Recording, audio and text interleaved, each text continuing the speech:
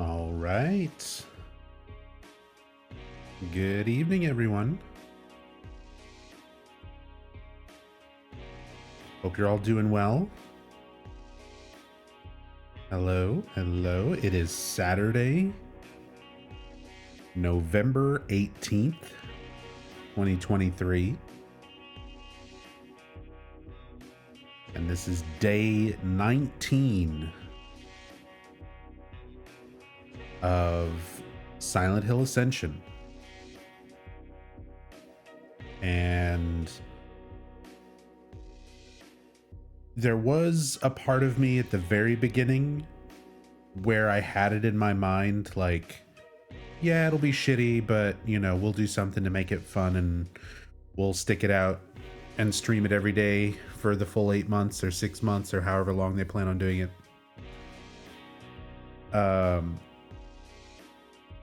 And after 19 days and our third story recap, which we'll be going over today, I don't want to do this anymore. We're going to keep doing it. Like I said, I'm going to keep up with the dailies at least through November. Once we get to December, we're only going to do once a week. We'll basically just do a catch up every week. I think the weekly episodes go up on Tubi every Thursday. So we basically might just, once we hit December, we'll just do once a week. We'll do a weekly catch up whenever there's a full episode. We'll stop interacting with the daily login, the endure, all of that stupid shit, and just do the story recap once a week. And the good news will be that I'll be playing other things, other better things on the channel, day to day. Because there's definitely a lot of stuff that I want to get back into. There's been a lot of changes and updates to Dead by Daylight, so I want to get back to playing that. Same thing with Texas Chainsaw Massacre. Of course, all the classic Silent Hill games, everything else in the series. I still want to go back and do some more story playthroughs and speedruns and things like that.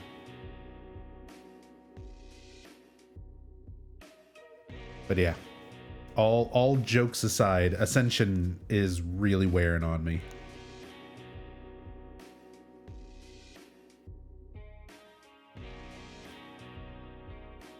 Yay for new story playthroughs. Oh yeah. Talking about the same stuff from everyone's favorite games for the last 9 years or so. 8 years. But I like doing it. I like ranting about the Silent Hill games. You guys like listening to it, so I'm fine. I'm fine still doing that. But then I can't be here every day translating this shitty thing. I mean, if you still want to join us once a week and help out Tassadul.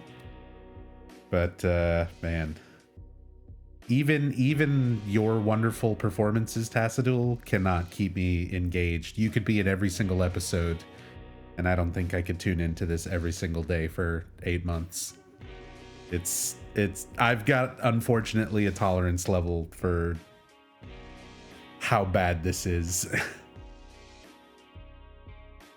And yeah, I don't think I can do every single day of it. This has given new appreciation for actual Silent Hill games. My overall opinion on the games before this, is still essentially the same. None of that has changed. And as far as tier lists, favorites go, Ascension just goes right there at the bottom, basically in its own tier. Hope today's episode changes your mind. Maybe today will be the mind-blowing episode. Maybe this will be the one that turns it all around. We're going to see everyone actually go to Silent Hill, and Dahlia's going to be standing there. She's going to be all charred and everything and disfigured from the lightning that we thought killed her at the end of Silent Hill 1, but she's been alive this whole time.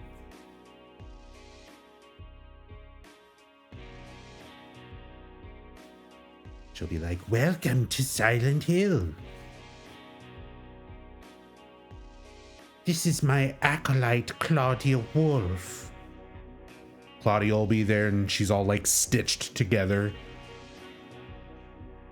They all have Silent Hill ringtones.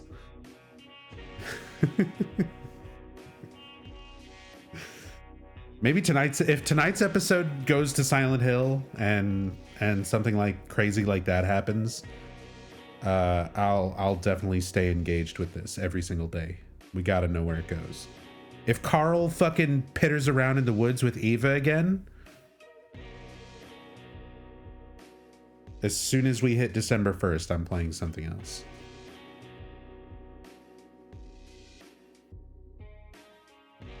We gotta play Chucky in Dead by Daylight. Gotta play Alan Wake 2. Got a lot of other things to do that are better than this.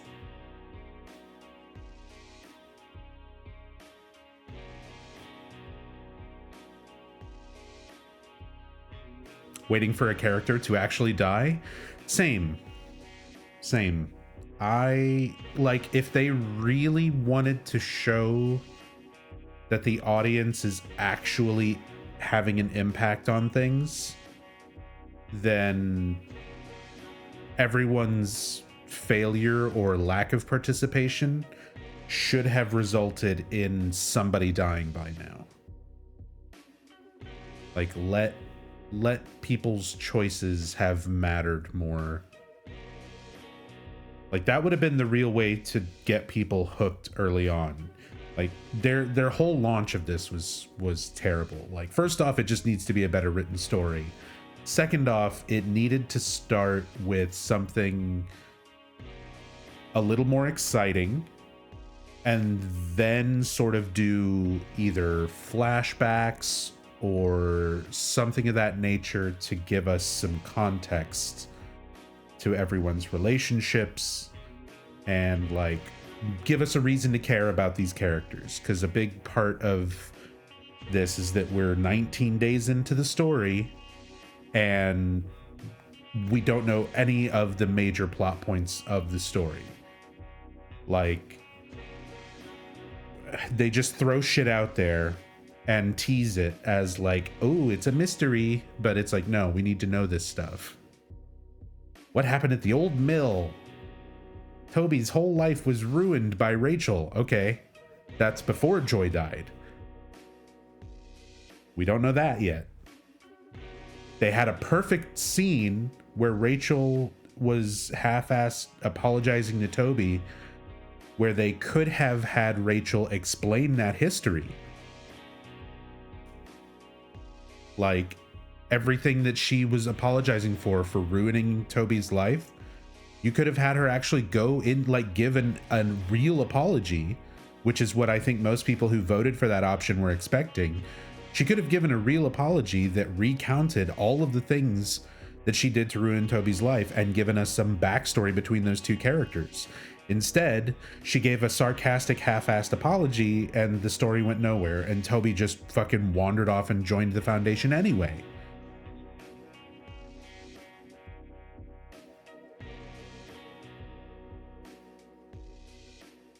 And I mean, we saw the developer pre-show or post-show, whatever, with Martin Montgomery on Friday, yesterday, where they showed us the way the choices all break down, and it basically all funnels down into the same two endings anyway.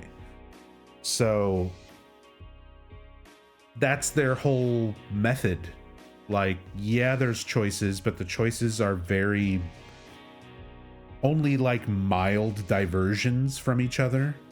They're very, very minor. And ultimately you're gonna just wind up at the same endpoint.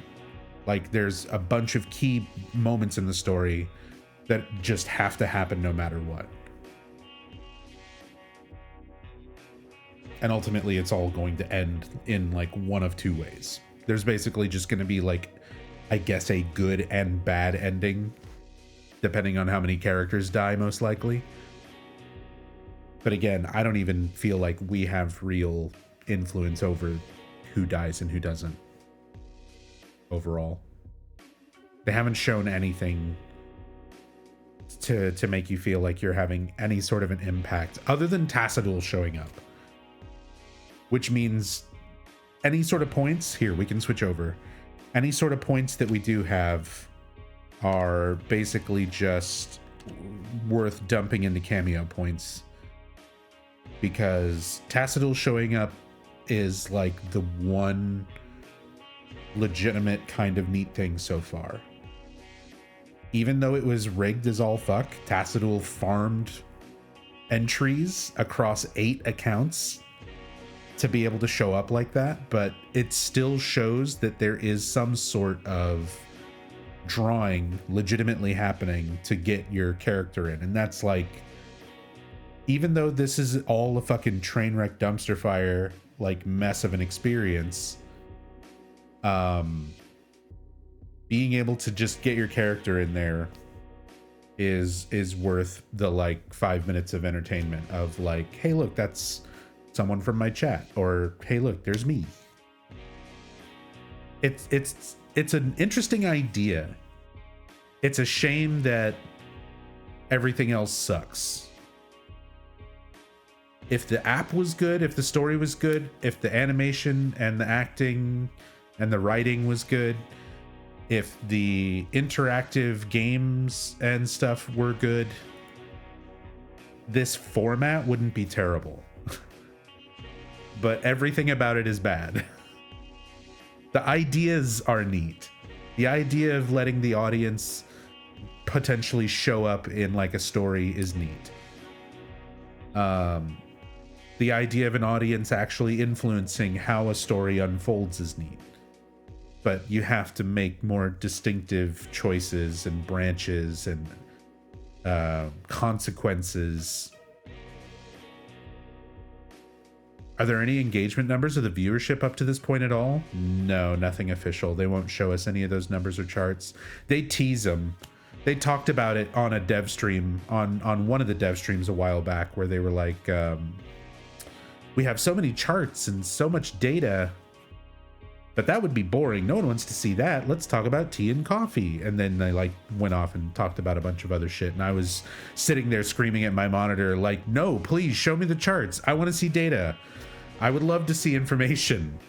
That's the whole point of the dev streams. Like, we want to know the back end. We want to know from the developer standpoint what's going on. That's why you do dev streams. We don't care about recapping the shit we can watch. There's literally a button right here that says catch up if we want to recap on what's going on. We don't need the devs to tell us that. We want the charts. We want the data. I want to know how many people are engaging. I want to know what's actually being looked at and worked on and what they're trying to improve. Bring Jacob back to talk about spikes. The dev streams are literally all the same. They just recap. It's so stupid and a waste of time. Yeah. Oh yeah. But the pre-show?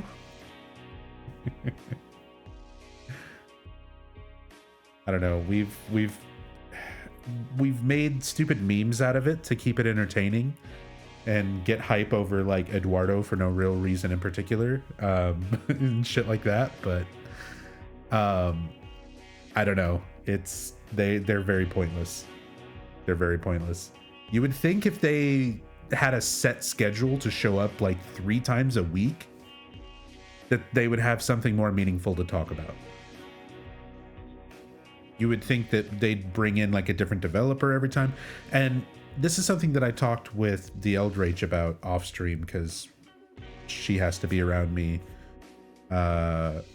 while I rant and ramble about Ascension and everything off stream. And we were having a discussion about that. Therapy and moral support, yeah.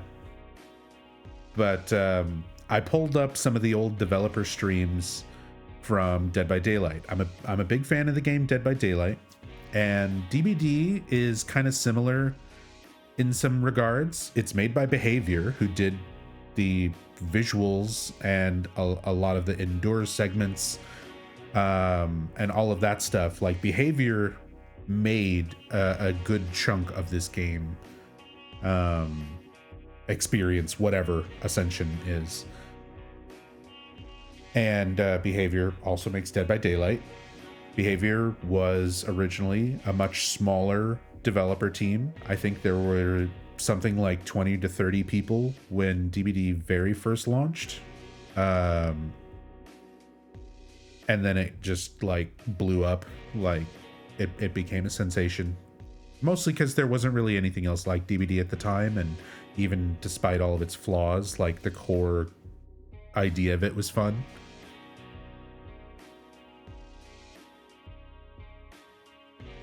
Why can't I type in chat?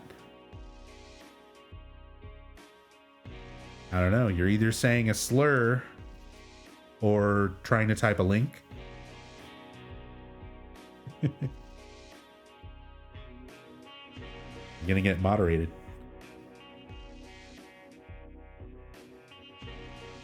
Yeah. My chat actually has chat filters, working chat filters. Sorry, Twerk it. But yeah, I went back, going back on subject. Dead by Daylight. There's a lot of similarities between that and Silent Hill Ascension, and it's one of those things where I used to tune into the Dead by Daylight developer streams. So when they very first started off, the DBD devs would do streams. I think they were like every week or every 2 weeks. Like, they were pretty frequent. And it was all like really interesting stuff. It was usually starting off Mathieu Cote, who was like the overall director for Dead by Daylight at the time. It was Dave Richard, who Dave handled a lot of the actual gameplay and balancing aspects of it. And Ash, I forgot his last name. We just pulled him up because he's also the narrator for Naughty Bear. He was originally part of the Behavior dev team when DBD first launched, and then Ash left the company and went to go work. Pennell, thank you, Ash Pennell. Ash Pennell was the original lore and sort of story and character writer for Dead by Daylight. So the three of them would come on and do these basic developer update streams where Mathieu would be there to talk about sort of the game as a whole, what they were trying to do. He could answer questions as far as like if it was ever going to be on console, because it originally wasn't. It was just a PC game. And he would answer those kind of questions and talk with chat live. And that's the whole thing, is if these developer live streams are actually live, if their chat would actually work and have functional filters to where they'd have a usable chat, they could do the same thing. You could ask a question in Ascension chat and the devs could read it and potentially respond. And that's a big part of doing these sorts of developer streams and stuff that a lot of other dev teams do. The Texas Chainsaw game devs did some dev streams and did one recently where they were answering questions out of chat and talking about things. And again, like, there's meaningful ways to do this. There's meaningful ways to do these kind of dev stream things. And for as often as they schedule them 3 days a week, Monday, Wednesday, and Friday, they never have anything fucking to talk about. They're not addressing any of the issues. They're not addressing any of the fucking feedback that people are giving them, even stuff that they respond to, because, you know, we joke about the whole valid criticisms, invalid criticisms line from Jacob. That one is never going to go away. That is his, not hyperbole, literally from Tom Hewlett, like, equivalent. And anyway, or Jacob.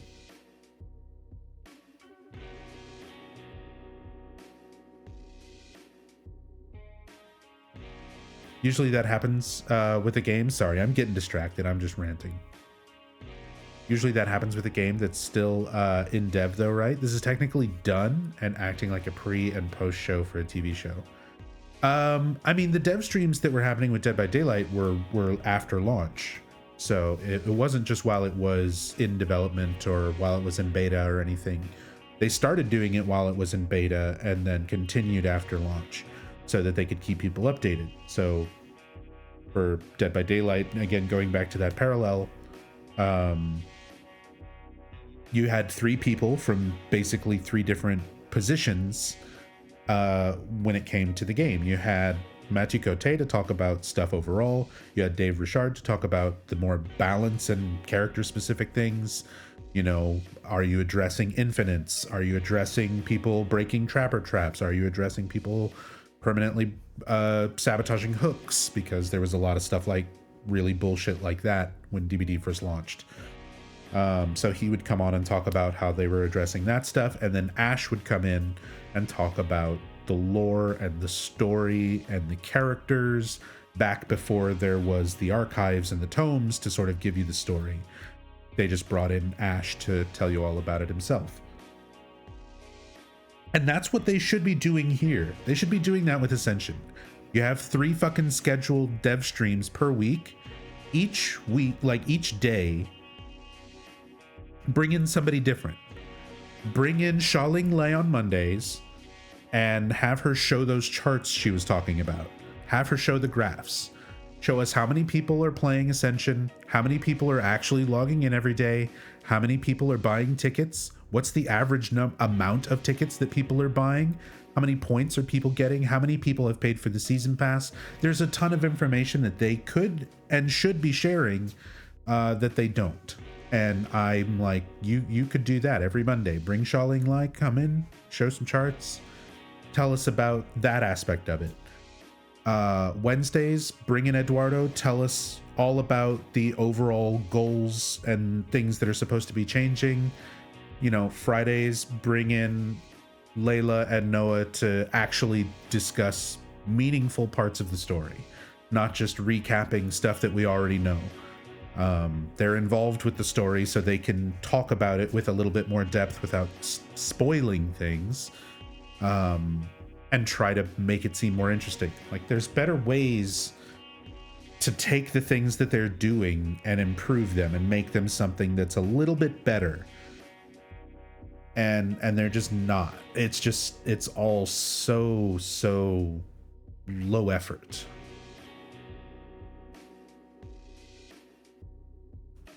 And I don't think we can blame the devs themselves. Like, obviously they're not talking about what they want to talk about. They have set talking points, and that's why it's become so repetitive to the point where we're basically just going to make a bingo card game out of it, because they've got a set number of talking points and it's all they're allowed to do. Like, it's all they're able to cover. Effort costs money? Not necessarily. Like, some things that this would need to improve would definitely cost money. If they want to like redesign this horrible UI, that would cost money. If they want to improve or replace the games with something that's actually like interesting and engaging, that would take money. That's stuff that would that's effort that would equate to money. But there's a lot of stuff that they could do without investing a single fucking penny that would be, yes, more effort, but it wouldn't cost them a dime.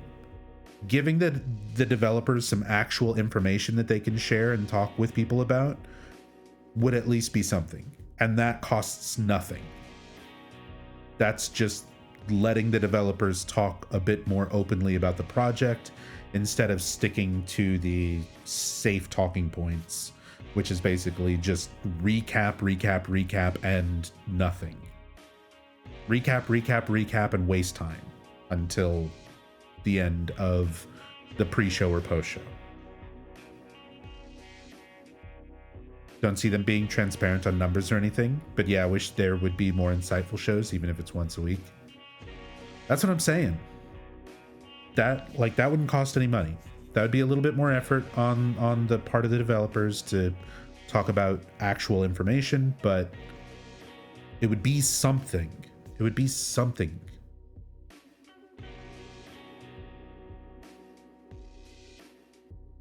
Sorry, I guess I can have chat.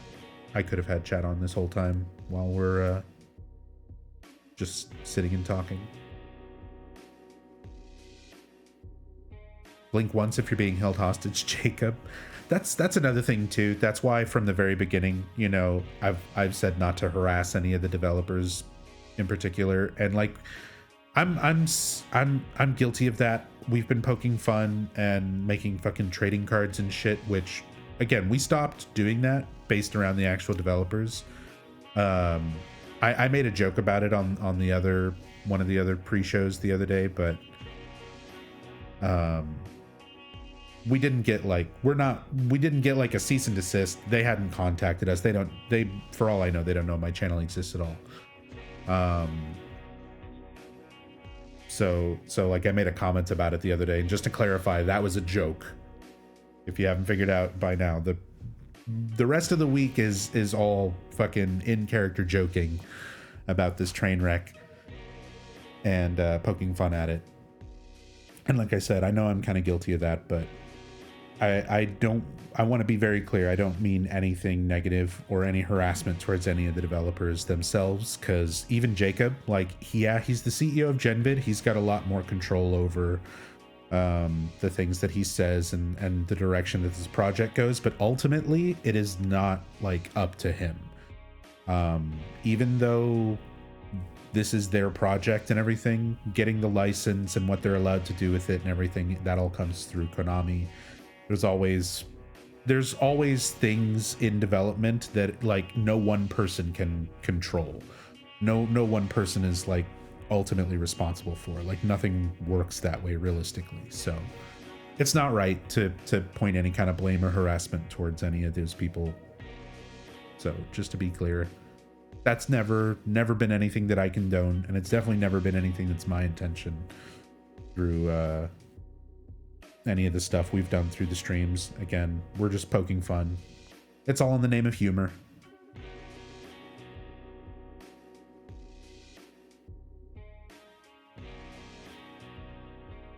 Just trying to have an entertaining stream while the least entertaining Silent Hill media ever, you know, has to be experienced daily.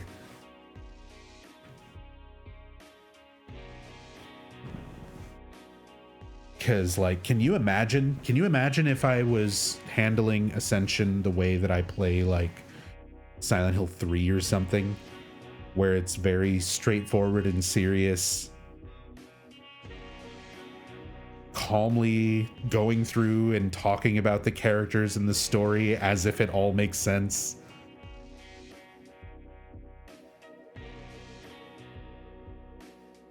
I mean, that's kind of what today is about. Today is going to be our in-depth recap, but it's very different from doing anything in-depth with the rest of the series.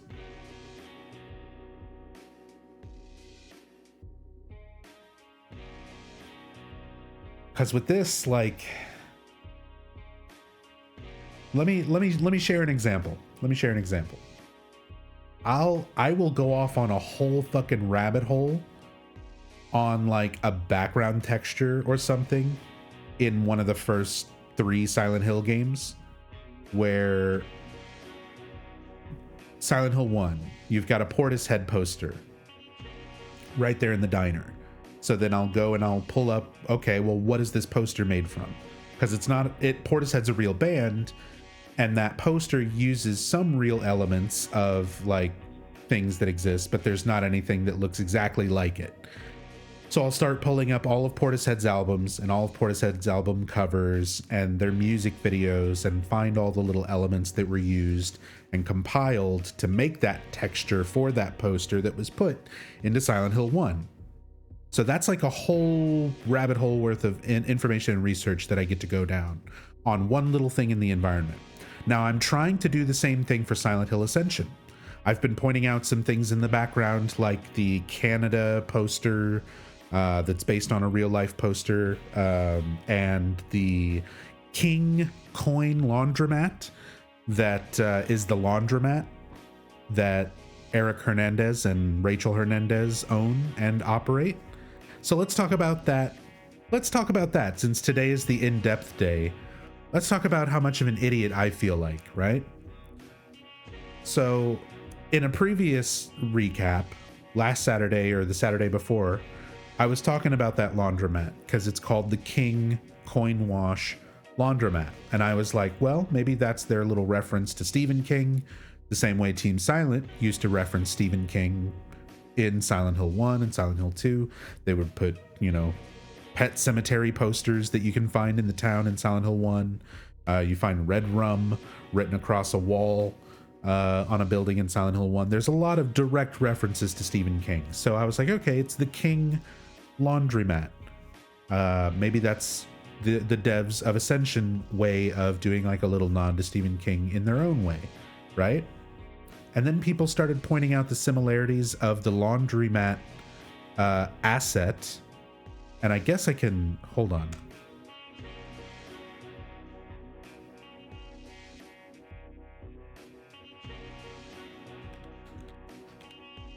So people were comparing this to a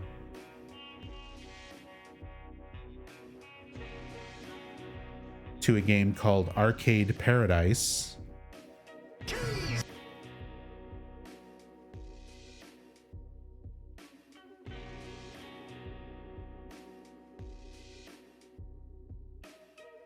Yeah.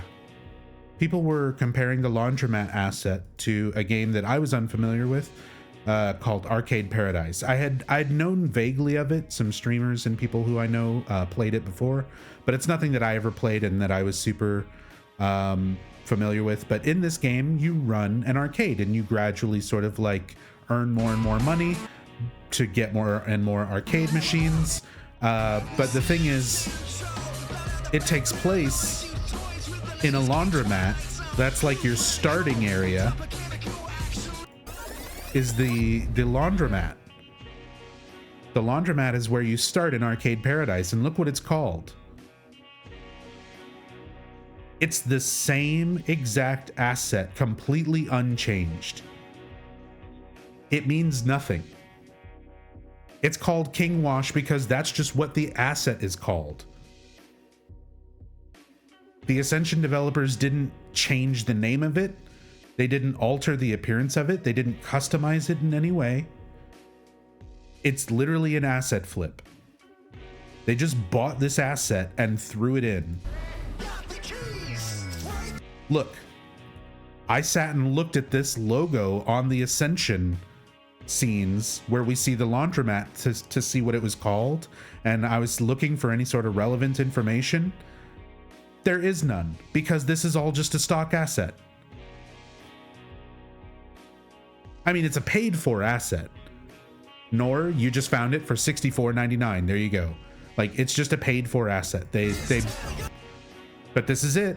This is the dryer that Joy pops out of.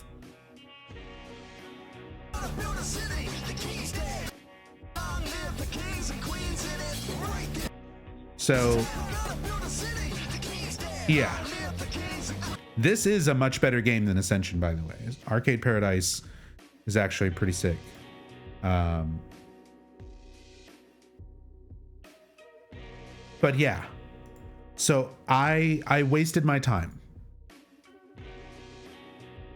I mean, Ascension is a waste of time no matter what. But me looking for like little details in the environment. For example, I thought I knew what date, like time frame, this is all taking place. I thought it was September 2025 because we saw like a calendar in the background. That's probably just a stock asset. The reason why it doesn't line up, people, I made a big deal about how it doesn't line up with the actual 2025 calendar, is probably because it's just an AI generated asset or a stock asset that they just bought and stuck in there, the same way the laundromat is. So there's no point in looking in the environment and stuff for like, ooh, I wonder if there's little details. I wonder if there's little references. The way that I look at stuff in depth typically, because it's just asset flips.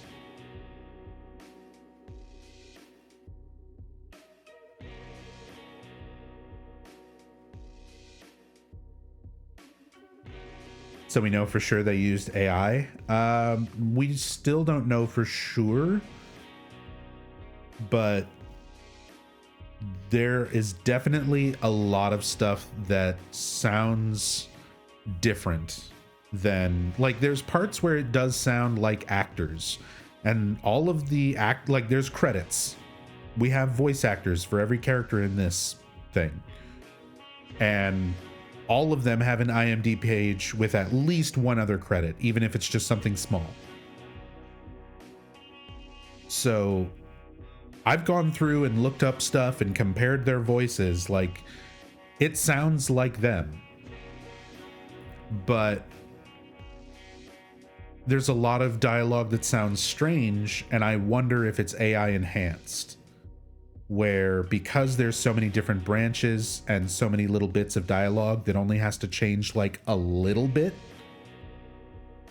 I wouldn't be surprised if they recorded a bunch of dialogue with each actor and then fed that dialogue into an AI trainer to basically make an AI voice for the actor to just go in and say a couple of words here and there when they need to add in or change a line for a different branch. Because if you've already got, 10 hours of audio recorded for each actor,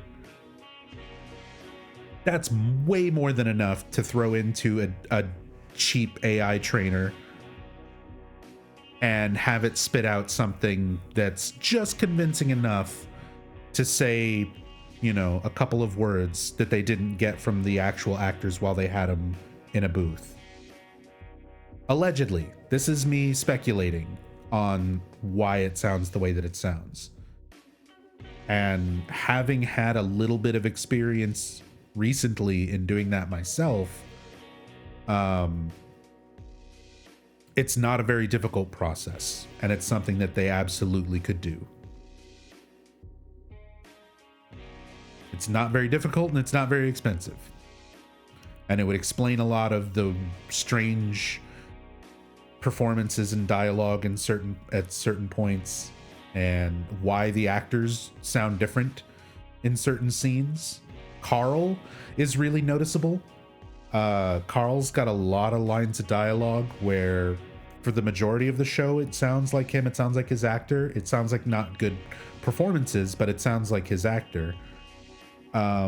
And then there's a few scenes where I've pointed it out where I'm like, he sounds like a different person.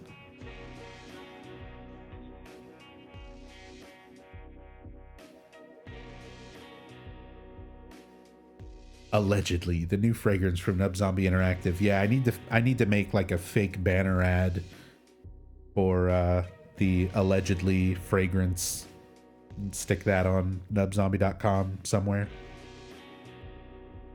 Need some fake banner ads in there to really round out the joke.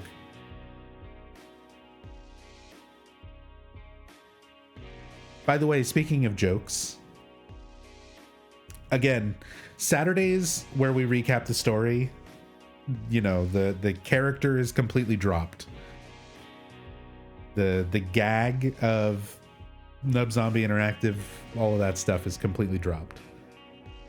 Because it is just a fucking daily shit post. It's something that's keeping me and Hirimi entertained, but it has legitimately pushed us into taking an interest into like designing web pages and developing little games and figuring out how to do a lot of things that we wouldn't have otherwise even messed with, even if it's just for the sake of essentially a shit post.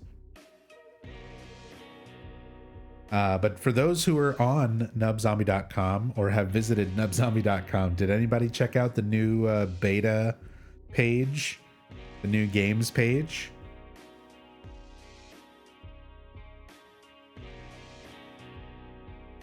Did anybody see it or look at it?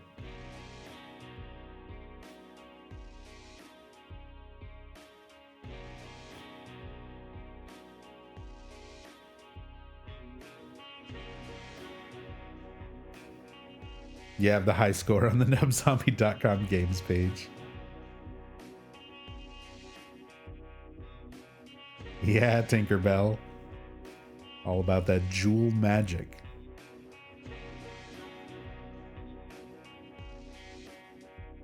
So now we've got some mini games.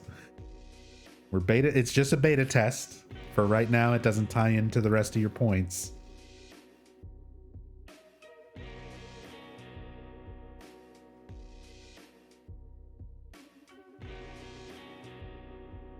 Don't worry, JMP Stealth. I'm sure it's totally legit.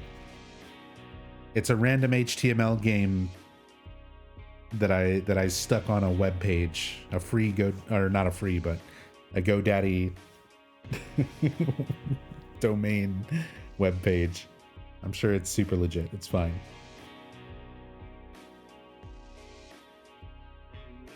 Nice try, FBI.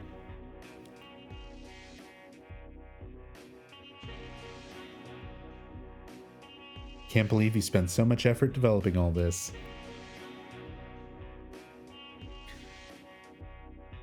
I don't know. That's the joke, is that we spent so little effort on it and we can still make something that's like relatively close. We'll use templates in Game Maker to make Nub Zombie branded Ascension games. Yeah, Hirimi is looking into making stuff in Game Maker. So we'll replace the spyware Jewel Magic game with whatever Hirimi comes up with.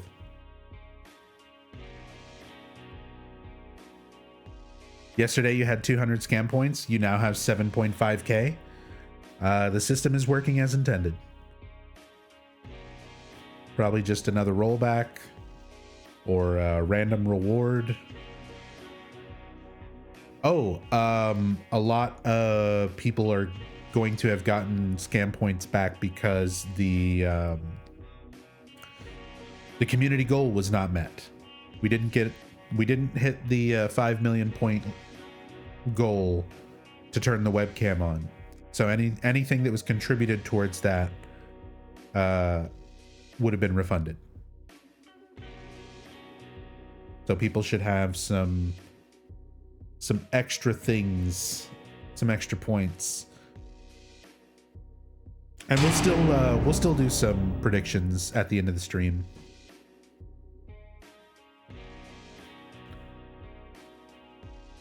Oh, anonymous gifter. Giving out 2 gift subs to the community. Jeff Cray and J4Ack. Probably Jack. Jeff Cray and Jack, enjoy the subs, enjoy the emotes, enjoy your extra scam points. Courtesy of anonymous gifter.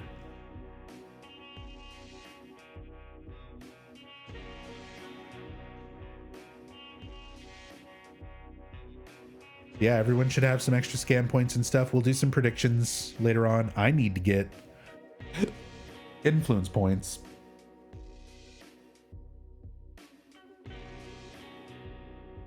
I've almost got... We could do some mini games until we get enough experience to hit level 2. That shouldn't take much. And that'll give an extra 4K.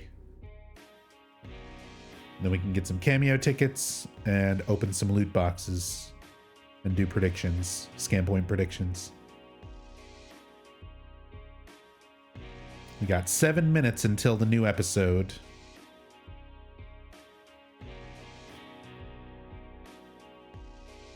Damn. No guitar. I was just going to mute it and, and click circles. I've been doing puzzles. I've been trying to get points specifically for scam point predictions on loot boxes and Cameo tickets. Because that's the only thing that matters in my life anymore. So I've sat and played fucking Stones and Codebreaker. We got 2 levels of Codebreaker we can do.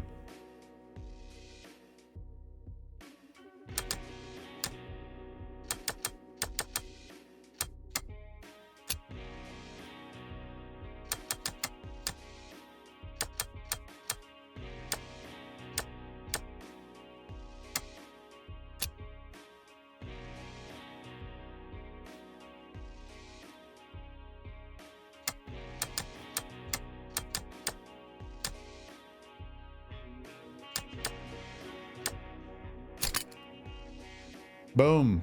Where do I put my credit card at nubzombie.com? Well, it lets you view the Twitch website, and you can subscribe to nubzombie.com. Or you can subscribe to me here on Twitch. Get some emotes. If you've got Amazon Prime, you already get 1 free Twitch sub included with your Amazon Prime, as long as it's linked to your Twitch account. So theoretically, if you have that,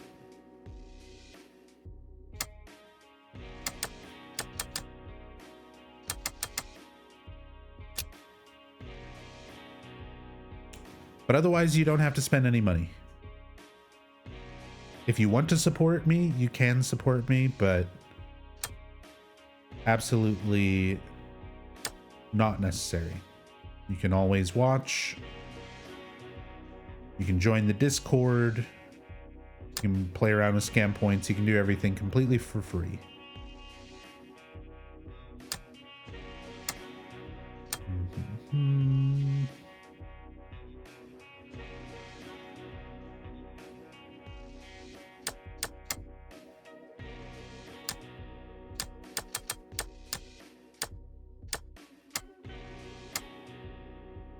This one might be a repeat.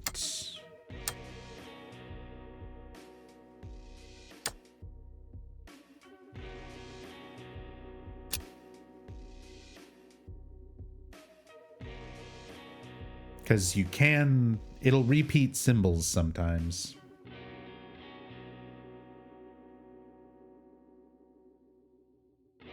All right, this one has to be that. This one's probably sword.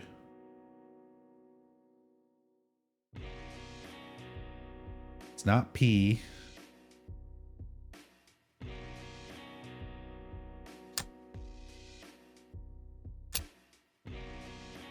God, what's this one?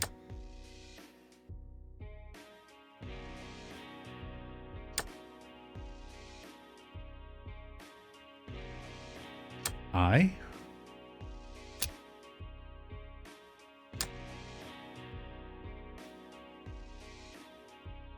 Oh shit, you're right. The first one is P. I wasn't paying attention. Easy 1 star. We nailed it.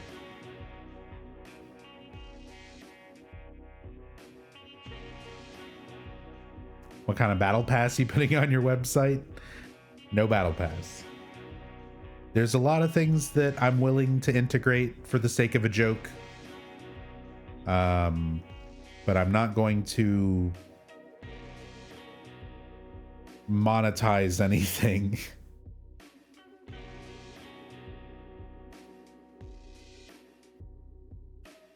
Not even for the sake of a joke. I'm not gonna take money from people.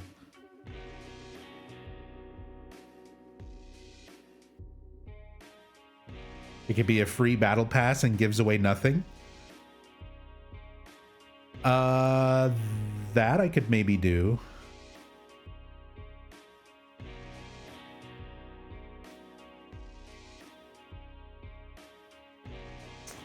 How bad? This is not a dream. How bad was last night in the happening to recap? this How did they place? explain the fucking reset? They didn't. They didn't acknowledge it whatsoever. The devs actually did not address any of the issues during their developer pre and post show. Techie, thank you so much for the raid. You're just in time. Tonight's episode of Ascension starts in about 2 minutes. And then I'm going to be recapping all of week 2 and week 3. I'm not going over week 1 again. If you missed the in-depth recap from week 1, you can watch last Saturday's stream or the Saturday before that. I've already covered it in 2 in-depth streams. So we're not covering week 1 anymore. But I'm going to cover week 2 and week 3 today.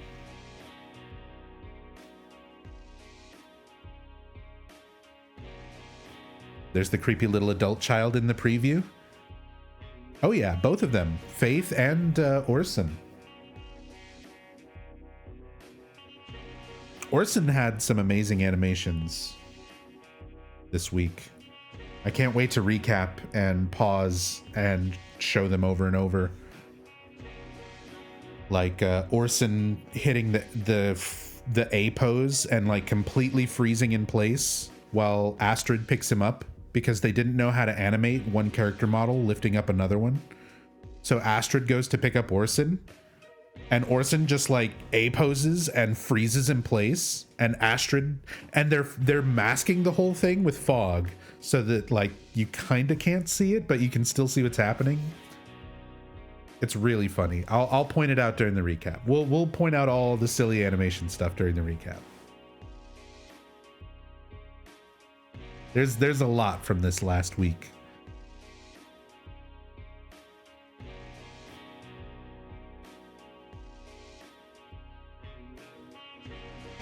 All right. Showtime, baby.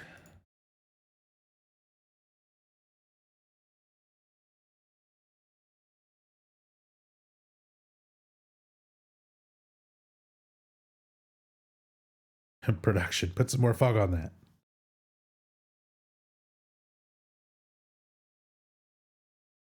Here we go. I knew it. It's... Hey! Token all night. Token all night. Love it. What a cameo. What a name. You should have told me. And your it's plans, like the Xavier. default red know, ponytail Mama, but- character again. I'm sorry, No, I was expecting you. You were? I told you recruiting Toby was absolutely crucial. No room for error, Rachel. Oh, they spoiled this on Twitter. She knows. Why did you choose me for this? When you knew Toby wasn't going to listen to me. You sent me into a fight you knew I would lose. This isn't my fault. It's yours. Yeah, fuck you, Xavier. Rachel, I would never ask you to do anything I didn't believe you were fully capable of handling. You cannot keep challenging me like this. I can try again. Don't bother. I already brought him in. What? Yeah, He came to Krista Krista. succeeded where you had Toby will failed. be initiated within the week. Apologizing to him was never going to be enough. Smooth Krista's scene right. transition. You could learn from her, Rachel. Now, about Toby's induction ceremony. If I may, I did have something in mind, Xavier. I'd like your daughter to be needle-bearer for the ceremony. What? Are you sure that's the best idea? Why wouldn't it be? Well, Eric and I aren't exactly on the greatest terms with Toby right now, and Eric thinks That's one it's way too to put early it. to involve Faith in the Foundation.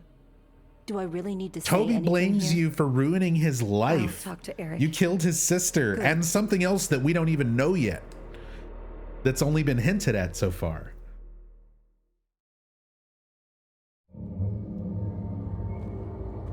The needle bearer. You shouldn't be here. See this? Carl and Eva in the fucking woods. Too late.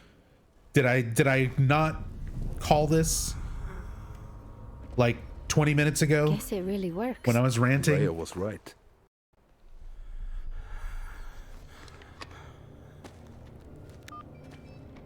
Hello? An intruder has been badly injured on my property.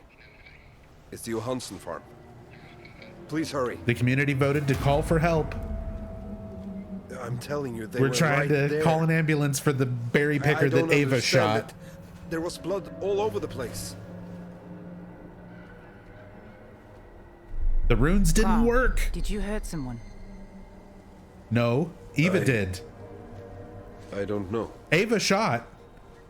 Just talk about Ava. Just say her name Looks like our canine unit so that didn't somebody come back else with can anything say, either. who is that? That person doesn't And exist. one of our dogs is missing. As far as I can tell, nothing happened to her, Carl. But if that Nothing changes, happened. You know how to get in touch with me. Wait, so was Ava and the guy not there? It's an honor to be a needle bearer. The cop Eric, showed up. especially Detective at her Hogan age. showed up. If you applied yourself more, you'd know that. It showed a I just don't body. think There was a this is the body. best thing for Faith right now. She's already scared, and sometimes the Foundation is... Moving well, on, Pennsylvania. Listen, you know I'll support you no matter what, but No buts. My word is final on this, Eric. Why are you yelling? Shut up. Faith, honey, aren't you supposed to be playing in your room? I got bored playing alone. Go back upstairs. Mommy and Daddy are talking. But I want to play hide and seek. Oh my god, Mommy to the play. animation. How about I play with you? No, I want Mommy. She never plays with me. She's always working at the Foundation. Screaming and throwing a fit isn't how we get our way. That's what you do. Boom. Maybe if I yell and shout, I can get what I want too. Faith? Honey? Called her. Play with me! That's it. What the Go fuck? upstairs to your room. Play with You're in me. timeout, young lady. No! Faith! What the Say you're fuck? sorry. Now! Faith, come back here right now! I'll go get her. No. I'll talk to her. Faith? Are you down here? That was almost as good as the punch. That was almost as good as the punch animation. That might have been better. Faith? And by better, I mean just way worse. Oh, shit. Did I scare you, homie? Oh, she's a demon child. Oh, my God. Oh, fuck.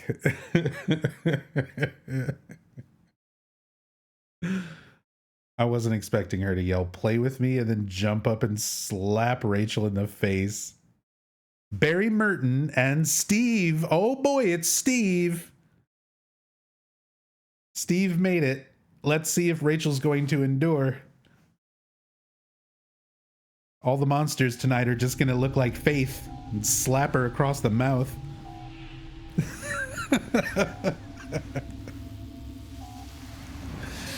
All right.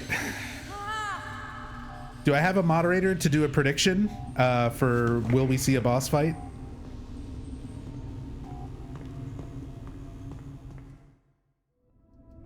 I have to find a way Yeah, out. Faith needs to be the final boss.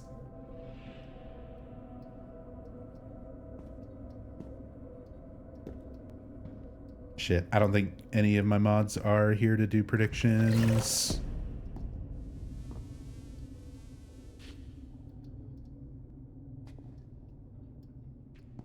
Yami's here, but probably doesn't know how.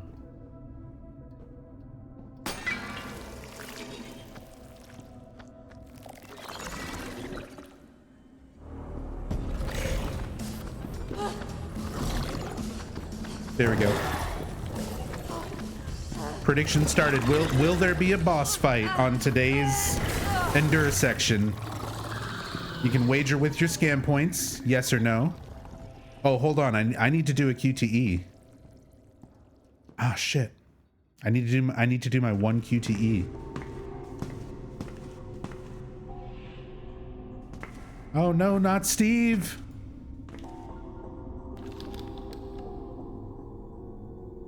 Yeah, this is still all repeats. This is the shotgun one with the dogs. Let's see if it just completely crashes tonight.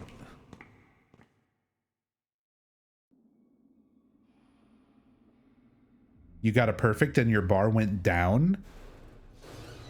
Nice. Professional gamer Ashlyn Faye. So tonight it's being rigged to fail. Yeah, I got it. Well, I got an okay. Oh, and it showed an thing. What? It's doing like multiple QTEs. It's completely fucked. It's completely fucked.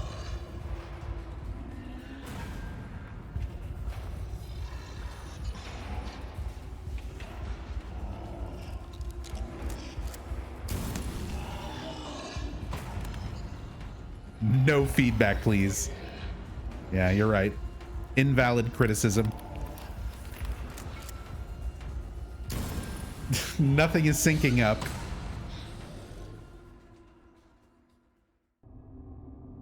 It hasn't just completely crashed yet. Okay.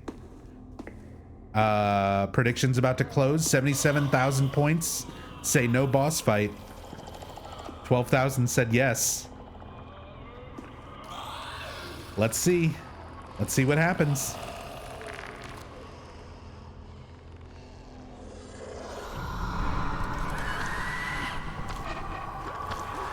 As soon as I get the bar back into the green. Oh, fuck. What are these screams? Is that even the same actress? That was different. I don't think we've seen this scene before, but maybe we've never seen that one with Rachel? I don't remember those screams. I thought we've seen this before with Rachel, and she didn't scream like that.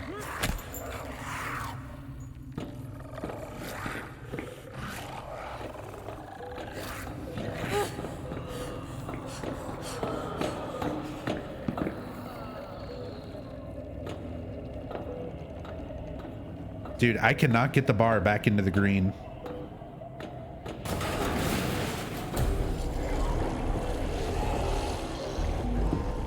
They rigged it so everyone would fail today.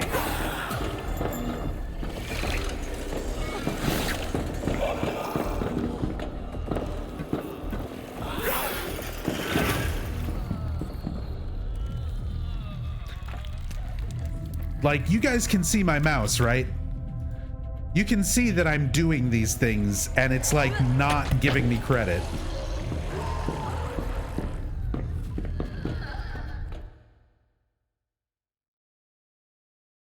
It just straight up doesn't read. Oh, look at that. The community did not succeed. Wait for it. Once it kicks us all the way back out, then I'll,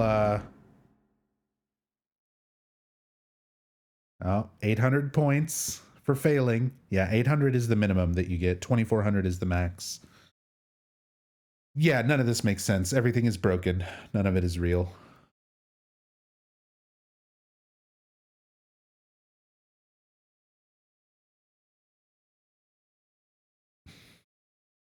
Okay.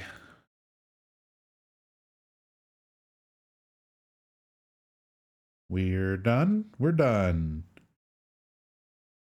There's our Ingrid's Ring. Is our episode for tomorrow. Meta's gonna be there. And Rachel's gonna be there. And Xavier's gonna be there. And that's it. You could, I love how all these thumbnails could just be anything.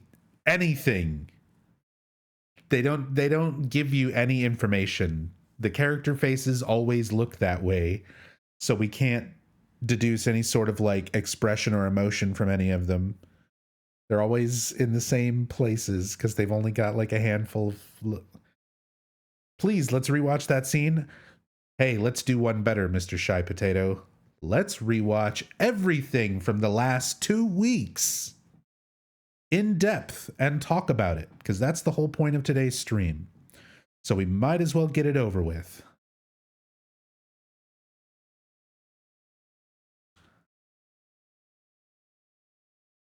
We'll get to it. We'll get to the slap heard round the world. Play with me.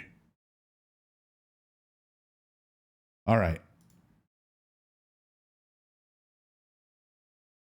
So like I said, I've already gone over week 1 multiple times. If you want to know what happened in week 1, you can check out last Saturday's in-depth recap or the week before that, where we've gone through it. Here's the summary. An occult ritual went wrong. Rachel Hernandez, a cult acolyte for a cult known as the Foundation, performed a ritual with a woman named Joy Sorelli, and it went wrong, and a monster got summoned and killed Joy. A monster on the farm. The Johansen family farm, meanwhile, in Norway. The Johansen family farm, the head of the Johansen family, Ingrid, is ill. Her husband, Carl, has a delusion of going outside and shooting at wolves and thinks he sees a monster in Ingrid's bedroom and then finds Ingrid dead. It's heavily implied and was even said by one of the developers during a pre-show that Carl killed Ingrid. So that's basically what happened there. 2 deaths in 2 towns on the opposite sides of the world cause horrific monsters to manifest. It's not even expressly said in the story that those deaths are specifically why the monsters are showing up. So yeah, this Ascension has a horrible habit of giving you the majority of information from like descriptors under videos and tweets from their official Twitter account.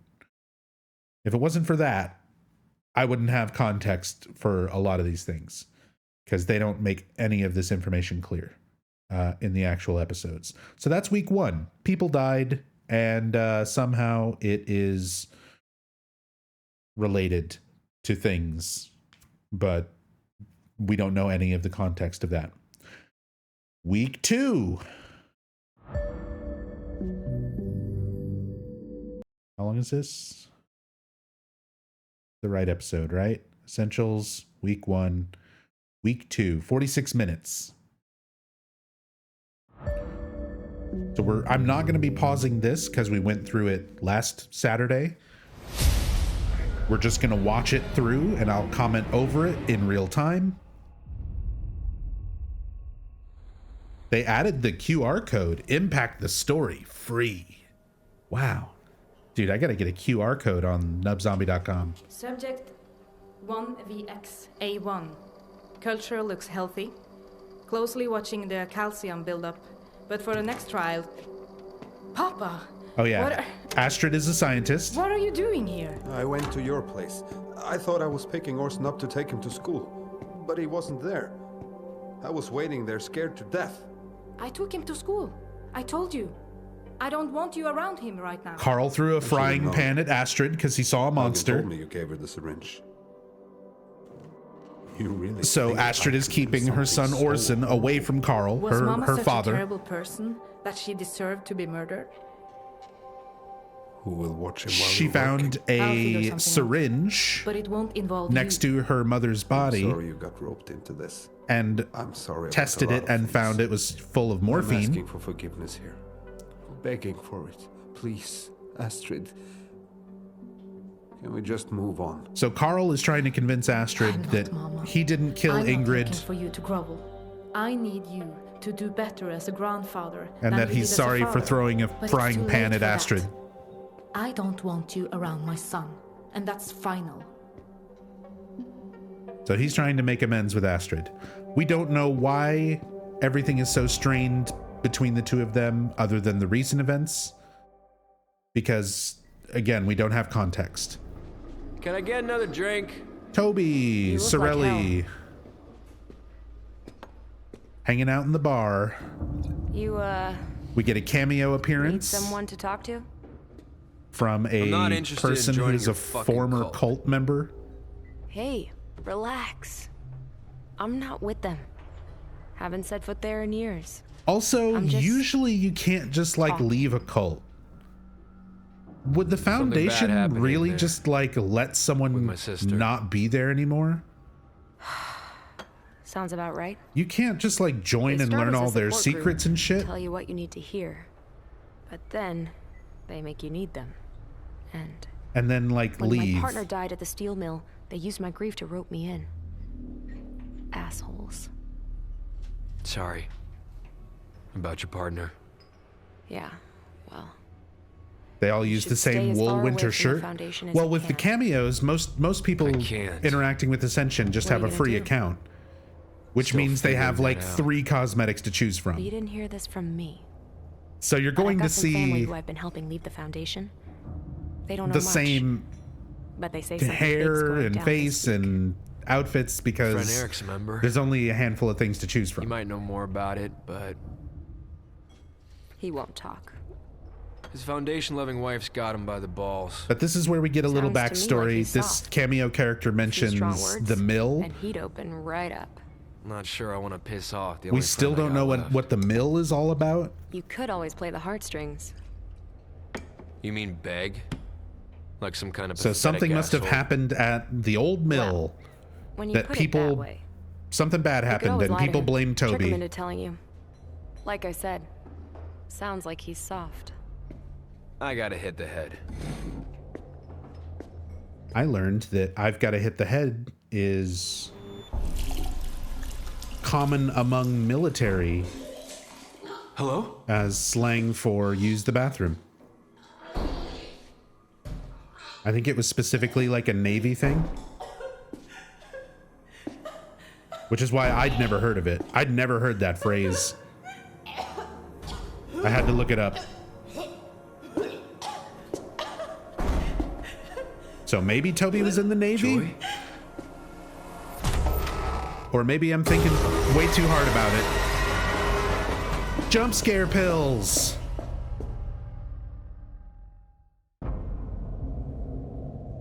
Joy was a drug addict. That's why there's jump scare pills. This is Nub recap. This is week 2 that we're recapping right now. Another double? Carl, Just leave go me into alone, the right? Shattered Memories Ice Can't Hotel, do that in good conscience, friend. What's happened now? where he talks with his good friend, the bartender Leo. It's Astrid. The Johansson family has been described as like the most hated family How in could all she of think that? Norway She by betrayed me to the everyone in police. this fucking story. And yet somehow threatening to charge you me have with all murder. these people who are like friends Murder, with Leo. them. I just know Haugen won't leave us alone until she's charged me with murder. Maybe you do need this. Good old Leo. This is the part where Carl yells out loud, "I'm being charged with murder, Leo." But then he whispers. Thing is, I think someone else did it. But then he whispers this part. He said he said the quiet part out loud. There was someone and whispered the part he should be saying out loud. You would want people sitting around you to hear you talking about how innocent you are and how you think someone else did You it, don't do it, I will. I've got a friend down at the station. instead of and I don't think I yelling should make more about, trouble. "I'm being charged More for than you're murder." already in. I just wish Ingrid was here. She'd know what to do. She'd tell you to listen to your friend. Take it. It's good scotch. It deserves to be savored, not wasted on a wreck like me. Don't let that Haugen intimidate you. Haugen. Just tell her the truth, and you'll be fine. Yeah, Detective Hogan still investigating all of this, even though they got autopsy results from from Ingrid's body and said that she died of her illness, not the morphine. Hello? Although they also lost her body. So we still don't know what the hell's going on with all that.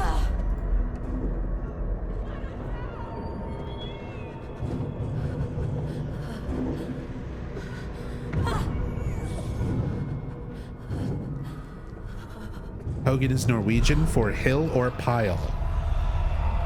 Oh, it's a pile, all right.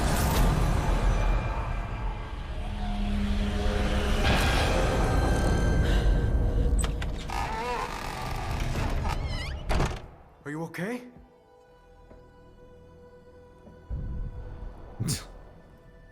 There were cameos in the windows. As soon as possible. It's getting worse. Have you decided who will be helping you perform the ritual? Oh, right. The community voted on I want Krista to do it. who Rachel would What? perform a ritual I want you with to perform the ritual on me. to try to stop all of the I'm not trying to creepy be shit from asshole here, happening. The are you withering. okay? Yeah, we don't agree on much, but maybe And the that's community what we voted need. on Krista. Sometimes a little friction can be a good thing. Okay. Fine. Now, if that's all, I'd like to speak to Rachel alone. That's Barbara, one of the elders of the foundation, Rachel, the cult. during our investigation into Joy's death, you seemed uncertain of things. Well, between Joy and the visions, Don't be. I spoke with Xavier. He told me your story. You've overcome a lot. You can stop all of this. You are special. I just need you to believe it. Everyone, Xavier and Barbara, they all keep insisting Now, on Tell Rachel me more being about your special. daughter. And then there's this weird interest in her daughter, which we'll get to that in today's episode. Apparently she's like a devil child. She's possessed by Pazuzu.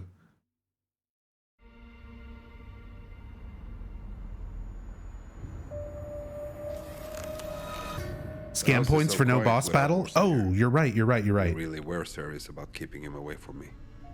Hold on. We'll get back to the recap in a moment. The scam points are more important.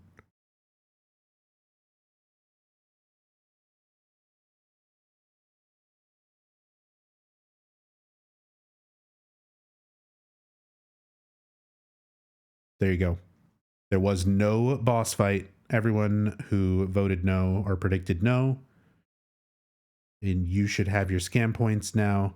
That was a lot of scam points too. 90.3 thousand with Toxic Dead Cell raking in the biggest pile.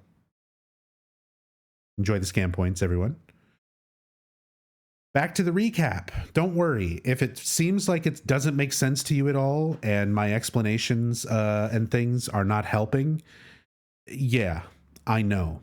I'm doing my best to give you as much information as I can, but as somebody who has watched every single episode of this, episode block, everything, a minimum of 3 times, many of it much more than 3 times, but at a minimum of 3 times each, with the exception of the episode we just saw today live, it still makes no sense to me. So I'm just trying to share as much info as I can. But yeah, I understand if you're watching this and saying the recap doesn't help and nothing makes sense. Yeah, I know. Yes. And it will remain that way until... You're sure I'm innocent? Have you thought about what you're going to tell Detective Hogan about what happened to Mama? I'm sure you have an opinion. I think you know what I'm going to say. You want me to confess to a crime I didn't commit? I want you to tell the truth. You can't handle the Red. truth. Told her what happened. Is she coming back home? I begged her, but This weird ass music. so angry. I think it would mean a lot if you reached out. I doubt she would listen to me. She hates me almost as much as she hated Mama. So they're talking about Astrid's makes me sister angry, Britt. Her mother's We have dead, not and her seen own Britt father yet. has to beg her to come home. We know that eventually she shows Maybe I'll up. call just to give her a piece of my mind. Please don't do that. We've all been through so much already. She's I in just the wish credits. She hadn't left us when she did. There's emotes and stuff But I of get Britt. why she did it. Maybe tell her that. She would appreciate it. We've heard I Britt don't know. on the phone, She'd probably think I was patronizing her. but we still haven't seen her. Try. For me. And your mother. I just want to see you sisters close again. You'll regret it if you don't. So when does Silent Hill come into play here? It doesn't. It doesn't at all.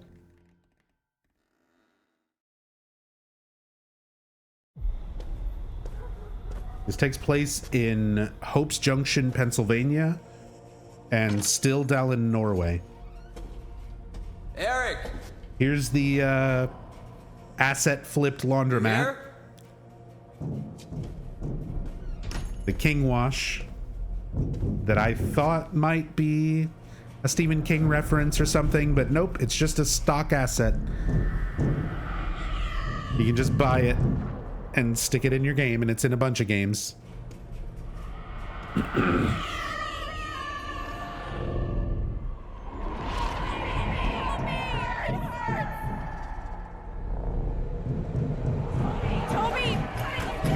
Yeah, it is Arcade Paradise. I showed a clip of Arcade Paradise at the beginning of the stream and I compared wanted to it. talk to you.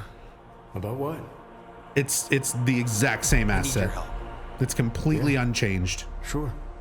I heard there was some kind of meeting at the Foundation. You know I can't talk about that stuff with you. Please.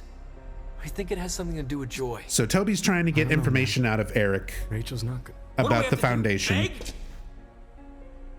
Look, man, I'm not in a good place right now.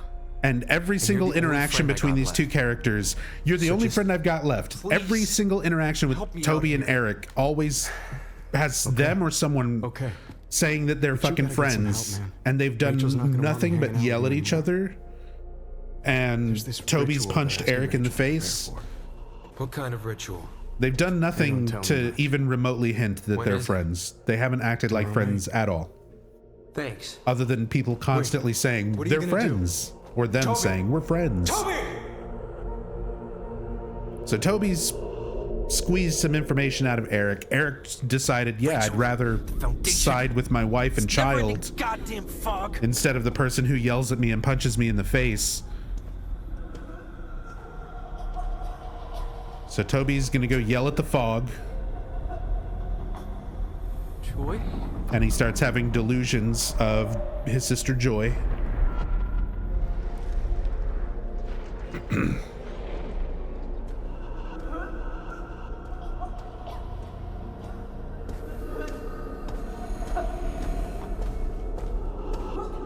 Yep, Toby, everyone's sad, wet man.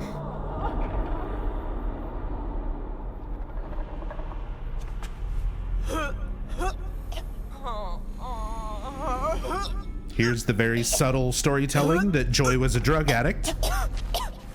What's wrong? Oh shit. It's not like you've never seen this before. Remember? No. You were too drunk to even help me. What do you want from me? Answers. Justice. Blood. And we actually hear that response repeated later. Answers, justice, blood. What was that? Who in the hell was that? Harley, thank you so much for the 100 bits. Very much appreciated. Thank you. The syringe Astrid turned over to us had traces of morphine. So now we've got Detective I spoke with Hogan Ingrid's doctor. questioning prescribed Carl morphine. about Ingrid's death How did you get it, Carl? and the morphine in the Did you steal it syringe. from the hospital? Your daughter's lab? There was someone. Carl avoids the question Something in the house that night. and talks about the creature that he I saw, could see them through the bedroom window. which with was a Ingrid. community vote They were. These fairy tales again, for him Carl. to talk about that. I don't know what I saw. I didn't want you to think I was crazy. I don't think you're crazy. I think you're lying. And the only people who... Sorry to interrupt. And then we get Detective Cameo. Are you sure? Yes, we checked twice. Mr. Johansson, you are free to go. They checked twice. How? Your They wife got the died of autopsy results. complications from her illness. She died of her illness, We have no cause to hold you. not the morphine. I'm free to go. For now.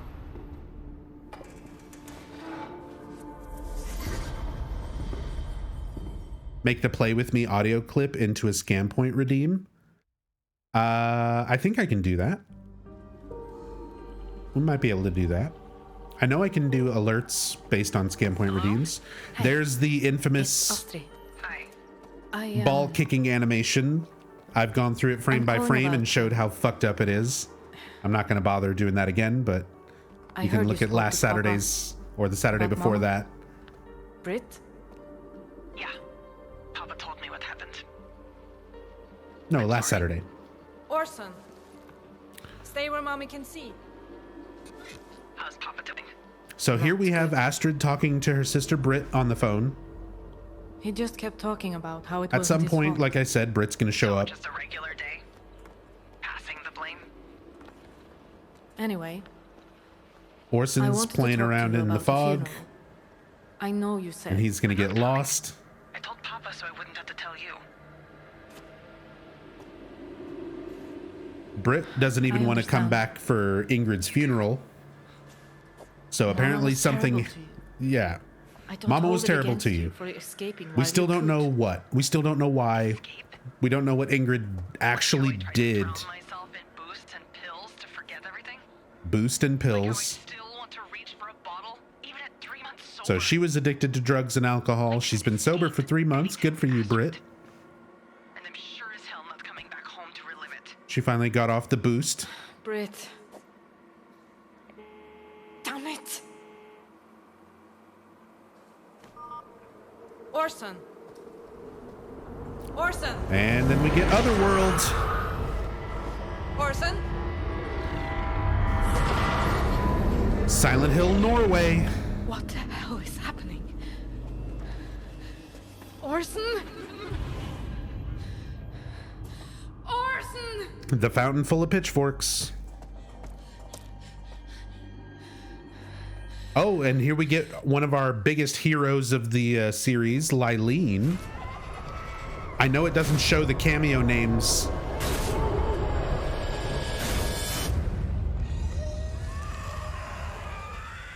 Look, it's a lying figure. Sliding along the ground.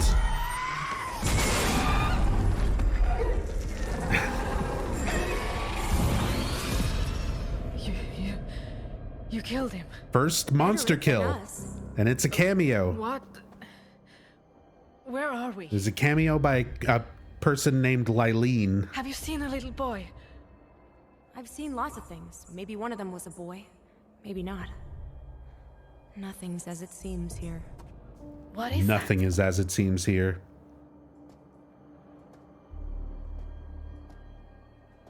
So That's Orson's.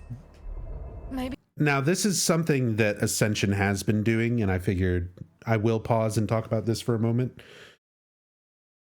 So we see the situation of people going into the other world and interacting with like a monster or a creature, and then they're out of the other world and people are acting as though they were just being weird in the real world. So Astrid's going to come out of the other world, and, you know, right now she's hiding and watching this character. This is a character named Zane, who we know very little about so far. But Zane, we will get to as we learn more about. But the community had a choice of voting on how Astrid approaches Zane. And they chose to like hide in the shadows and watch and observe rather than like run up and hit him with the bat or anything like that. When Astrid gets out of the other world, we see that there's a regular person there.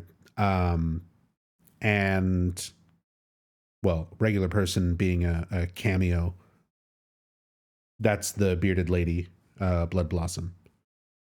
Lylene was not. It's the person after Astrid comes out of the other world. And she basically says, I called CPS on you. And Child Protective Services come to check on her and Orson. But they keep repeating this idea of going into the other world, interacting with something because they perceive it as like a creature or Zane or whatever. And then somebody in the real world is like, oh, when detective whatever or CPS person, whoever shows up and starts questioning Astrid, they're like, they said you were just hiding. So what Astrid was doing in the other world, normal people were standing around seeing her do this in the real world. So she wasn't like crouching and hiding and looking at a monster or looking at Zane. She was crouching and hiding in like a regular crowd of people. And other people could see her. Same thing with Carl and Eva seeing a monster attack Carl, and then the gun goes off, shoots the monster, and then it looks at the monster, and it was the berry picking Cameo person. So they really are taking the idea of like, it's people running around a normal town, but they're just seeing monsters. Like, regular people just see them as people acting crazy and weird, even though to them, they see monsters. They took Vincent's joke line literally. Like, the oldest and most debunked fan theory for the Silent Hill games, that everyone is just running around in a normal town and killing people. Ascension is running with that idea unironically.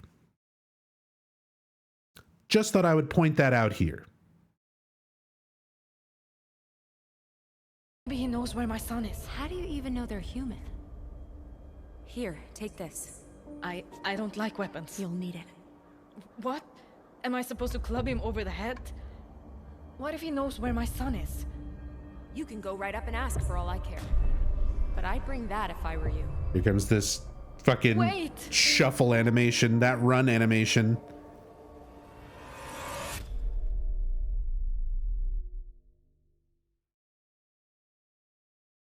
He skitters back into the shadows.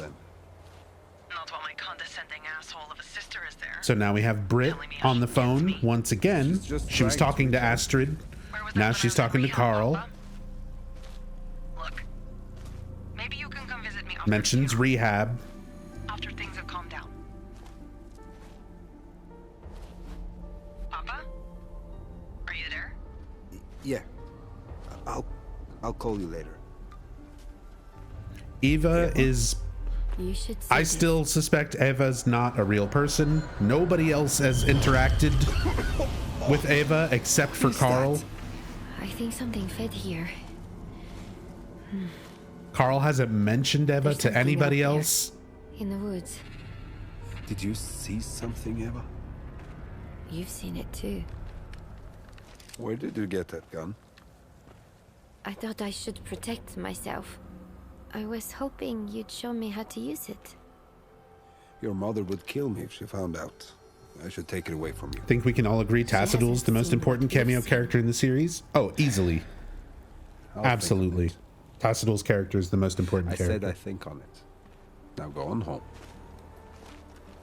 Eva's being given the Bruce Willis and Sixth Sense treatment. Yeah. I think there's a few different ways they could potentially go with Eva.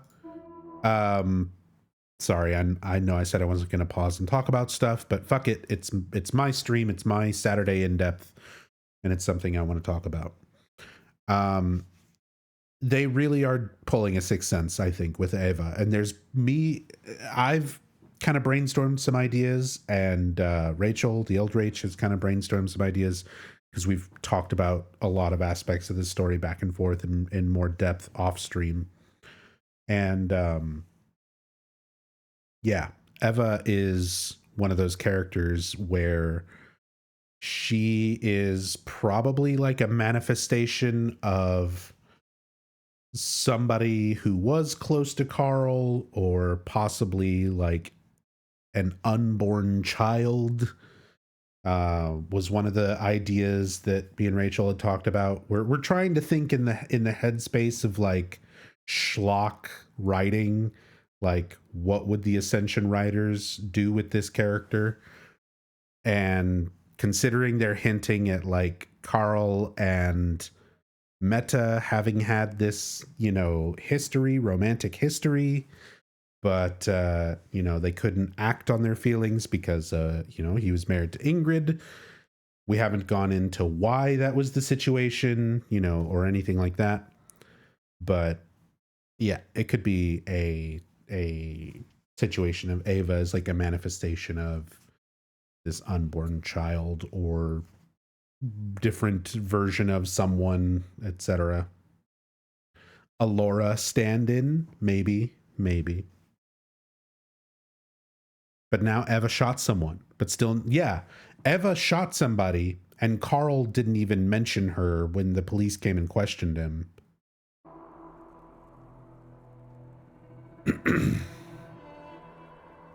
We are here to bear witness to our beloved sister Rachel, who has come to spill her blood. So now they're trying a new ritual. The last ritual went so well. Joy died and monsters showed up. Withering ends tonight. They're trying to stop the withering. Now, do you have anything to say before we begin?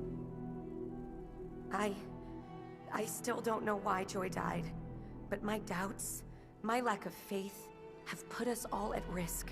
So tonight, I submit myself to the Purifier's cleansing judgment. Are you ready to begin? Yes. You know what happens if the Purifier judges you unfavorably? I do. Then who have you chosen to perform the ritual? I ask my fellow acolyte, Krista. So we know the rank of Rachel and Krista is acolyte within their foundation, within their cult. Community voted on Krista to be Rachel's partner in the ritual. And Krista's like, oh, I hate this bitch. I get to cut her open? Hell yeah. I hoped it would be me. Yeah, she's like, I hoped it would be me. She hates Rachel and is just like, fuck it, whatever. I get to cut you open.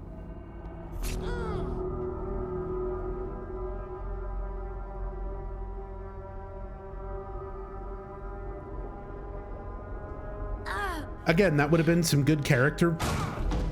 Oh my God, before we talk about what's happening on screen right now, that would have been one of those moments where you could like build character, you know? We know that Krista doesn't like Rachel. We know that there's some sort of history there.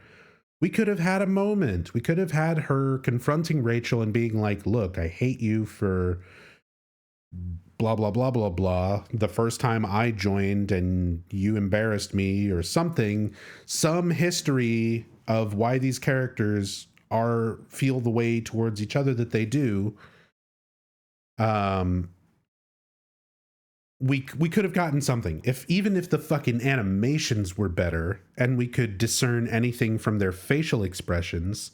You could get a little bit more characterization from Krista, like cutting Rachel and looking satisfied, looking regretful, you know, having some sort of reaction to it, instead of nobody can really do much because their faces barely fucking move.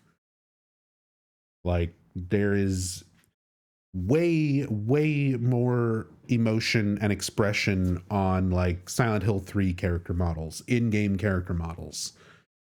And that's from 20 years ago on PS2.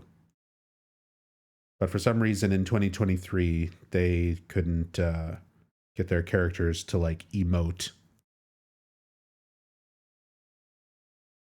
So anyway, the developers described this person, Toby Sorelli, as being one of the most relatable everyman type characters in the story. They figured this would be the character that the audience all loved because everyone can relate to good old normal guy Toby. Here he is kicking down the doors of the church of the Foundation to throw a Molotov cocktail into a room full of crowded people. You fucking murderers!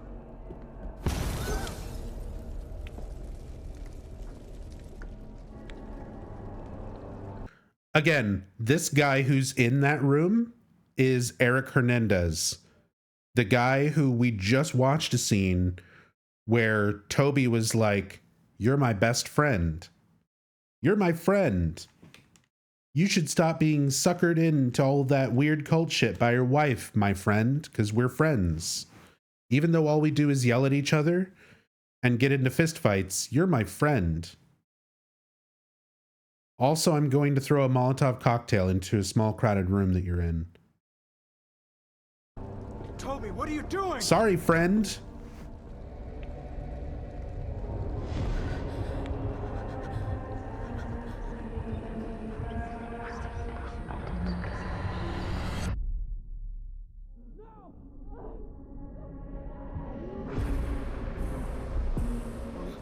What the fuck is this? So this is, again, we start to see things happening. This is what's weird. They have this otherworld idea going where people in the other world are doing things and people in the real world can see those people in the other world. They just don't see what the people who are in the other world are seeing.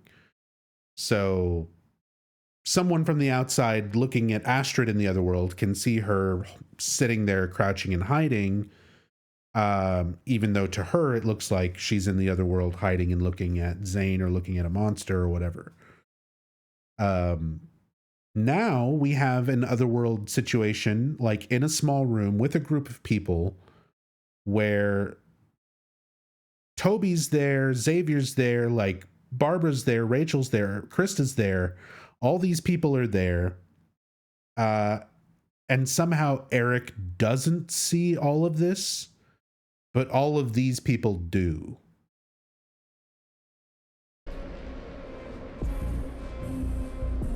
Xavier, what's happening? So even within its own story, the otherworld is not like behaving along with consistent like rules.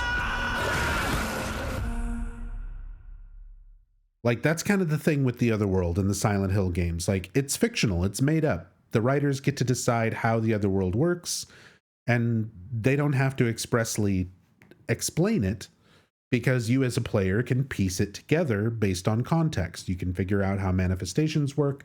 You can figure out, you know, how monsters work, how the otherworld works, how the fog and the transition between the two works. And it's a little different. The rules for the otherworld change from game to game, even within the Team Silent games. Like in Silent Hill 1, the otherworld works very differently to how it works in Silent Hill 2 or 3 or 4. So the idea of establishing the otherworld and everything and having consistent rules over the course of the series is not a thing. It's already not a thing. So they can make up their own otherworld and they can make up their own rules for the otherworld. That's one of those things that perfectly acceptable as a Silent Hill thing. But within your story, the rules need to be consistent. So like in Silent Hill 2, the rules are consistent. The way manifestations work, how they are perceived by other people. You know, somebody like we see the Abstract Daddy is a great example. The Abstract Daddy, you know, the player sees it the way James sees it, as a monster. Angela sees it as her father, you know? So there's like an established way that manifestations work and how they appear to people and how the other world changes that perception. The story for Ascension is not consistent with its rules for the other world. Sometimes it's just people seeing shit. Like straight up just they are not perceiving what is really there. They think they're seeing monsters when they're actually just seeing regular people or whatever. And then you have situations like this where you have an otherworld situation. Someone dies in the otherworld, eaten by a monster. Eaten by a monster. So there's no consistency to the logic of their otherworld or their monsters. Their world has no rules. Hey. It has no logic. Okay?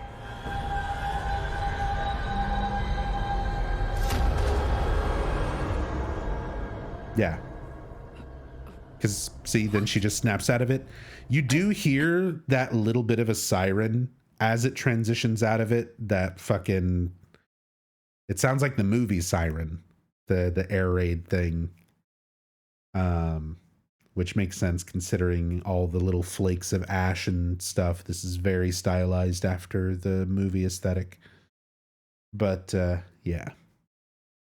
Internal logic is out the fucking window. Exactly, Yoshio.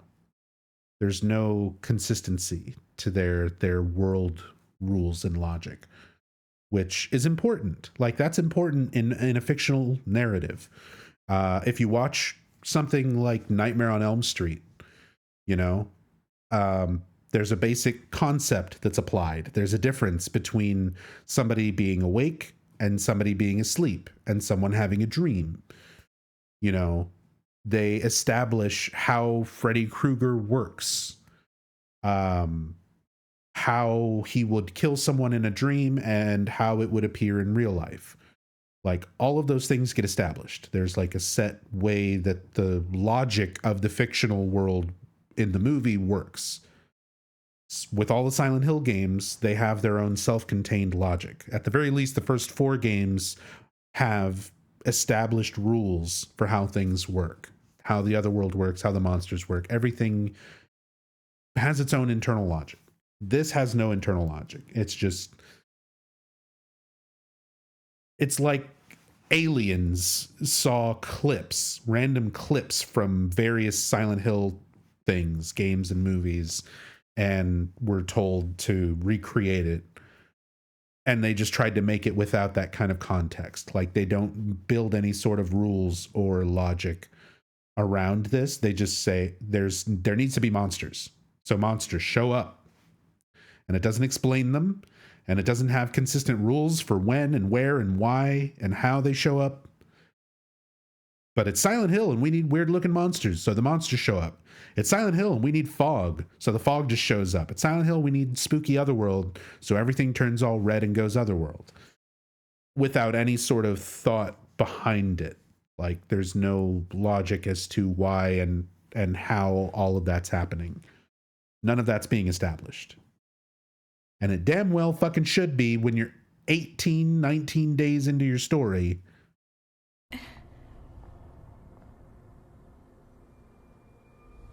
Is this your son? Yeah, It says you're his mother. Here's our cameo character. Orson. With our weird, I found him wandering by the misshapen, docks misproportioned child. An hour. He was just here. You didn't even know he was missing? There was a man in the fog. A man in the Johansson, fog. aren't you? I know about you and your family. See, like I said, everyone hates the Johanssons. It's well established that everybody in Norway hates this fucking family. So, like, isn't it weird when you have, like, bartender Leo, who is apparently Carl's best friend, and giving him advice and making him magical runes or whatever the fuck? There's nothing consistent about any of the storytelling. Here's these two characters. The story tells you constantly these two men are friends, and you never see a single friendly interaction between the two. Not even a flashback to imply like they used to be friends.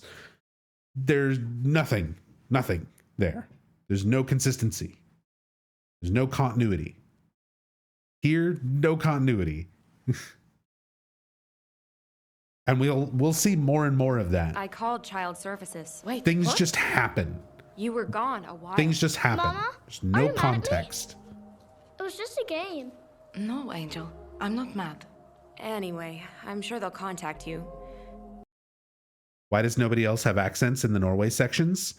Because Orson's actor is not Norwegian. That Orson is played by Zane Bugay, who is Stefan Bugay's son. Stefan Bugay is the chief creative officer of Genvid. And the cameo characters, there's only 2 actors. There's a male and female cameo actor. So it doesn't matter if they're if they're a cameo in Norway or if they're a cameo in Pennsylvania. It's only one person doing the voice, and that actor, neither of the actors, the female or male cameo actors, are Norwegian. They're both American actors. So anytime there's a cameo, they're always going to have pretty much just a kind of typical American accent. Given your family's history, I suggest you tell them what they need to hear. I lost my ball. That's okay, Angel.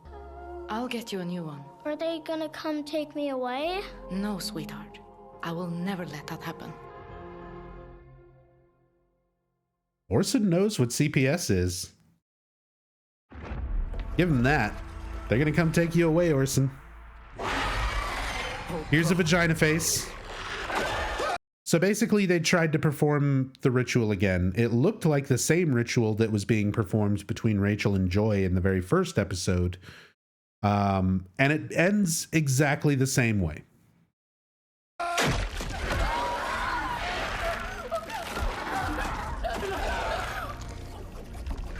What is this? I don't know.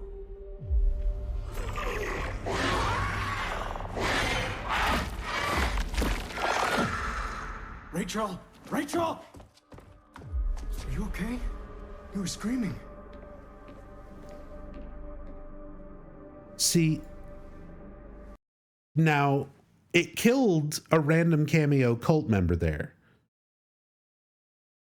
Do we not see that body? Is that corpse just gone? Is that person just missing? But then we have Rachel and everyone else in this room, Xavier, Krista, Toby, everyone saw what happened except for Eric for some reason, even though he was standing right here the whole time. He didn't buy the Founders pack. He wasn't able to see it.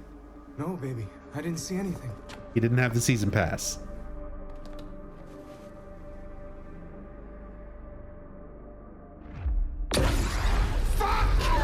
Somebody help me! What the fuck, Toby?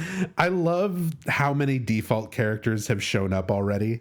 The white t-shirt with the orange ponytail. Because we just saw one in today's episode, right? And then there was one in this episode who runs in with the fire extinguisher. And there was one in week 1 when Astrid was analyzing the morphine syringe.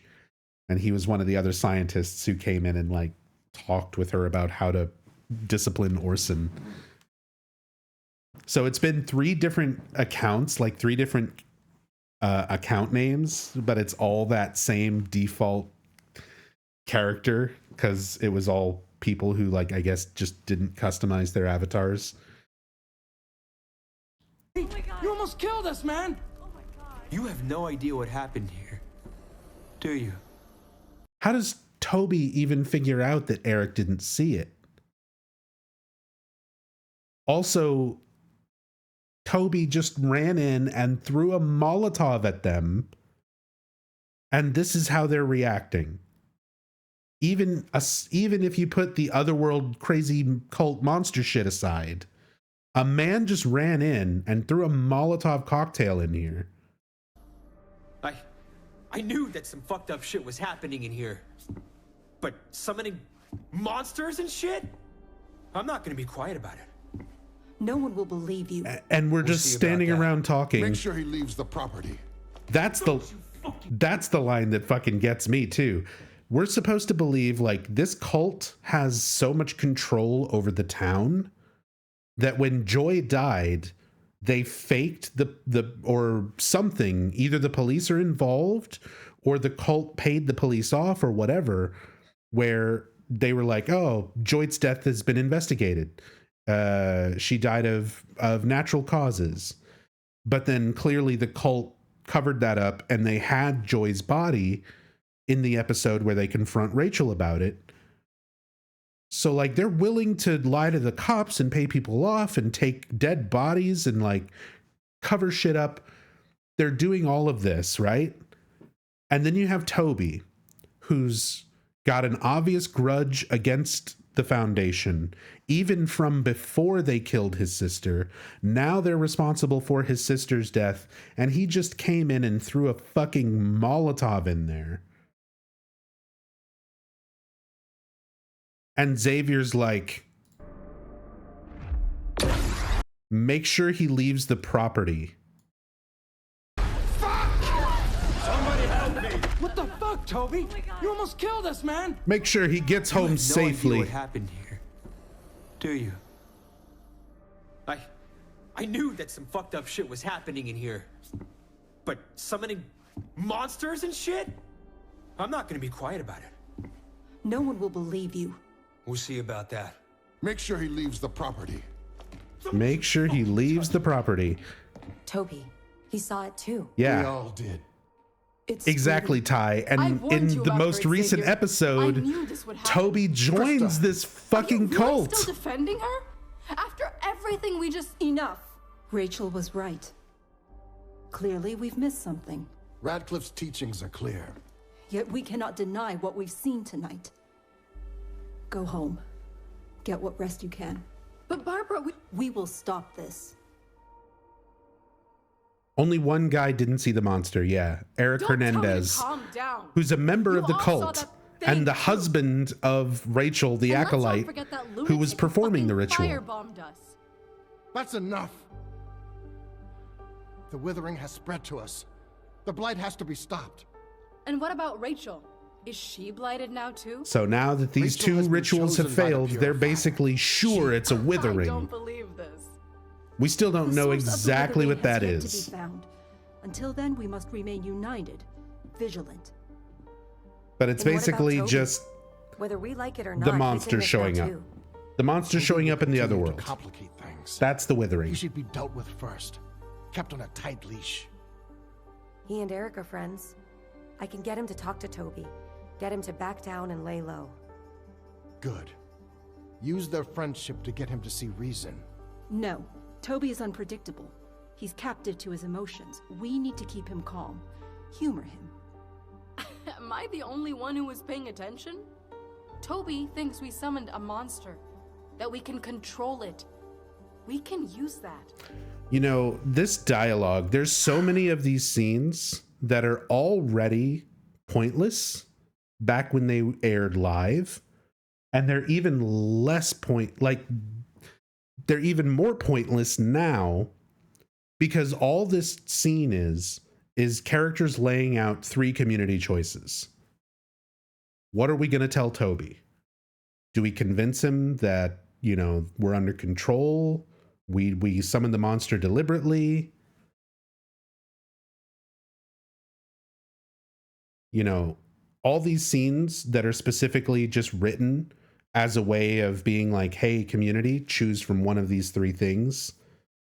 Now that this choice has already been made, like, you know, last week, watching this in context is just like, okay, all it is people talking to each other, going over these flat, you know, you could do this, you could try this, how about this? Yeah, the dialogue is not believable. And the fact that they have to write around it being a community choice-driven story makes it even less believable, because nobody can commit to talking about anything. They have to leave it all open. You really messed up this time. Yeah, it's almost time for Toby's gasp. You're paying for that, Sorelli. It's not my fault. You didn't see it. Always running. That gasp. Always numbing. You can't keep running, Toby. It's your fault. All of it. The mill. Me. The mill. It's not my fault! Hey, do I gotta call the cops? I'm sure they. I love the big dramatic zoom on Toby's face. That shit you pulled at the mill. And now everyone won't shut up about the mill. You think I forgot about that? You think this town's forgotten? Look, I'm trying. Oh yeah. By the way, sometimes when you have AI doing voice lines and stuff, the AI doesn't really get certain words and things right, and you can hear weird little pops and clips in it. Now again, there are credited actors for all of the characters in this. There's a full credits. And I think they may have used some AI enhancement to like modify some bits of dialogue where they don't have the exact word or phrase recorded by the actor themselves, but they have hours and hours of dialogue, you know, recorded from those actors that they can feed into an AI and just get it to say what they need it to say. Allegedly. Yeah, allegedly. Listen to the person here. See it. Listen to the Cameo character. Always running, always numbing. You can't keep running, Toby. It's your fault. All of it. Me. The mill. It's not my fault! Hey! Do I gotta call the cops? I'm sure they'd love to get the call. Finally put you away after that shit you pulled at the mill. Yeah, you think I forgot about that? You hear the way she says forgot?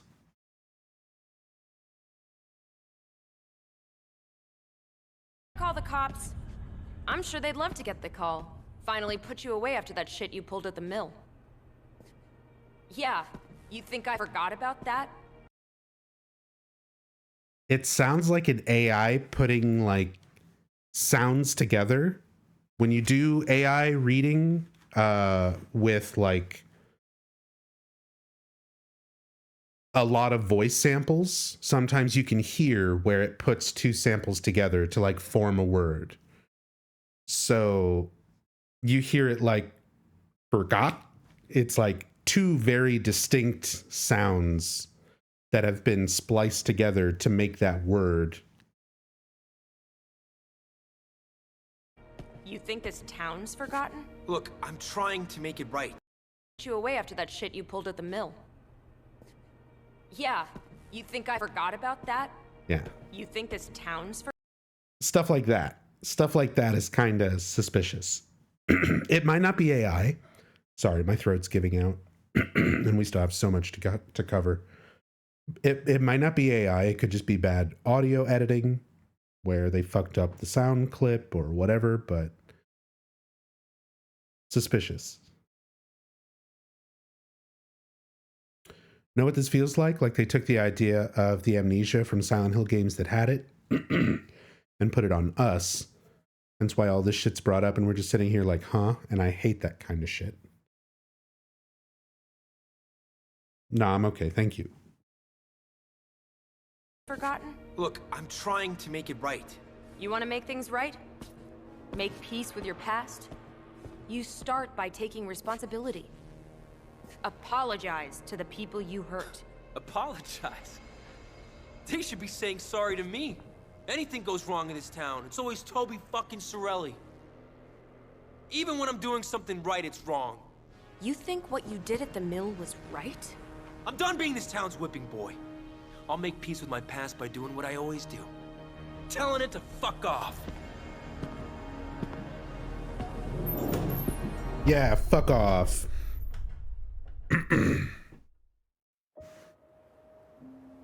Sir, this is a 7-Eleven. I'm gonna have to ask you to leave. Is that their grave? I found another one of those piles. Felt like I should give it a proper burial. So Carl has been finding What do you think did this? dead things all around his I farm. found a dead rabbit once. He thinks they're his It has goats got a head to toe. that have I been didn't even mutilated recognize it, just by something. matted fur and flesh. Yeah, Ava's So I creepy stripped and it weird. Took it home to study. Mama was very Again, I don't angry think with me. Ava's a real person. Maybe what She's killed a that manifestation rabbit did this to you. or a delusion or something. People around here don't like my family very much. This wouldn't be the first time we've been harassed. Why Sorry, are I'm they going to mute my angry mic and let this play out It's getting dark. You should go home. and try to get something for my throat. I don't think it's safe out here. So you'll teach me to shoot? I haven't decided. But you said it's not safe. Eva, Get behind me.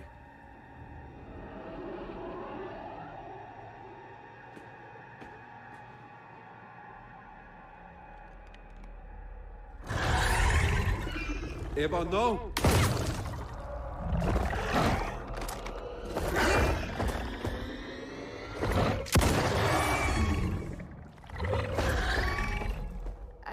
I missed. Go home, Eva. But I said go home.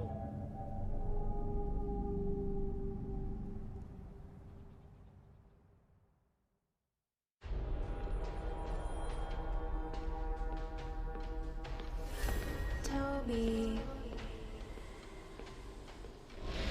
Toby. What do you want from me? Answers. Justice. Blood. I tried that, remember? Look, I'm sorry. For everything. I was a shitty brother. I know that. I can't change what I did. What I didn't do. But I'm asking you to forgive me. Can't that be enough? Joy?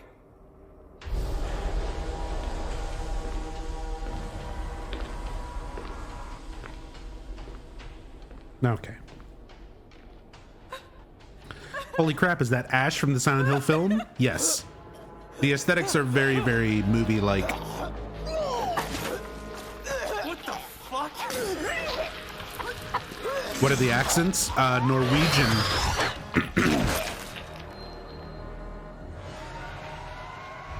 Oh yeah. Hello, Toby. There's the animation of Joy sticking her head up a monster's ass.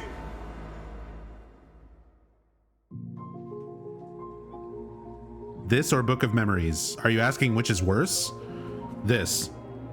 Ascension is so much worse than Book of Memories. Book of Memories is bad, but it's like a game at least. Oh, you must be Aurora from the Barnavane. Sorry. This is absolutely worse. In my mind of what Like, how can anyone see it being even remotely close? Child because you sneezed funny? Let me again put this into perspective. We are 18 days or 19 days in as of today, and this is running daily for the next 8 months. Even if you sat down to play every 500 zones of Book of Memories like a crazy person like I did, if I did it all in one shot, like, you can do it in way less than 8 months. This daily, like, the bad fucking worse than mobile mini games and endure sections, the terrible writing, like, even Book of Memories story, as bad as it was, like, I can follow it. It was poorly written. It was bad, but I could tell you what was happening. I could tell you character motivations. They were very stupid and simple, but, like, I could tell you, you know, why a detective who is chasing down a fugitive, you know, a felony prisoner escapee who has a Book of Memories and needs his own Book of Memories to, like, combat him. That kind of shit is stupid, but, like, I could follow the story. This is so much worse. Ascension is so much worse. I don't know how people think it's even close.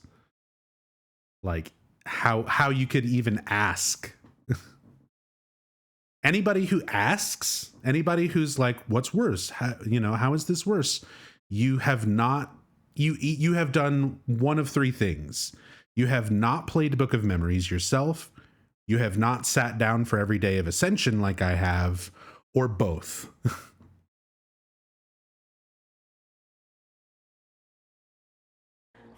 I know there are scary stories about us, but I find openness and kindness yield the best results.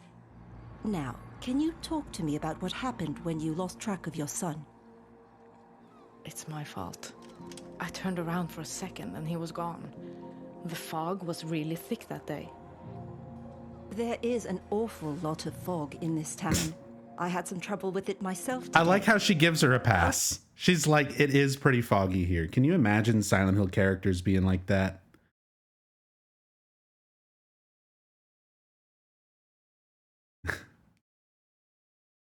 I'll give you a pass. It's foggy. There's a lot of fog out there. I can understand letting your son go missing for an hour.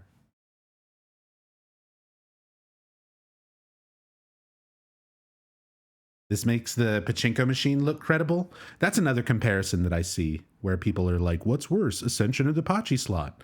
All that tells me is that you have not actually seen or played the Pachi slot. Because I have.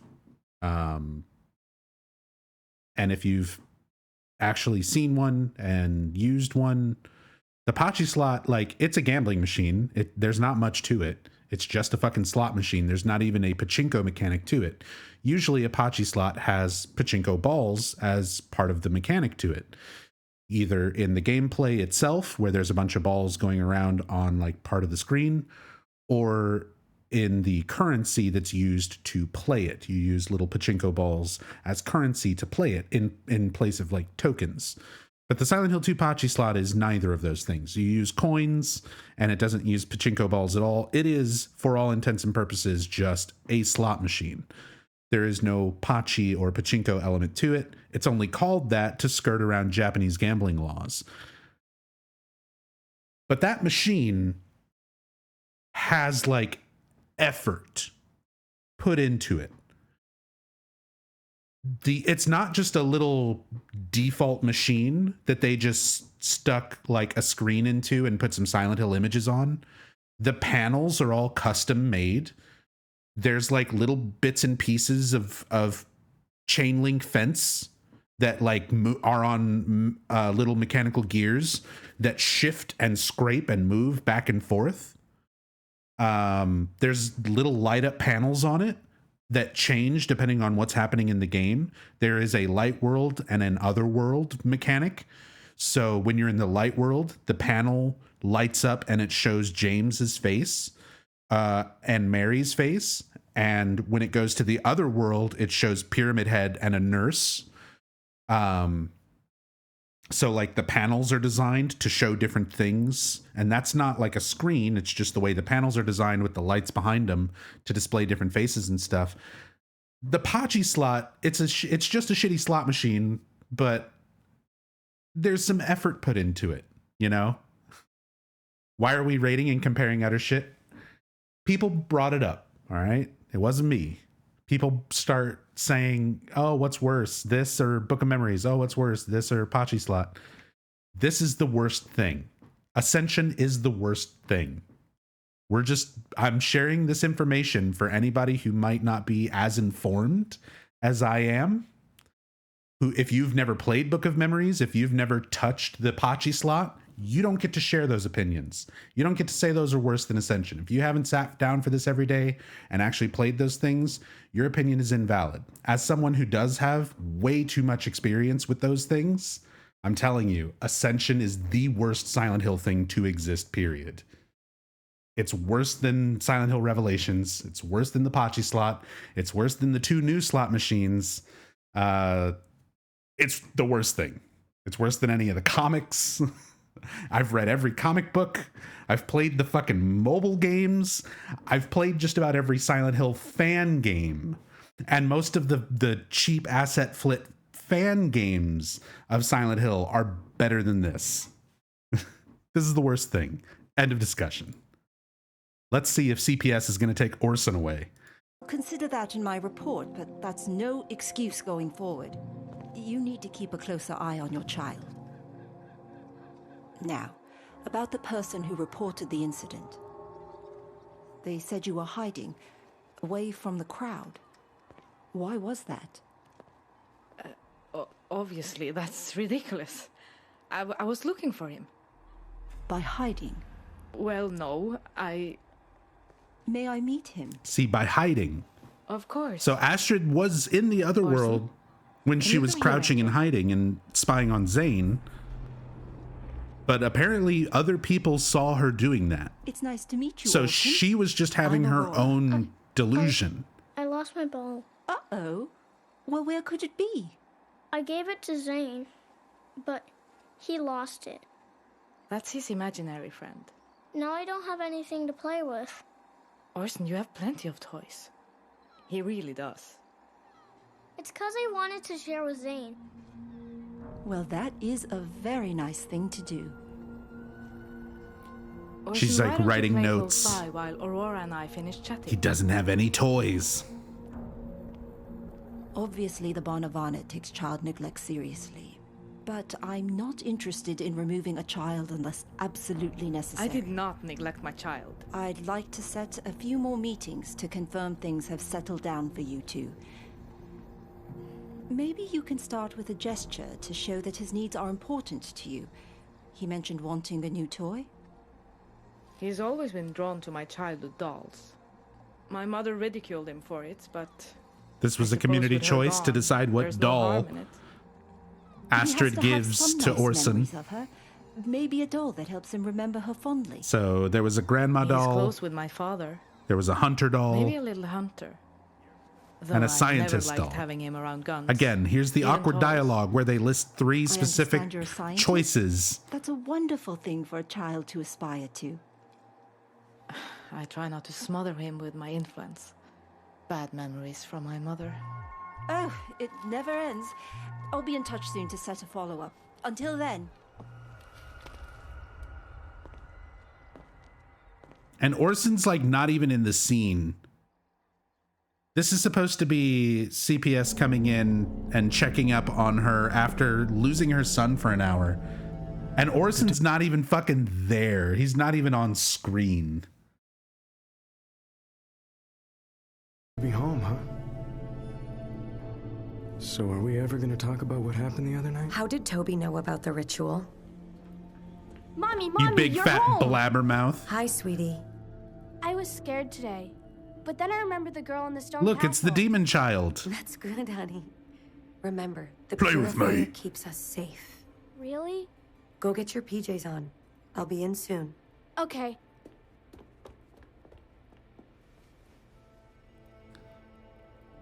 He begged me, Rach. He's in a really bad place. I had to tell him No, something. Beyond Driven. There's That's no exactly what makes him consistency. There's dangerous. no logic He's or taking advantage rules of you, Eric. Playing that have off been your established empathy. for their monsters or for Just their other world or anything. Seems so desperate. I kept thinking about when we all first met, how we were all That's the biggest problem with the writing maybe a part of me so was hoping we far could go back to is that. there's You an know that's never going to extreme happen. lack of context. Like leaving some things a mystery so that I you swear. can discover One day them you'll as let the show someone goes pull on your on heartstrings so is a hard normal they'll part rip of your writing whole for like a heart out. TV show or something, but you I have need to you give to talk enough to Toby. context at the beginning to care about Get your him to back your down. setting and your characters enough Try to to reason follow with him. through their story Tell and him he's figure going to out the end up little bits and hurting a lot of pieces innocent that you people. don't know. I can give it a try. This Don't writing gives try. you no Do it. context. People are depending on us. Okay. And don't tell him any more stuff about us. About the Foundation. We can't trust him. But Rachel's just fussing at Eric because he told Toby what was going on. She's like kind of blaming Eric for Toby running in and throwing a Molotov. As if that was somehow Eric's fault for talking to him at all. Even though Rachel has been the one encouraging Eric to talk to Toby this entire show. Finally writing that novel? Something like that. What the hell is this? My testimony. Hey, Melanoid. We've got our hands Some full reporters are gonna trying hear to my make story sense of and finally believe I can Ascension fuck off today. about the Foundation. So we're not going to be Nobody wants your answering crazy lore napkin questions story, about the room. FBI You was can go watch interested. one of my Silent Hill 4 in-depth playthroughs on YouTube if you like. Next one's on me. We need to talk. About what? How your wife's cult killed my sister?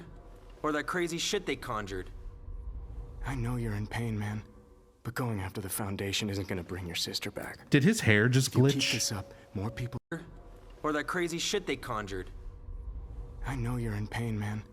But going after Oh, the it's just the Foundation isn't gonna lighting, bring your like sister back. switching there. Did they If you change keep the this up, bartender? more people are gonna get hurt. I mean, it's the same Listen, cameo as it was live, You think I care if but anyone in the Foundation it's gets not the hurt? same bartender from the little girl first caught up in all episode in this, the Toby? bar. Like, it's You a know, different for a cameo minute every time there, they have a bar You had me scene, going, Hernandez. but it's the But same words are one that coming was out of your there when mouth we and watched all this I scene hear is live. Rachel.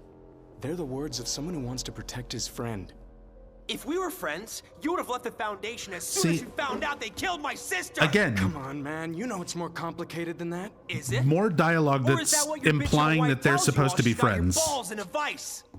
All this coming from the friend who played off my sympathy and begged me to betray my wife? Wake the fuck up, man! The Foundation's crazy shit is out now. I'm gonna make sure of it. And when things finally go down, I don't want you caught up in it. Yeah. Thanks for the concern. I mean it, Eric. You gotta wake up, man. They're gonna get you and your kid killed. If you can't see that, I'll make you understand. Best friends, everybody. Eric and Toby. You want me to do what? I want you to recruit Toby. Into the Foundation? That's right. You want him here, after everything he did? What I want is for you to have faith in me. Xavier's the one who starts the idea of recruiting Toby. He's seen the Withering too. Convince him the Foundation can offer him protection. Why? Why go through any of this? We're the cause. Then use his paranoia to your advantage. Feed it. Manipulate him. More than just words. We're the good guys. We're the good humanitarian cult. He thinks you've wronged him. Manipulate Maybe him. If you showed remorse for Joy's and death, have him join our cult after we ruined his life and killed his sister. I don't know, Xavier. This doesn't feel right. You're supposed to care about these characters. I'm telling you. Okay, sure. Good.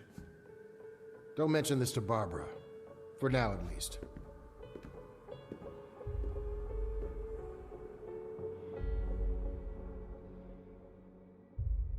Melanoid, if you do have a specific question, join the Discord. We have a Silent Hill questions thing in there, and I can try and answer it after the stream sometime.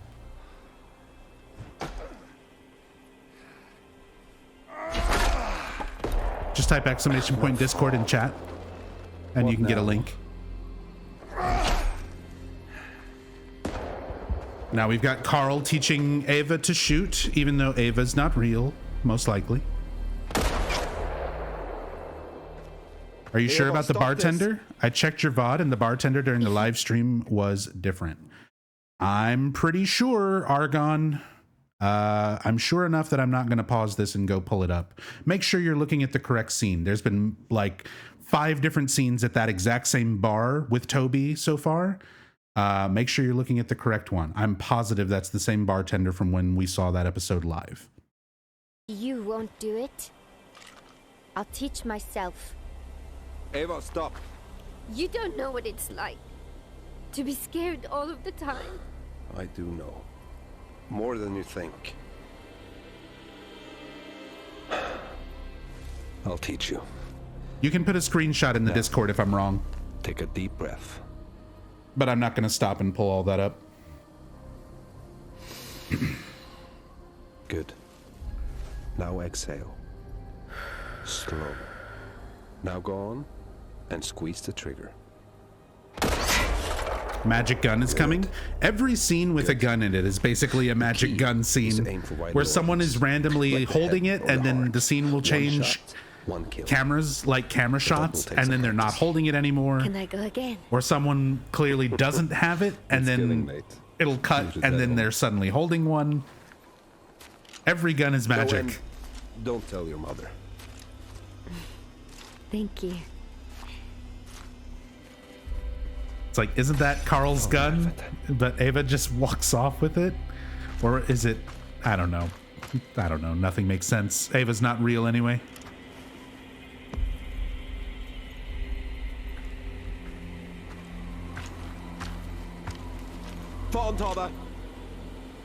Please, don't shoot. Mette? I'm sorry about the window. I thought you still had a spare key by there. Could you... Oh. May I come in? Oh, yes, of course. I'm sorry. I'm a bit out of sorts. Tell me everything. So now Meta suddenly shows up, Carl's love interest. And this is one of those things where the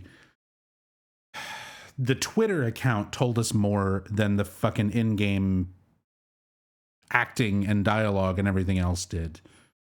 Yeah, this is new. This whole ending thing with the QR code and impact the story for free.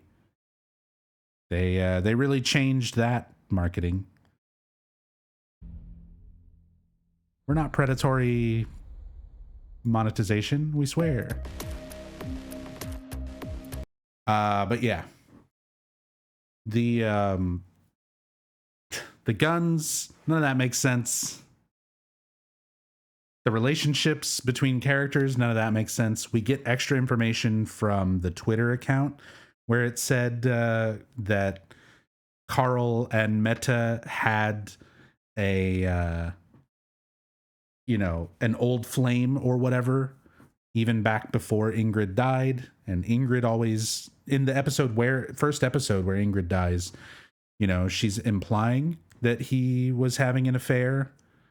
Saying that, oh, I could always see how you were looking at her or how you were looking at each other, and that you're both just waiting for me to die, blah, blah, blah. So we get like little bits and pieces from that, but then it's the Twitter account that flat out says, what's going on. So let me pull up before we jump into this week's in-depth.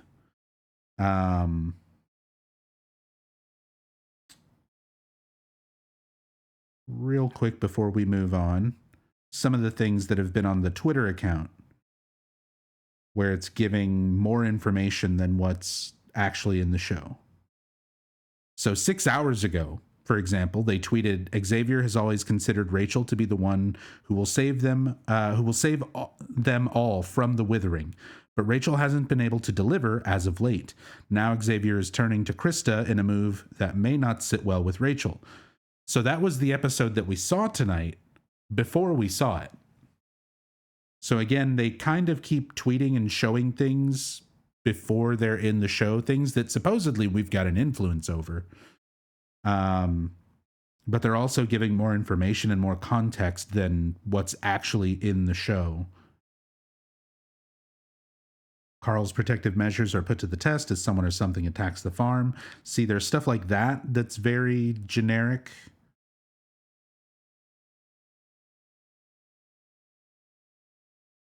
But let me see if I can find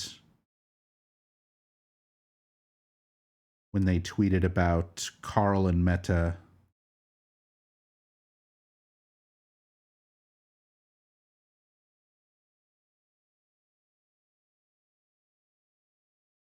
Carl confides in Meta over drinks at the hotel bar. What did Meta do with those pills?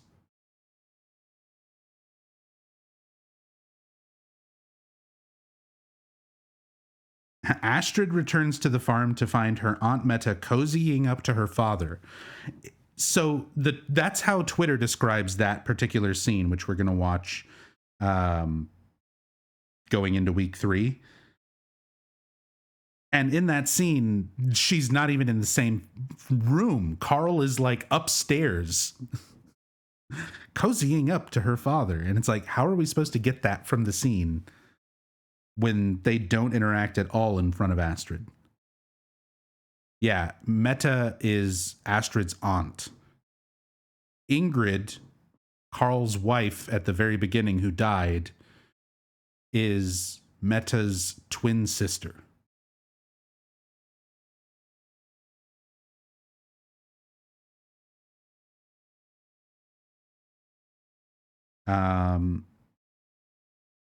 Where will Meta sleep? Yeah, here it is. So this was from the Silent Hill Ascension official account on November 13th. They tweeted, last night we were introduced to our newest character, Meta. So that was right after this episode we just watched ended. The news of her sister Ingrid's death doesn't devastate Meta. In fact, she's relieved to be rid of her cruel older sister because it gives her a chance to finally rekindle an ill-fated romance with her sister's widower, Carl. We didn't get any of that information from any of the episodes this past week. The idea that Meta is unfazed by Ingrid's death, we weren't told that. We didn't get that impression through the acting, through the dialogue. She showed up for the funeral, unlike someone like Britt, Astrid's sister, Carl's other daughter, who we haven't seen yet. The fact that she's relieved, like, we haven't gotten any sort of sense of that. The fact that she's finally rekindling an ill-fated romance, rekindling, meaning there was something there before. There was something between Meta and Carl before. Now, was that an affair after Carl had already married Ingrid? Did they have a relationship before he married Ingrid? That we don't know, but like, the fact that they even bring that up in the Twitter, like, that should be dialogue. That should be stuff that's happening, information that's in the show somehow. It shouldn't be on the fucking Twitter. And they've done this a few times already, where they gave us more information about Eva as opposed to the show where she just fucking shows up and nobody says anything about it.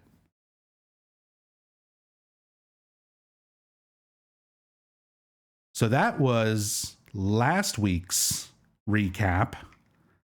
Now let's go through everything that's happened this week so far. Another 36 minutes. And I'll be pausing and discussing and theorizing and analyzing as we go. So let's do it.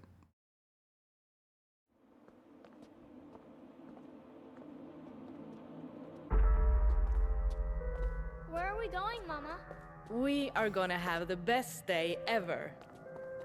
I know it's been tough. Losing your grandma. And I know you were scared when you couldn't find me the other day. Yeah. So When they disappeared into the other world. We're going to take the bus over to Storbyen and go get So they ice cream. they spell it as Storaby, and it's pronounced Storbyen. And I think Tassadul, I don't know if Tassadul is still here in chat right now, but I think Tassadul commented on that when we watched it live, that's misspelled, the place that they're referring to, or something. I don't remember exactly what. There was something wrong with that particular word or location. Storbyen. And go get ice cream. Yeah! But first, This sounds like a Shattered Memories song. It kind of does. I know the one you're thinking of. a new friend. And look, I made him a hunter, just like Grandpa. So this was one of those weird community decision things. The community was supposed to choose, what does Orson get? And you had a choice between 3 different dolls: a hunter doll, a scientist doll, and a grandma doll. So the community chose hunter.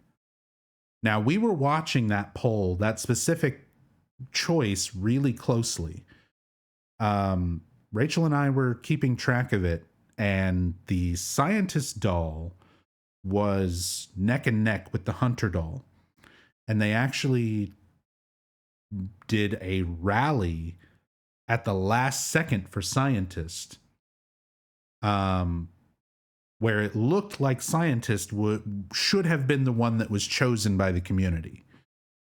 Now, hunter wound up being the one that somehow won at the last second. There was a change in the number of points put towards the choice, and it was a difference of about 100,000. It was not like just a negligible amount where it was super, super close.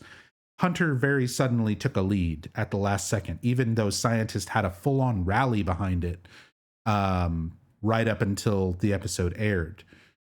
And in the previews for this episode, the day before, when the choice very first opened up to the community, it showed the Hunter doll in the preview thumbnail. And we can see here, like, I was theorizing, like, maybe in the scene where Orson gets the doll, maybe Astrid will, like, lay all 3 of them out so that they can just use a shot from any one of them so that you see what all 3 look like. But no, it only shows you the one that was actually chosen, which means they put a preview thumbnail for specifically the Hunter doll a day before the choice even went live. So the thumbnail could have, that thumbnail could have influenced. It could have been people voting on the Hunter doll because they saw the Hunter doll. It could be because that is a known psychological effect. I think it's also likely to assume that you're not actually having as much of an influence on the story as you think. and they preemptively knew it was going to be the Hunter doll because that's what they knew they were just going to show everyone. Like, I don't know. It doesn't feel legit. Even if it is, the system is set up in such a way so that the feedback from the side of someone watching and participating will always feel rigged.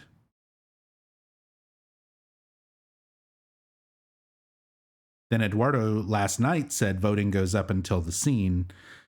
Yeah, that's right. And then in the first episode, Jacob said a wrong scene played because the cutoff time was set wrong and it got the wrong result. Yeah, because we've already seen where they showed the wrong thing compared to what the community voted for. But that's stupid, though. Why give that away in the thumbnail preview? Exactly. Why show that in the thumbnail preview at all? So I don't know. Could be rigged. Could be subliminal influence on the votes. Considering the way the leaderboards were, we were looking at them right up until the episode started. I'm thinking it's just rigged. You mean nothing we choose matters? Yeah, I know. Who would have thought, Blood Blossom? It's just like, this is something that obviously we've suspected since day one. But I point out situations like these because it's just more evidence. And like I said, if they are doing it legitimately, but still having things like this that make people feel like it's rigged, then they're still doing something wrong. So either things are working legitimately, but they're not putting it out there in such a way where people actually feel like their impact is having an effect and instead feel like they're being cheated, or Occam's razor, people are just being cheated. The easiest, most likely solution would be that they just manipulate everything on their end. That's the easiest thing to be done. It could be legit and everything's just broken and feedback is so bad that it just feels like a scam. I think it's more likely to think that it's a scam.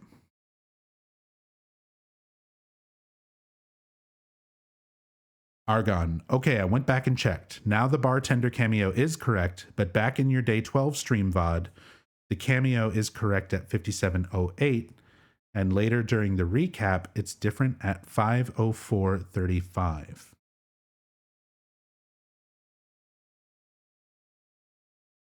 So it was the same bartender.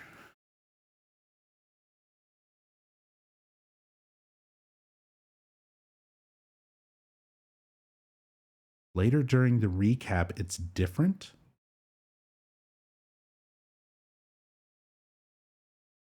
Like I said, if you took screenshots or anything and can put them in the Discord in the Silent Hill Ascension discussion thing, that would be much easier than me trying to pull up the VODs and skim through stuff real quick.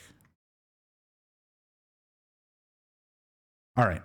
I've already been paused here and ranting for too long about this. Basically, just more evidence that decisions really don't matter. A present. A new friend. And look, I made him a hunter, just like Grandpa. You can track rabbits with him. Does he shoot the rabbits? I think he just likes to watch them play. Bang, bang, bang. You're dead. Bang, bang, bang, you're dead. Okay, Orson. You That's have enough. influenced Orson's fate What do you say we go get with that the ice hunter doll. It Okay. definitely wasn't rigged to happen The bus that should be here way. in a few minutes. We better get going. Here comes the best animation in the world. Not this again. They try to hide it Come with the on, fog. Orson. Mama, what's going on? Everything's okay, Angel. Come on. The bus is right over here. Mama? Hope the kid suddenly gets a gun. Oh, Techie, you're going to love this one. For anyone who hasn't seen this already, you're going to love this. So they're trying to walk away, and oh no, we wound up at the fountain again. So they're stuck in a loop, which we see happening with Toby in Pennsylvania the exact same way. Look at this animation. This is the like default A pose, and Orson's completely like not moving here. Like, this is not me pausing at a weird frame and he's going to put this leg down. He's frozen in this position. And Astrid's going to walk over to him and obscure him because the animators didn't know how to animate Astrid's model picking up Orson's model. And they sort of try to make it work and sort of tried to hide how bad it looks with the fog. But just look at this. Just look at this. It's okay. I got you. Look at his arms when he starts moving again. Look at how still he is while Astrid walks up to him. There's so much. There's so much. It's so bad on so many levels.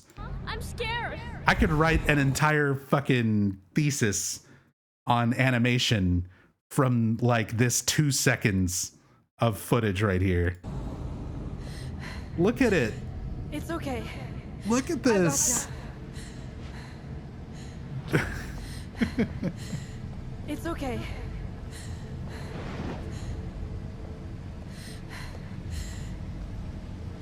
I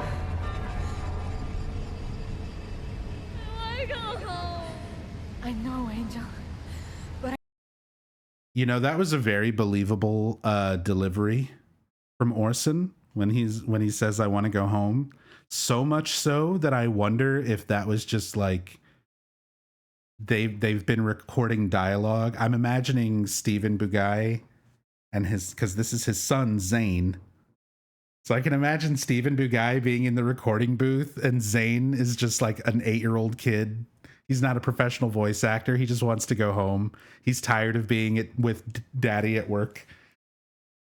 And Stefan Bugai is like, Zane, we just need to record a couple more lines. Suck it up and stay in the booth. And Zane's just in there like, I want to go home.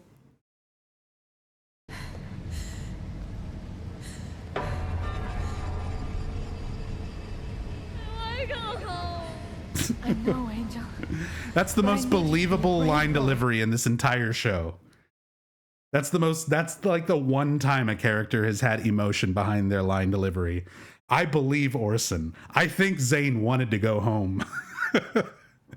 I'm pretty sure the voice actor just wanted to go home. You okay?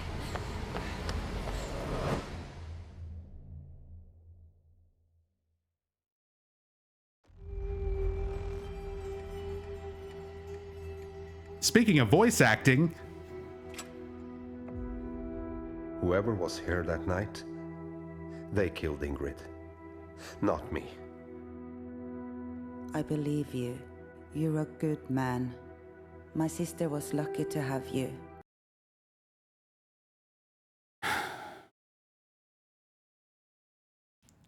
let's just watch it again. It's so beautiful. It's so beautiful. Just listen to that line delivery. It's so heartfelt. You can tell that this is two, lovers where their old love affair fell apart because of Ingrid, and they've had this long, time away from each other. But now with Ingrid's death, it's sort of a sad thing, but it's also happy for them because now Ingrid is kind of out of the way, and now they can rekindle their love for each other, like they said on the Twitter account. Listen to the love between these two characters. Listen to the passion in their voices. Whoever was here that night, they killed Ingrid, not me. I believe you. You're a good man. I believe you. My sister was You're a lucky to good have man. you. My sister was lucky to have you. Look at that. I've been going on forever. I'm just glad I'm still alive to listen. You could have killed me, you know. I'm sorry. I haven't been myself lately. I hope I haven't scared you off. I'm not going anywhere. Though I do need to figure out where I'm staying. When I heard the news, I sort of packed up and ran. Unfortunately, we only have the one hotel. And I just want to point out, since I'm criticizing the voice acting and stuff, and this has come up in the past as well, while they sit here and go over pointless dialogue that's yet another community choice. So we have all this weird dialogue talking about, where is Meta going to sleep? Let's list off 3 options, exactly 3 options. She can sleep in the farmhouse. She can sleep in the ice hotel. Like, that's all they're doing is flatly delivering dialogue that explains the audience choices. It looks and sounds shitty when it happens live, and it looks and sounds even worse when it's out of context days after the vote's already been made. But like, I don't know. It's so fucking stupid. All of this is just so flat and so pointless. Hotel in town. And it's made of ice. You know, I've got plenty of room here. Oh, I don't want to impose. And I'm not sure Astrid would be comfortable with it. I think she's still angry with me. That was a long time ago. I'm sure she's over it by now. Astrid's her mother's daughter, and my niece. We are notorious. Yeah, so now they finally fully establish in dialogue Meta's relationship to everyone. So it's Ingrid's sister, Astrid's aunt. For our grudges. Maybe you could stay with her. Heal some old wounds.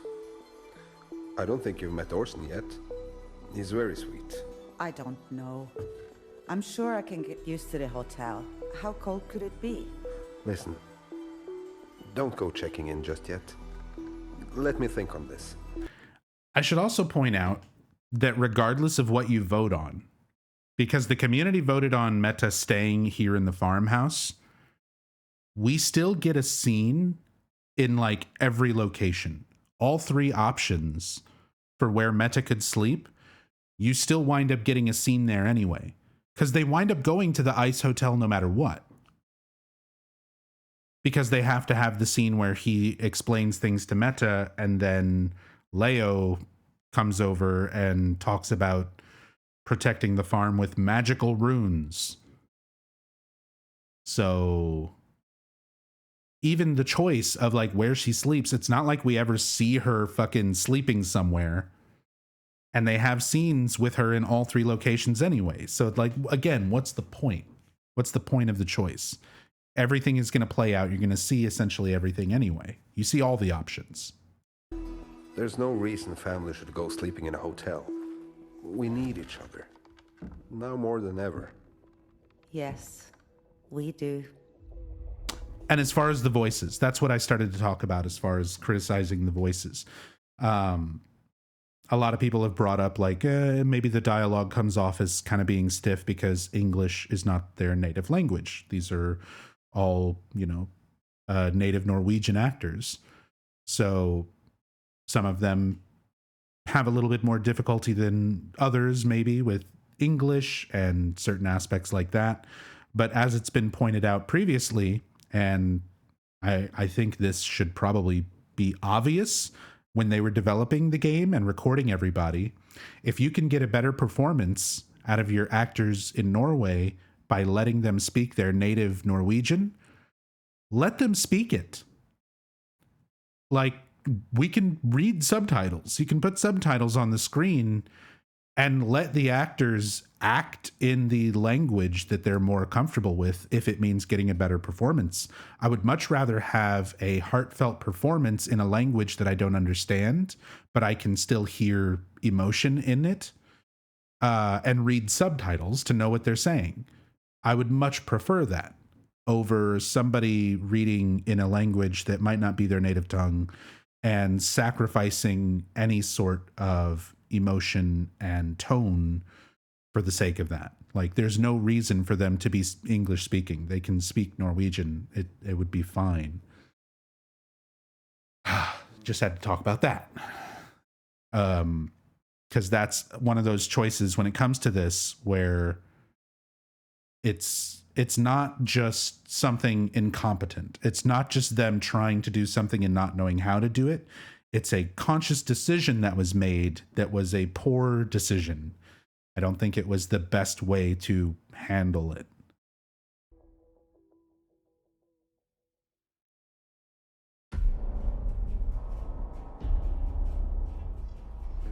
Here we are at the purchasable asset flip laundromat.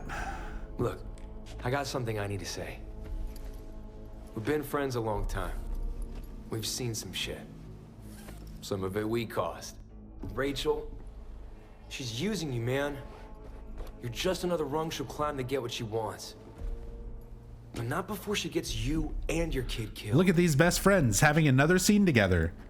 Remember, every single scene with these two characters, it always has to be stated in the dialogue that they are friends, because there's nothing in their acting or dialogue or performance that would suggest that they are friends otherwise, or ever were. Because it just seems like Eric's at work. He's sitting here fucking cleaning out a laundry machine at the laundromat that him and his wife own. He's just trying to get through his fucking work day. And then Toby comes in. Like, fuck you, fuck your cult and your wife and your daughter. How about that, friend? My best friend in the whole world. How about fuck you? I used to think Rachel was overreacting when she'd talk about you. Eric. But you'll just keep Eric. coming back. I love the tone. Like, there's finally some tone in Toby's voice, and it's the completely, like, inappropriate tone. Like, why would you be surprised? You're fucking insulting his wife and his family. And then when he's like, hey man, that's not a thing that friends should do. Toby's like, Eric, come on. I used to think Rachel was overreacting when she'd talk about you. Eric. But you'll just keep coming back, keep talking shit about my wife, my family. If you're making me choose, then I choose Rachel. Yeah, no shit. What did you think was gonna happen, Toby?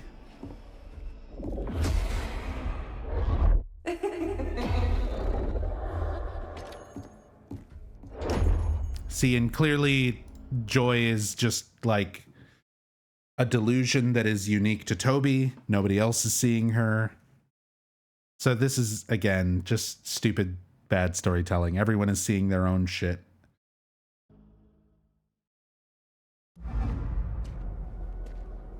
Nothing is real. None of it matters. No one cares. That's the problem. Fuck this town. I agree. Fuck this town, Toby, but give me a moment. When I was talking earlier about not establishing kind of rules and logic for how the other world works and not giving us any context to care about things, that's a perfect example of it. These are situations where you could be establishing rules by showing the, manifestation of joy and like, oh, we should see something from Eric's perspective. Like, do we see something there? Do we not? Instead, it's just nonsense. Like, every time any of this happens, anything monster related, delusion related, it's all just whatever. They just throw shit in as an excuse with no sense of logic or consistency to the way it's presented. I'm leaving. Also, subtitles. We had subtitles for this, right?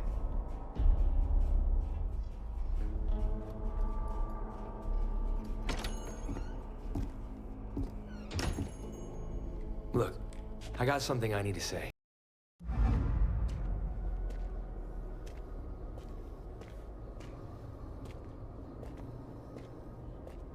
Fuck this town. Yes, that's right. I'm leaving. So it was the same way. It was the same way when some of these episodes were live, and it apparently hasn't been fixed. So subtitles just randomly do and don't work from episode to episode.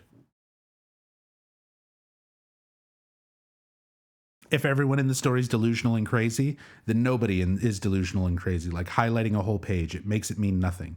Well said, Beyond Driven. That's exactly the point I'm trying to make. Well summarized. Like the way it's written is just everyone is seeing their own bullshit. So we don't have anything to latch onto. We don't have anything as an outside person experiencing this to give it any sort of context or perspective. Exactly. Like nothing makes sense. We can't trust what anyone says. We can't trust what anyone sees, which makes you not care or engage with any of it.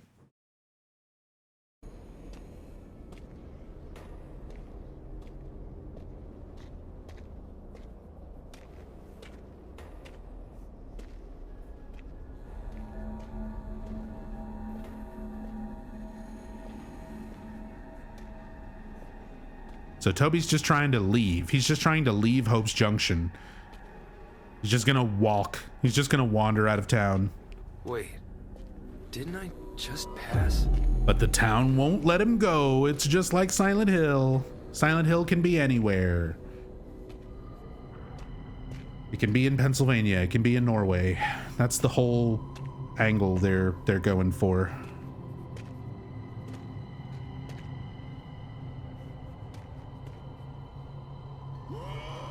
What the hell? Hello?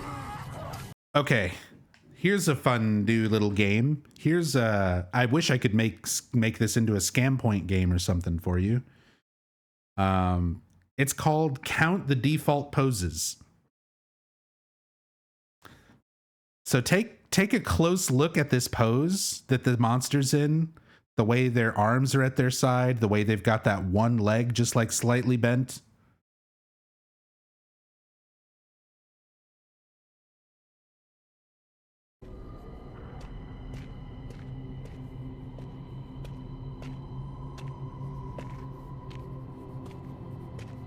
Take a look at where Toby winds up after his walk animations and things. Everything sort of resets to like a default idle animation. You can see he starts bending that one leg, resting his arms at his side the same way.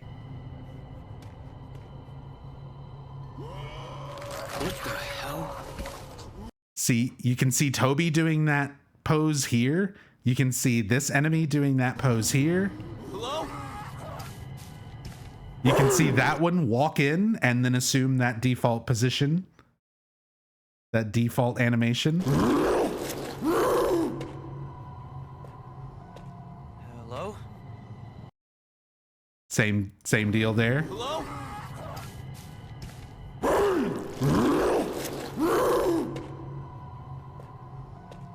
Hello? Default idle, default idle. Hello? Could you help me? Zane walks up I'm going. Quiet. They'll hear you. and then hits the default idle. Who are you? What are you doing here? I don't know. Everything humanoid, monsters, characters, everything is like one animation rig. It's all one skeleton with one like set of animations. And in scenes where they have lots of humanoid things like monsters and multiple characters all on screen all at once, and they keep showing them sort of going back to this idle animation. This was really distracting when I was going through and reviewing and making my notes, because I kept pausing and writing things down, and every time I'd look back at the screen, I'm like, here's that same pose again and again and again. Like everyone defaults to the same idle pose. Yeah, Rachel was sitting and pointing it out with me, where we started noticing it a little bit, and then the more we started looking for it, the more we realized it's everywhere. So yeah. And again, we get some more interaction and dialogue from Zane, this guy is apparently like going to be a main character. This is like a serious story lore character for Silent Hill Ascension, because out of everyone in the entire cast, this is the one voice actor who's got like a lot of credits. Pretty much everyone else on the Ascension cast is like, they're on IMDb. They've done like a few things here and there, but this person, I'm trying to remember their name.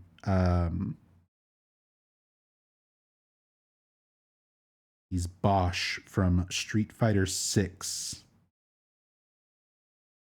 along with other people, ton of other people. Griffin Poitou. Griffin Poitou is the voice actor who plays Zane. And if you pull up Griffin on IMDb, Griffin's got a huge list of things that they've done. Anime voice acting, video game voice acting, live action acting roles and things here and there. And yeah, this is the biggest actor that they've got for the entire thing, is this guy right here. And he has said, I think, maybe a total of 10 words, if that, in all of Ascension so far. So this guy's going to be a big, prolific character as this series goes on. I'm sure of it. Hey, everyone, is Ascension any good? No, this is quite literally the worst thing with Silent Hill attached to the name ever created. It's not even close. So welcome. We're hyper analyzing it, at least the last week of it today. Which way I'm going? Quiet! They'll hear you. Who are you? What are you doing here? I don't know. You're Toby. How do you know my name? See, Zane knows Toby. And of course he just runs off. That's another reused animation that we see, that awkward run. But yeah, so Zane knows Toby. He knows Orson. We've seen him in both locations now. We've seen him in Norway and we've seen him in Pennsylvania, both versions of the Otherworld. And he recognizes people. He seemed to recognize Astrid. He recognizes Orson. Recognizes Toby. We still don't know any reasons why. We don't know any history or backstory about him yet.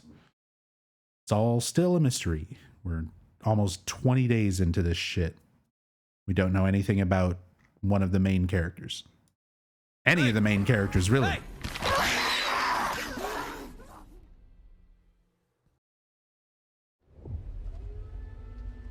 Okay. So you know how I said scenes just keep happening and there's no logic or progression to anything before or after?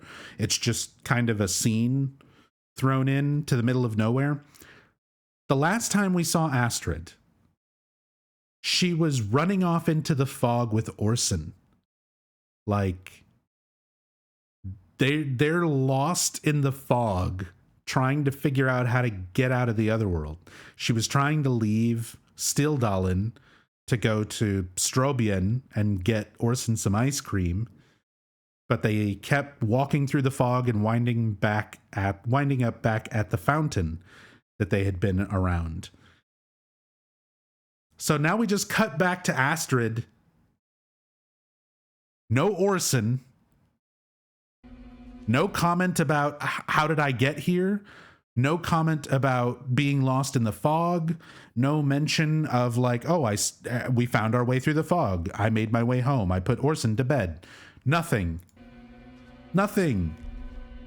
She's just here now. She's just here at the farmhouse.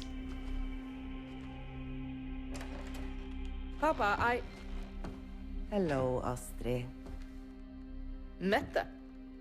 It's good to see you. This is the scene where they describe it as Astrid showing up at the farmhouse.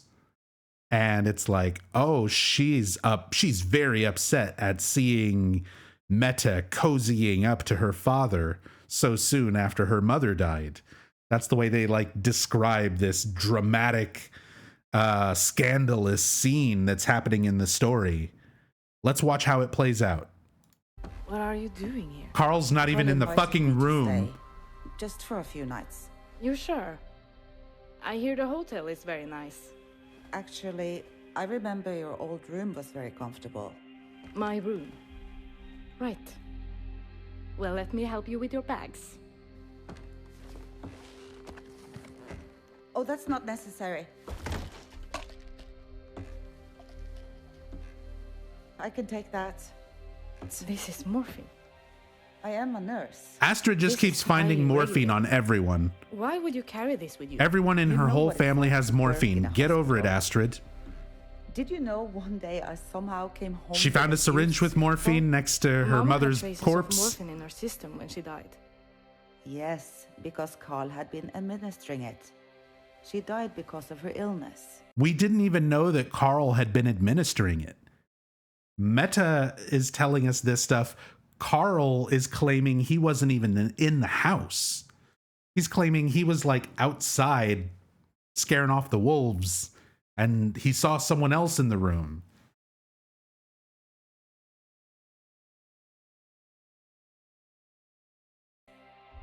I think Papa should know about this. How does Meta know that she died of her illness? They only just got the results of that when Carl was being questioned by Detective Hogan. Nobody knows about that except for Carl yet. But why? I guess he explained it. We did have. I'm sorry, I forgot about the scene when they were sitting there, and Meta gave the very convincing, "I believe you. You're a good man. I love you, Carl." Yeah, you're right. They skip over it. They don't actually show him explaining it, but I guess we're supposed to assume that Carl explained it there. Aunt Meta? Astrid, I don't care for your tone of voice right now. This is the funniest shit. This is the funniest shit in the world. When the characters talk about like the tone of each other's voice. I don't care for your tone of voice right now. The same flat monotone that's been the delivery of every single character's line of dialogue in this entire thing. Except for Orson saying, "I want to go home." That had some tone to it. That was believable. Yeah, in a monotone voice, responding to another monotone voice. "I don't care for your tone of voice right now." It will just make him upset. Aunt Meta? Aunt Meta. Astrid, I don't care for your tone of voice right now. Astrid? Is that you? In here. Astrid's just helping me with my bags.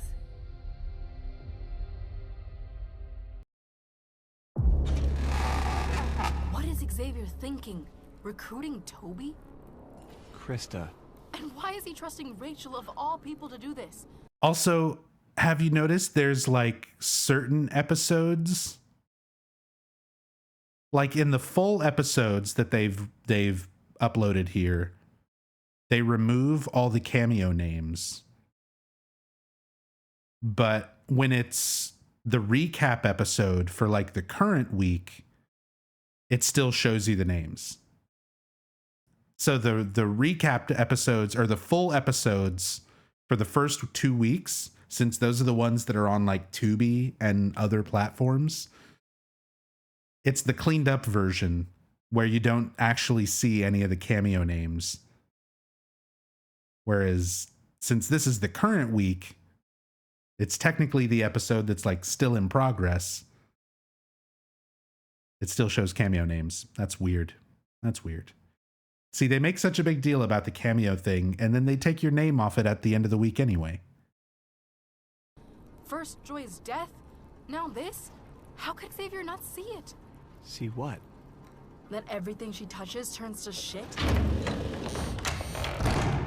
We've heard that exact dialogue, that exact line of dialogue from Krista twice. Word for word. Everything that Rachel touches turns to shit. Because that's her entire character in a nutshell. She is character who don't like Rachel, and we don't know why. And that's it. What? Am I supposed to be embarrassed? It's true.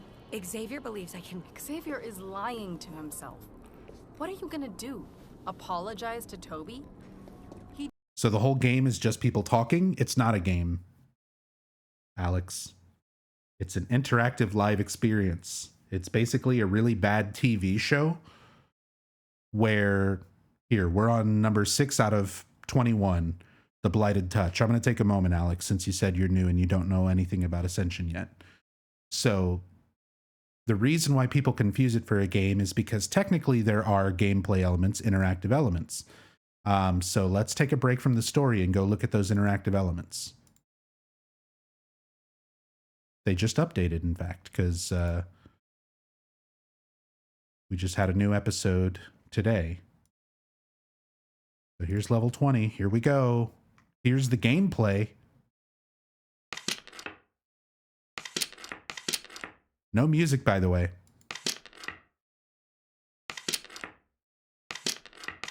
This is the gameplay. But this is just the gameplay to earn points. Don't worry, this isn't the important gameplay.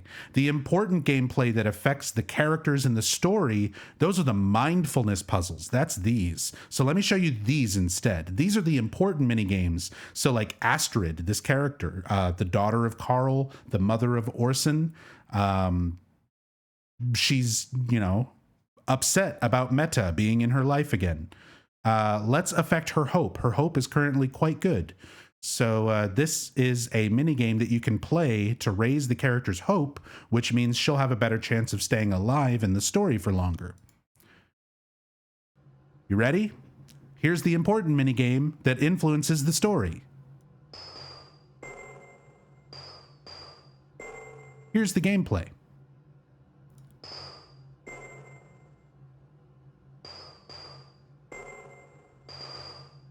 This is Silent Hill Ascension. By the way, that first puzzle that I showed you, you have to pay $20 to play that. If you're experiencing Ascension for free without buying the season pass, you can only play one of these. The other ones are locked behind the paywall.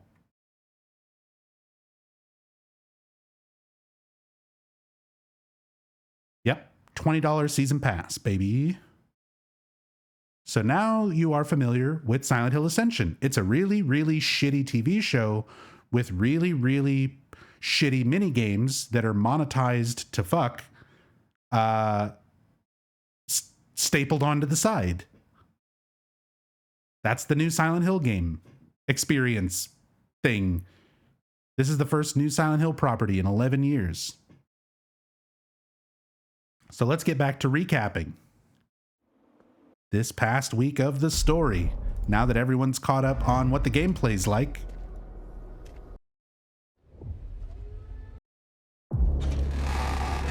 What is Xavier thinking?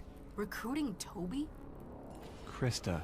And why is he trusting Rachel of all people to do this? First Joy's death, now this? How could Xavier not see it? See what? That everything she touches turns to shit? What? Am I supposed to be embarrassed? It's true. Xavier believes I can... Xavier is lying to himself.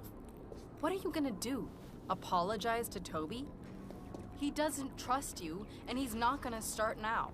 He's seen the withering, just like us. More awkward dialogue explaining community choices. Like, you could talk to Toby, try apologizing, try doing this, try doing that. Here's exactly 3 things for you to choose from. He'll realize we can protect him. Protect him? We don't even know how it's happening. And the others might buy Xavier's bullshit that you've been chosen by the Purifier, but I don't. You are going to fail. And when you do, the Foundation, this town, your family, they'll be gone, Rachel. The sooner I make Xavier and Barbara understand that, the better the shot we have at stopping all of this. I'm trying to save everyone. Even you. You've killed multiple people I've had now. enough of the whole savior bit. When Two this people- is all over, you'll be thanking me. You've performed 2 rituals, and in both of them, someone wound up dead. You are not the savior, Rachel. The ritual.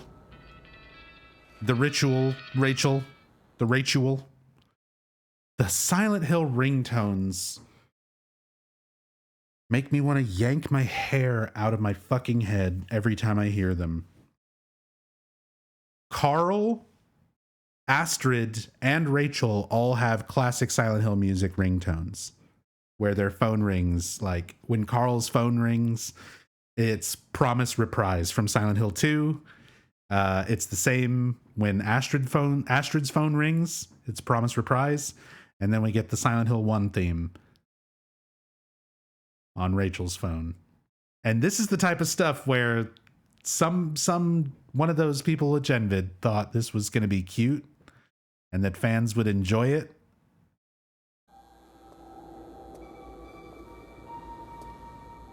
They think this is good fan service.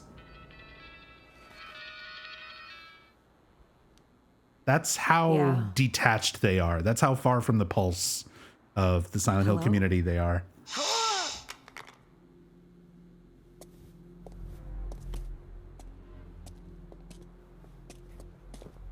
Tassadul! Hey! So this is the real reason to watch the show. Somebody, you were asking, is there a positive thing to say about Ascension yet? The concept. This was the moment for me where the concept of it kind of hit home. So Tassadul is a friend of ours who's been in chat and supporting the channel for a while now. And Tassadul is from Norway and has been giving us a lot of cultural context and translations for a lot of the aspects of the story that take place in Norway. So when they do occasionally use Norwegian words, Tassadul has been translating for us since day one. And giving us kind of the perspective on life in Norway for all those scenes. Tassadul is a viewer. Tassadul's, part of our community here. So this moment, when I was watching this live and I saw Tassadul's name pop up for this cameo, I was like, okay, that's cool. That's neat. It's a shame that it's Ascension. It's a shame that the story is so bad. The animations are so bad. The voice acting is so bad. Nothing makes sense. The minigames are shit. The UI is shit. And it's predatory monetized all to hell. Because if all of those things were good instead, if this was actually like a even just halfway decent horror story, Silent Hill psychological horror story, where you could do this, where you and your friends could show up in the story, that's a neat concept. I legitimately was like, oh, fuck, that's Tassadul. Like, I had a moment of not faked excitement towards something Ascension related when I saw Tassadul pop up live. Because it just sort of shows that it is drawing, actual people and putting their characters, the way they design their avatars into the show. It gave a little bit of sense of legitimacy to it. And then I asked Tassadul, how many entries did it take for you to show up in the show? And Tassadul said they hadn't invested any money, but they did make 8 separate accounts and farmed up points on all 8 accounts, all the free points that you get from watching the VODs and doing some mini games, farmed up points across 8 different accounts and had hundreds and hundreds of entries into the Cameo thing to make this cameo happen. So the one kind of neat aspect of it that got a legitimate reaction of excitement from me is also rigged. It's also easily manipulated. Don't get me wrong. I appreciate that effort, and it's neat seeing Tassadul show up in this, especially for such an interesting character. It's not just a random cameo showing up. Like, this is a neat character. This is probably, unironically, the most interesting character in Ascension so far. is Tassadul's cameo. He's a drug dealer who knows both Toby and Joy. And for some reason, he knows about the monsters. He can see them. And he talks about getting high because it makes it so the monsters don't get close, or at the very least, he's not as aware of them. And he asks Rachel for some blood. He's also a vampire or a blood mage or something. He's a weird person. And I love it. There's so much more interesting about this cameo character than there is any of the supposed main characters so far. Like, it's so backwards. It's so backwards. But there's my one positive. There's a positive thing about Ascension. This concept is not the worst thing in the world. The idea of community-driven choices, shaping a story, and having the opportunity to be a part of that story through cameos, that's a neat idea. I don't think it's necessarily good for Silent Hill. I think if this had been an original thing, it might have done better. Or even if you're going to make it a license thing, I think there are a lot of other licenses that would be more appropriate. If this was something like Saw, and all your viewers are supposed to be like, you're trapped in Jigsaw's thing and you've got to do puzzles to get out of his traps, and you watch a little bit more of the episode every day, like, you could apply this concept to some other things and make it like a neat concept. Like, oh, there's my character, I'm getting killed by Jigsaw. That would be like a neat thing. It doesn't work for Silent Hill. It doesn't work for Ascension. The writing is so bad that you don't care about the context or the story or the choices that you're supposedly making. The systems are so broken that you don't feel like your choices have any real impact. The things that you do feel like you might have an impact on, like cameos and stuff, are easily rigged by people who just want to either sink a lot of money into it or a lot of effort into making accounts and stuff. None of this works. None of the execution of how they presented this works. The core idea is neat, but this was just not how to do it. This is like every wrong choice you could make when it comes to the execution of that idea. Anyway, wonderful, wonderful performance here by Tassadul.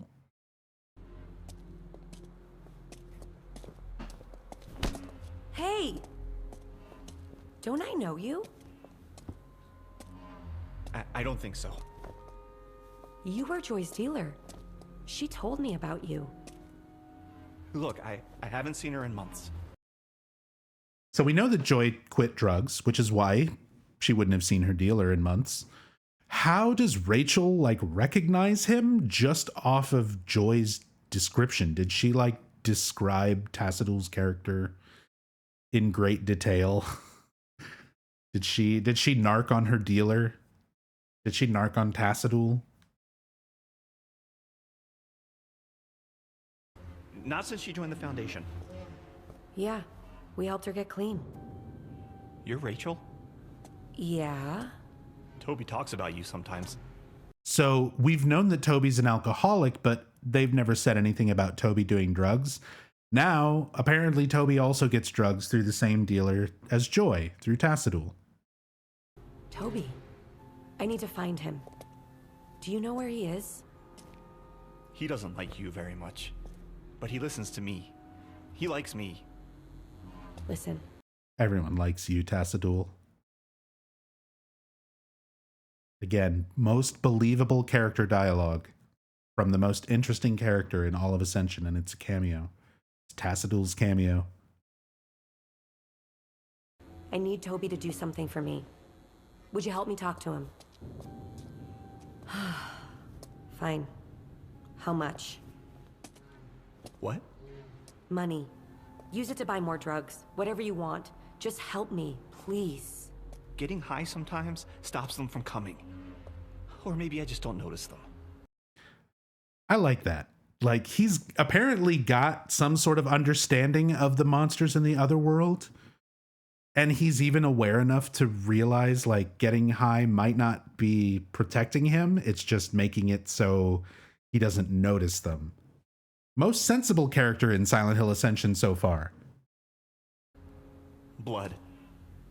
I need yours. And he wants Rachel's blood. What? So For protection. easily the most relatable. From them. Please. Just a little. Just a little. A drop. And I'll help you. We still don't know what the fuck this blood is for either. The community 100%, like, the community overwhelmingly voted for, like, just give him the blood. And she does. And we still don't know. We still don't know why. Hasn't the only monster that's actually attacked someone was Joy? No. So Joy, they summoned the first one, the ritual between Rachel and Joy. The ritual went wrong. The monster showed up and killed Joy. They tried to do another ritual with Krista and Rachel, and a monster once again showed up and killed a random Cameo Foundation member. We've also seen a monster in the other world get killed with a Cameo character with a bat when Astrid first goes to the other world. So far, I think that's it. Carl has shot a monster dog, but didn't kill it. It just ran off.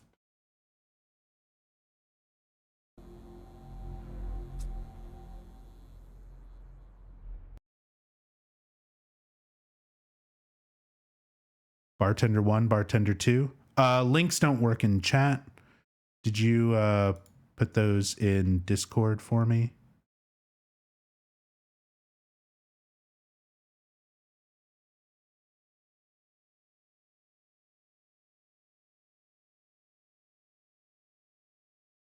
Nope.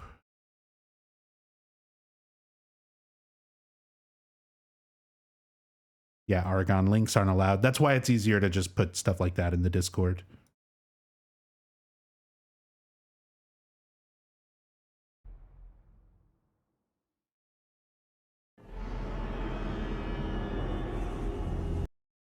Wonder if the other world and everything tied to it might be delusions experienced by characters for various reasons. In this case, might be withdrawal symptoms from drugs, making the Cameo guy get loopy.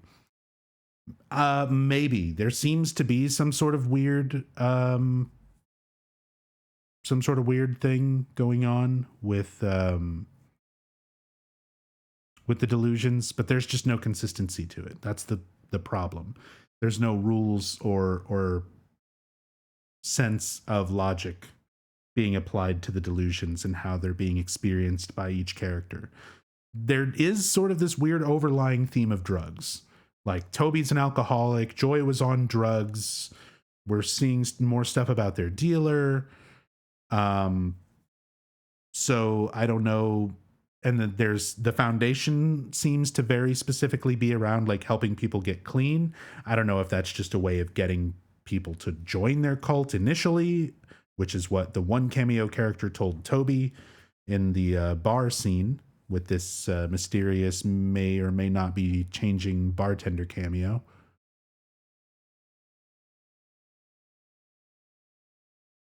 The bar workers could be changing because usually bars don't just have one bartender and take shifts. I mean, realistically, like I said, there's been like 4 different scenes in that same bar, and every one is just an excuse to shove in. I tried to combine shove and cram and said sham. To shove cram in some new Cameo characters.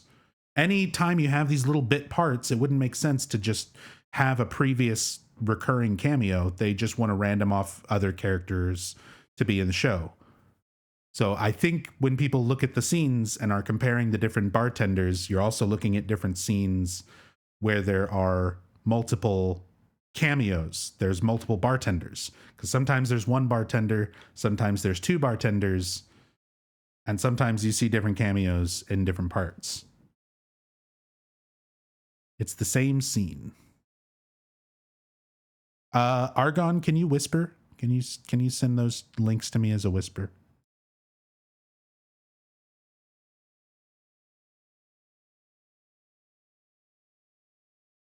Like, I'm sorry. I know you're going out of your... Oh, and there's also a poll. You can use your scam points to vote. Is Tassadul the goat? Yes, no, or the goat?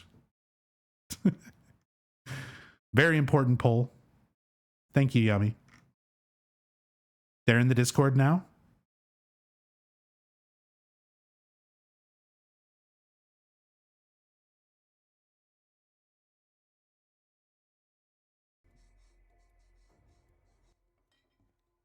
Finally writing that novel? Yeah. That novel? Yeah.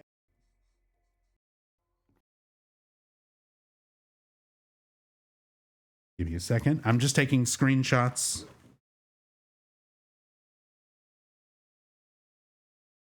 Here's bartender in this clip.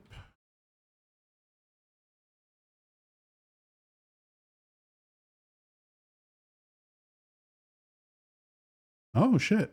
Finally writing that novel? Same line and everything. Finally writing that novel. Finally writing that novel? They did switch it out.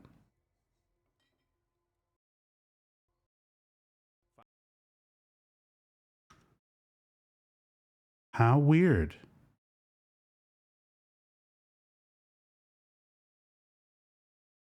Argon, thank you for taking the time to go through and verify that. I'm sorry. I know I was probably sounding like an asshole saying that I don't have time to like go and dig through and do that. But when I'm trying to do these like in-depth recaps and stuff, I try not to get too distracted going off on these kind of things. So I appreciate you doing the footwork on that, the legwork, as it were. But yeah, let me show everyone real quick.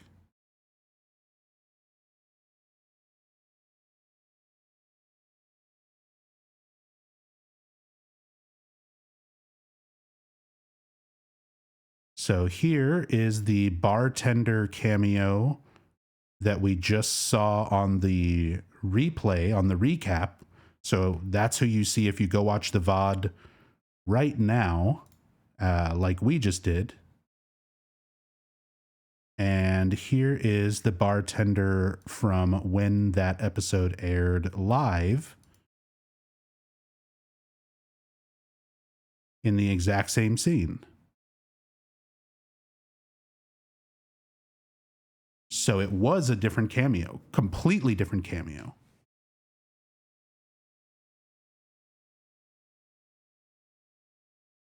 That's strange. I didn't even realize that they had swapped out that cameo. Thank you again, Argon, for double checking on that. But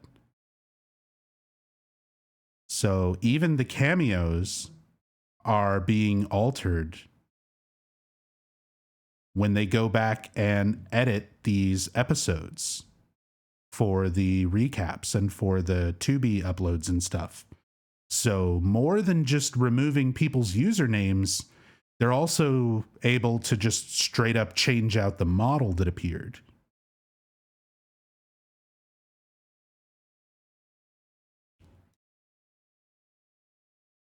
All right. It's even more of a scam than we thought. Thank you again, Argon. Full credit to Argon for noticing that and taking the time to give us those clips. It's the other way around. It was the girl in the white shirt during the live stream, and it was swapped for the dude in the recap. And now it's the girl again. We just watched the recap, and it was the girl there.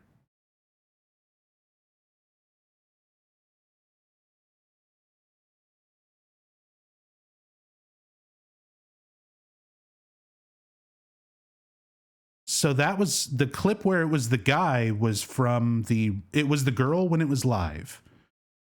Then they switched it to the guy from last week's recap. And now it's switched back to the girl again.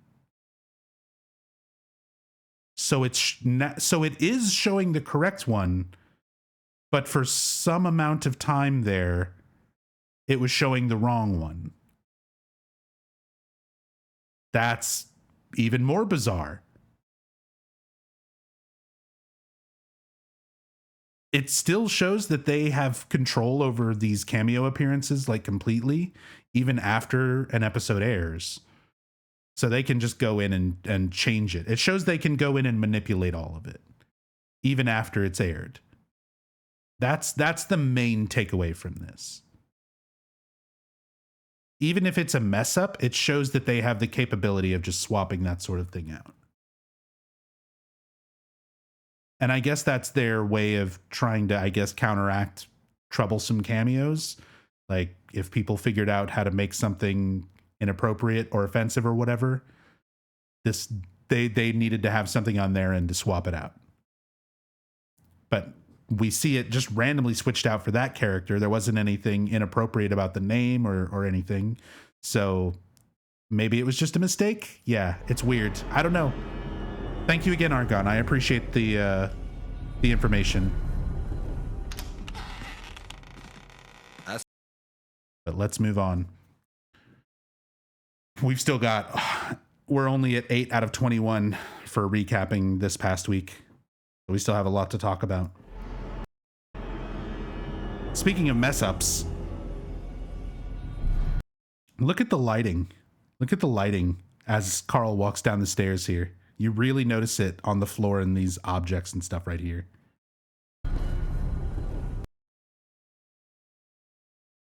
Everything just like snaps in. It's like the lighting doesn't load until Carl gets close enough, which is a pretty common thing in game development. Like, you have your lighting effects and certain textures and things render around the player character. It's a way of saving memory, so that if the player is controlling a character and looking at one particular area, you can unload lighting and textures and things that are, you know, take up a lot of memory in spots where they're not on camera. The thing is, this is fucking pre-rendered video for a TV show where you're not in control of these characters whatsoever. So there's no reason for a lighting effect to be tied to like a character model. But you can see the lighting just bonk, pop in. Astrid? No Orson. You know how I feel. No Orson, you know how I feel. Again, Astrid was last seen lost in the fucking fog. It's not explained how she even got away from that area at the fountain with Orson. She showed up here one day, and Meta was here. No mention of Orson at all. Now, presumably, this is the following day. And she just shows up again. Once again, no Orson. At least they mention him this time. And Astrid just says, you know how I feel. So I guess the idea is she got a babysitter? I don't know. They're the Johansons. All of Norway hates them. We know he's suspended from school for biting another kid. So where is he? Who's watching Orson?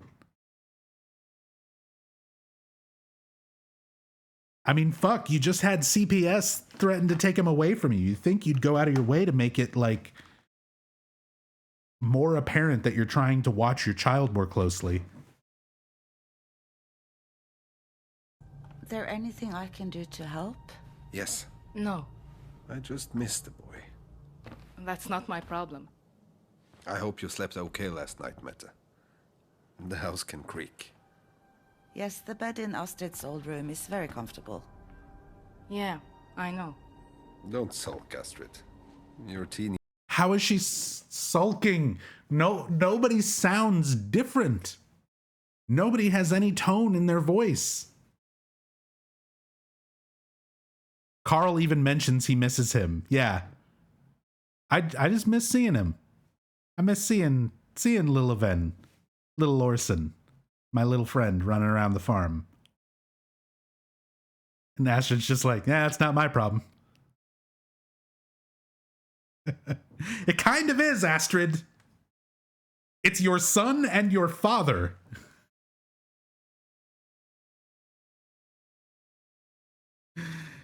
And nobody cares. Nobody has any emotion. Nobody has any real reaction to anything that's going on.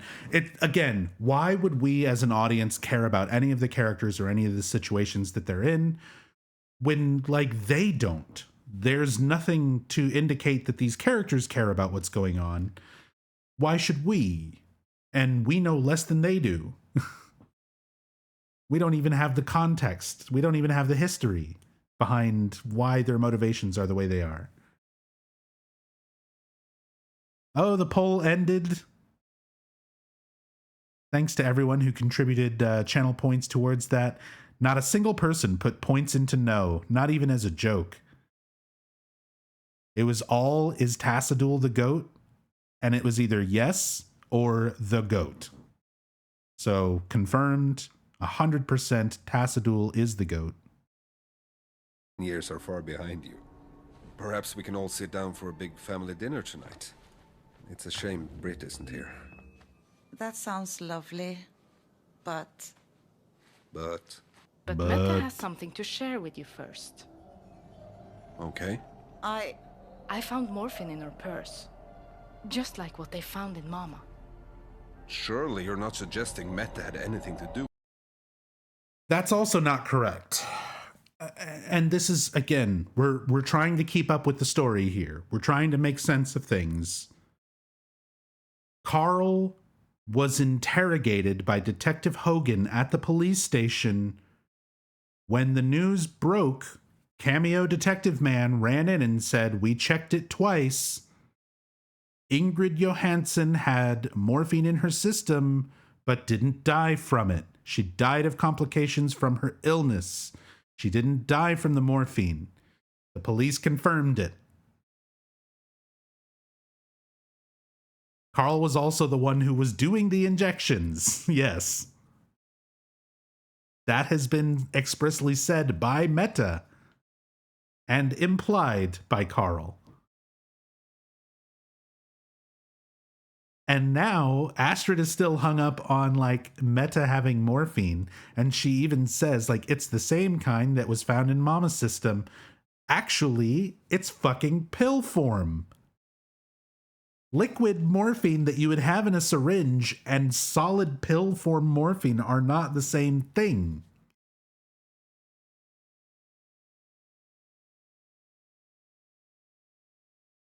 Like, my brain feels like it's going to leak out of my ears trying to make sense of this story. And I've watched it so many times. This is not me like reacting to watching this a second time or something. We watch it live. I rewatch it 2 to 3 times after that off stream while actively taking notes. And none of this shit makes any sense. Like, that's the main reason for these recaps, was if there was anything salvageable when it came to the story that people were just overlooking, I wanted to be able to let people know about it. But instead, every time I do these in-depth recaps, it just shows more and more that there is nothing of value in the writing either. Like, you're not missing out on anything by not keeping up with the daily updates or watching all the episodes. You're not missing anything from the story. Like, if you're trying to piece it together and it doesn't make sense, it's just bad. It's just badly written dialogue, badly written characters, poorly animated, poorly acted, and it's hard to care about any of it. And there's just no sense. And yeah, we're like almost 20 days in. 20 days in. I could understand, like, oh, we got to get through the first week while we establish all these characters and don't know what's going on. We're more than half a month in now. And nothing has changed. Nothing is different. The storytelling is still all over the place.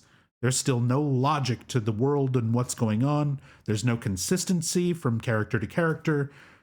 There's no backstory. There's no motivation, like nothing. After 20 days.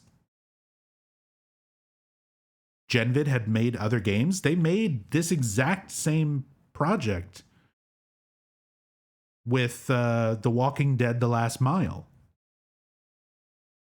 It's the exact same thing as Ascension. It's the same UI. It's the same influence points. They're still called influence points. The mini games are the same. The story blocks are the same. The cameo appearances are the same. All of this is not new. They did the exact same thing with The Walking Dead. The only difference is nobody knew about The Walking Dead one because it was a Facebook game. It was exclusively on Facebook. So very, very, very few people interacted with it. Whereas this, they released it publicly on like the App Store and through their website. So it's supposed to be a much larger scale. I guess from the very start, it probably was at least bigger than The Walking Dead. It was bigger than the Facebook game.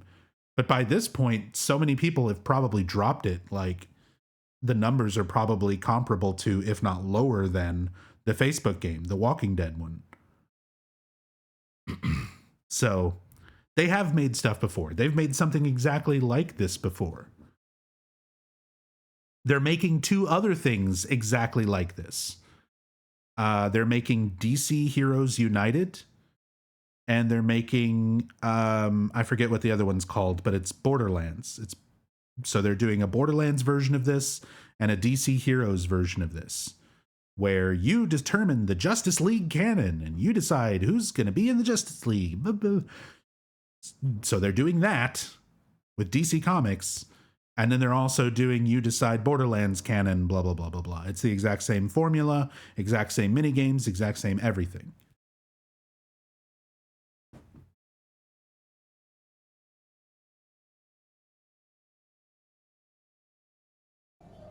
Okay. I found morphine in her purse. Just like what they found in Mama. Surely you're not suggesting Meta had anything to do with this. I'm just telling you what I saw, Papa. And I'm surprised she didn't already share it with you. I explained this already to Astrid. Then explain it to me. I insist. So, why would this upset Carl? Why is Carl suddenly so defensive about this? Why does he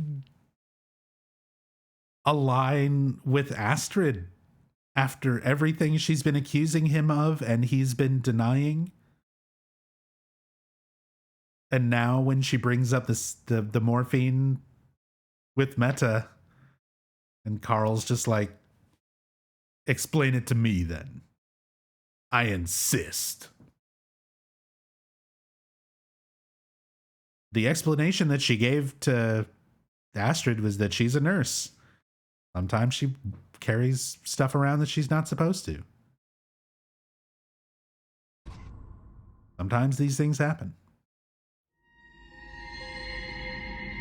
Meanwhile, so it was supposed to be a big community decision for where Meta will sleep. Will she stay at the farmhouse? Will she, stay at Astrid's house? Or will she stay at the ice hotel? And no matter what you choose, you would have seen the scene at the farmhouse. You would have seen this scene at the ice hotel. It's like they cover all their bases no matter what you choose anyway. So nothing is ever really deviating too much.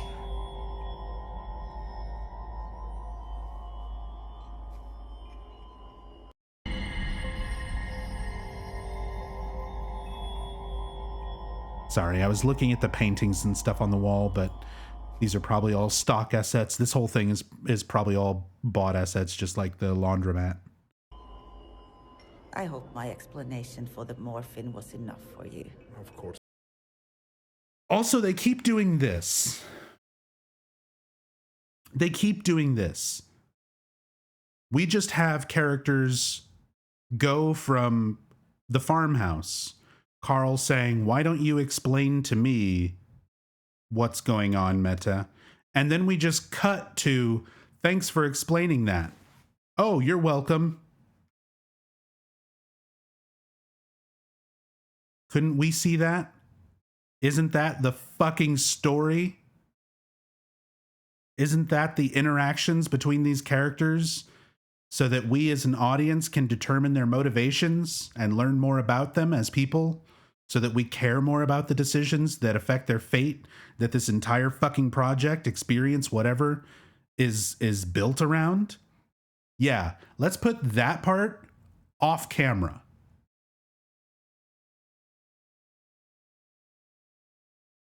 Like, what the fuck were the writers smoking?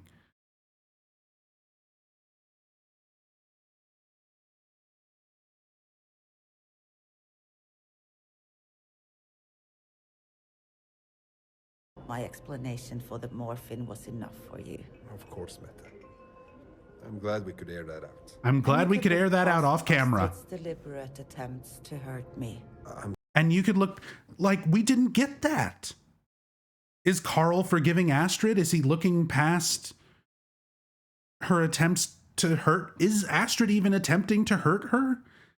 Or is she just genuinely concerned that she found morphine on her when she probably shouldn't have it? We don't know any of this.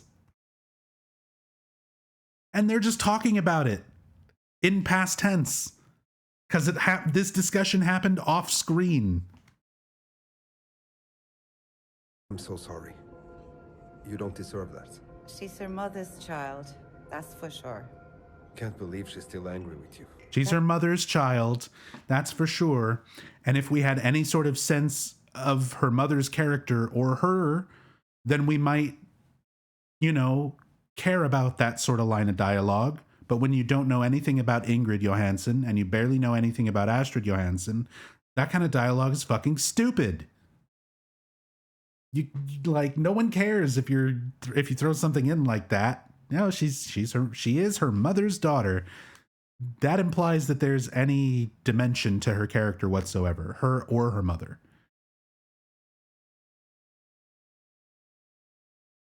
It pisses me off that she's talking about his daughter like that. Her niece.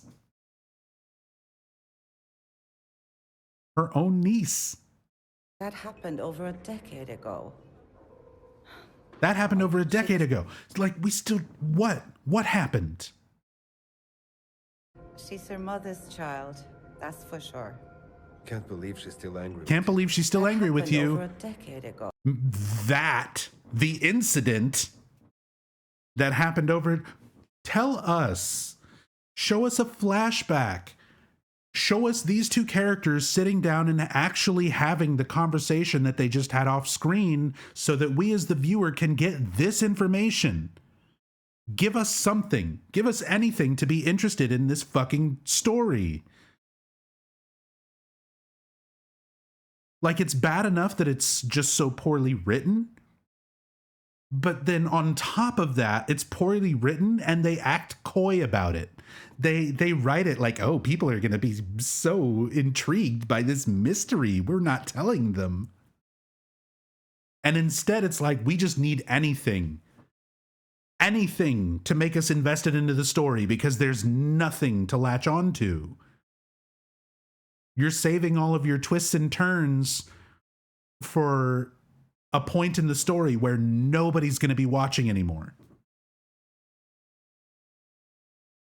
I'm one of the biggest diehard Silent Hill fans imaginable. I will interact and play and review and go in depth on just about anything that has Silent Hill slapped on the title, obviously. It's the whole reason we're even aware and interacting with Ascension at all. Like, if anybody's going to give this shit a chance, it would be somebody like me who's going to stick through it and see if it improves or goes anywhere.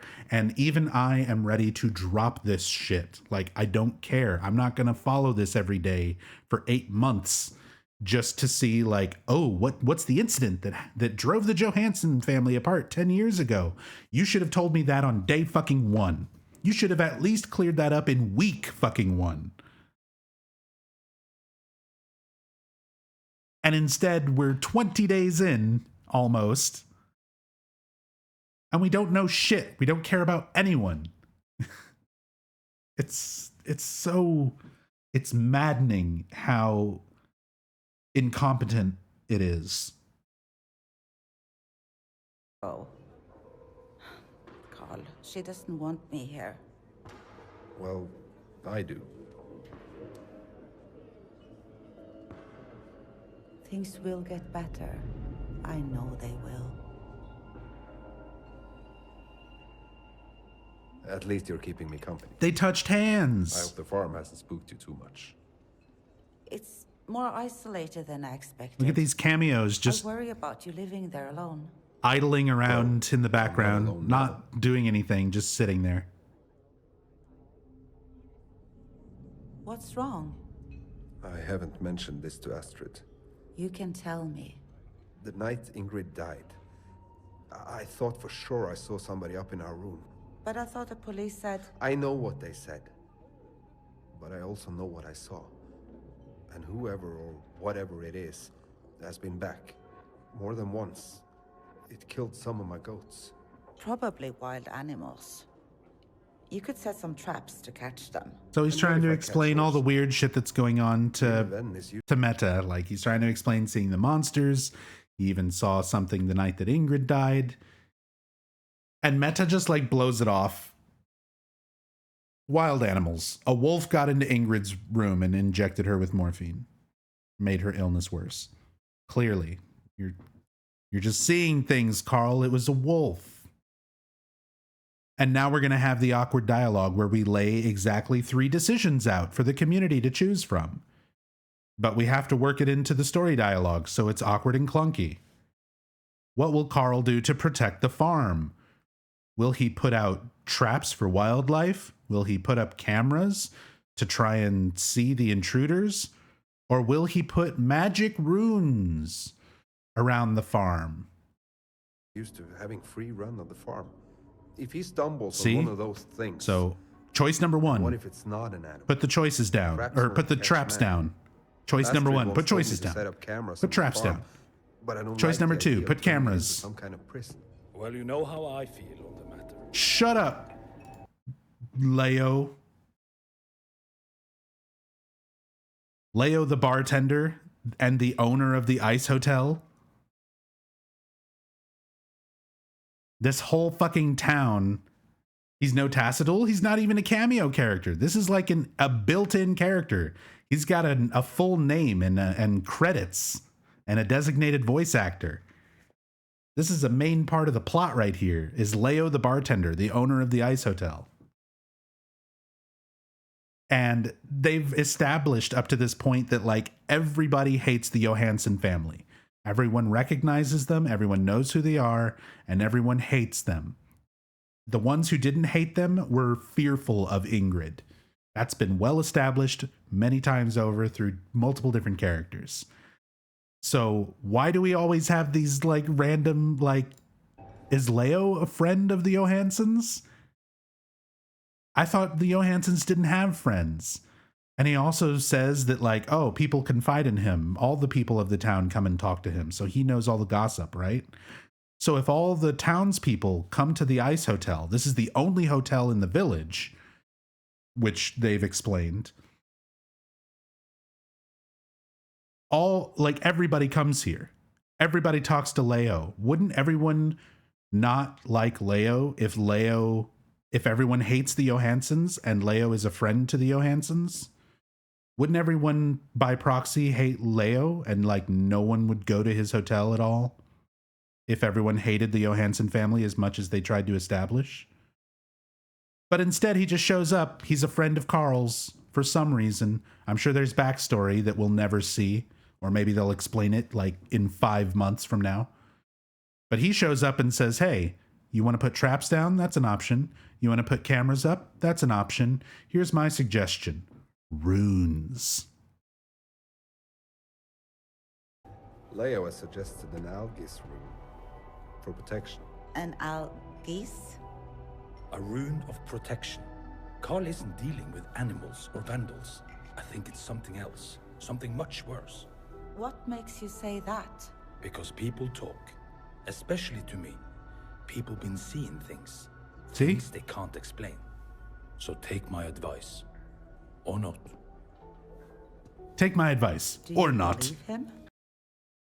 I can't be too forceful about my suggestion because it's up to the community to vote, and having any opinion on it one way or the other would give me some character and take away from the community's choice in this thing that they have no context over. Leo out.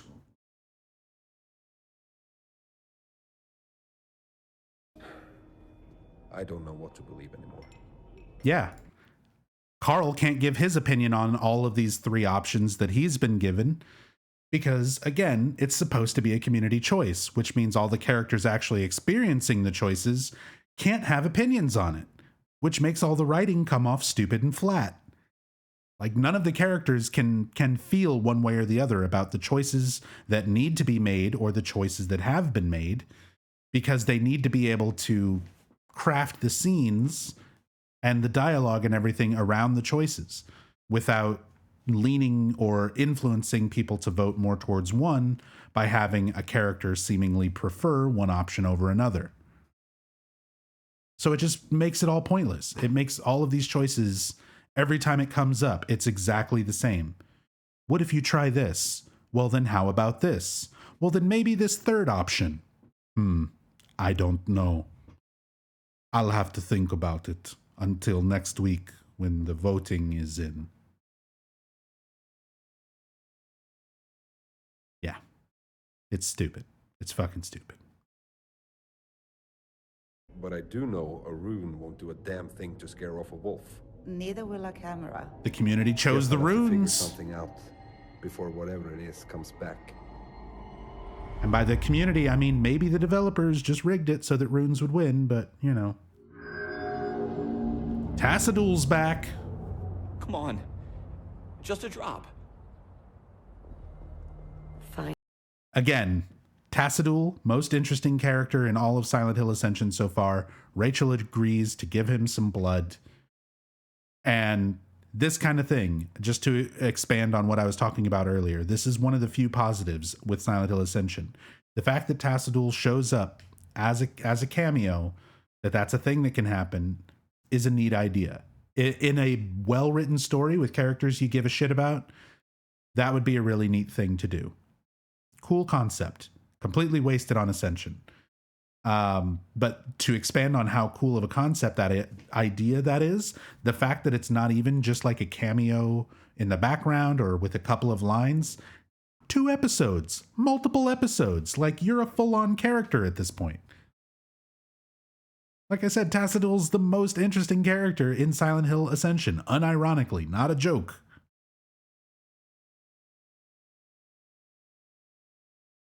Fine. And Rachel's gonna give him some blood. In here.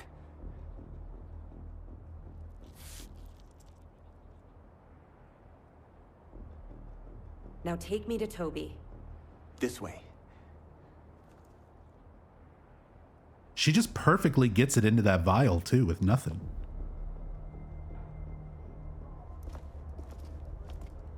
No, god damn it, no! Lost in the fucking fog for hours, and now this.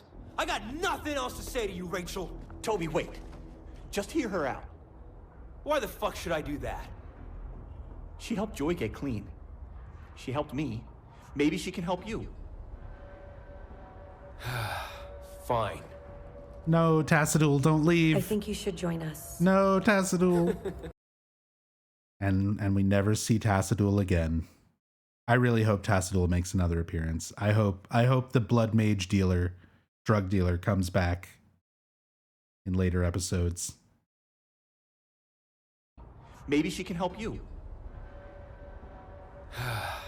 Fine. I think you should join us.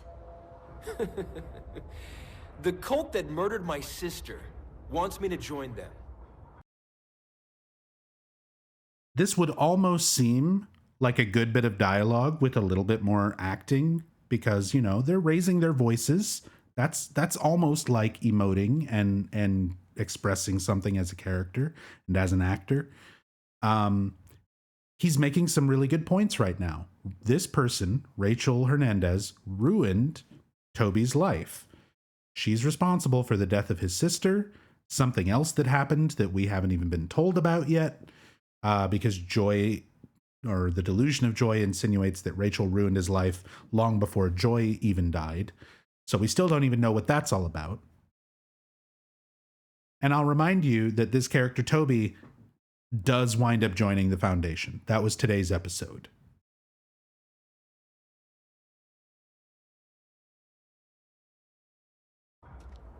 What can I say to get you to join? That I'm an asshole? Fine, I'll say it. community choices. So Rachel is had a few different ways that she could have approached this. She had a few different ways that she could have approached this. And guess what? It was a community vote. Community got to choose. What does Rachel say to Toby to convince him to join the Foundation, to join her cult? And the community voted for her to apologize. When you make the decision, it doesn't give you the context of like, how will a character do this thing? So usually when the community votes for something like an apology, they're probably in their heads thinking that she's going to give a legitimate apology to Toby, that she's going to be actually regretful, you know, and honest about the choices and things that she has done to ruin Toby's life, and try to offer him the chance to improve his life through the Foundation. You know, that makes sense if it's a heartfelt apology, because you don't get the context of how she's going to apologize. You just blindly make a choice. What will Rachel tell Toby? The redemption option. It says apologize. So you click on apologize, and then this is what she does. I'm an asshole. That's it? I'm demanding and controlling, and I ruined your life. There. Satisfied? There, community. That's what you voted on. Are you satisfied? She apologized. I'm an asshole. I'm controlling. I killed your sister. Whatever. Join my cult. Yeah, exactly. She apologized. You got what you asked for. But again, what's the point of giving the audience a choice when you don't have context? You see, if we had context for Rachel's character, if she wasn't a one-dimensional piece of cardboard and actually was fleshed out as a character to where the audience would assume that this is how she might apologize, then you might have a little bit more reasoning behind making your choice one way or the other when you vote as part of the community to determine what way the story goes. But when you don't have any context, you don't have any background for these characters, and you don't know what you're voting for, and even when you vote on something, you don't know the tone of how it's going to be said or how it's going to come across, just like in this case, it's pointless. There might as well not even be a choice. Don't even give the illusion of it. You might as well just have a dice, like just have like a 4-sided die, a D4. And everybody who logs into Ascension every day gets to click on the D4 once. And then whichever number the community rolls the most of, 1, 2, 3, or 4, that's the branch that the story goes in. It might as well just be that with no context, because the descriptions that they give, the little, idea that it's redemption or damnation or suffering, and like none of it matters without any kind of context. You don't know what you're voting for. You don't know why something is a redemption option. You don't know how someone's going to apologize or say one thing or do another. So why bother? Why even give the illusion of that choice? Just either play the story out the way the devs want to show it, or don't bother. Look, I can't change the things that have happened, but I'm trying to make it right. We both know what happens when we work together. People die. Not this time. We both know what happens when we work together. People die. Is that what happened at the mill? Rachel and Toby worked together at some point and people died? That sure would be some neat information to have. Half a month into the fucking story. Not any time. Toby, wait! Oh, and since I mentioned it earlier... Toby, wait! since I brought up the default idle pose. There it is again. You can see Rachel hit the default idle right as it fades to black.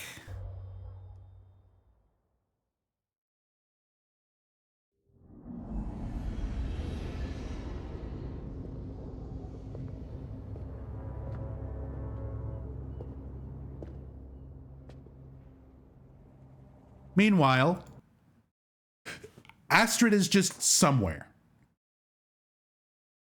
She was in the fog, lost with Orson. Then she was at Carl's farmhouse with no mention of Orson.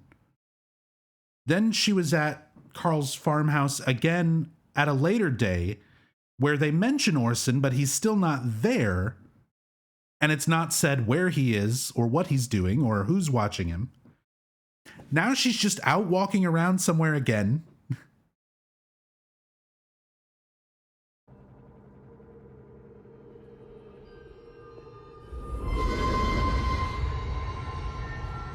Oh yeah, I went back and freeze framed this on YouTube so that I could see what she's looking at. So this is her own reflection. And then from behind her reflection is Ingrid, her mother. It could also be Meta because they look identical, but I think it's supposed to be Ingrid.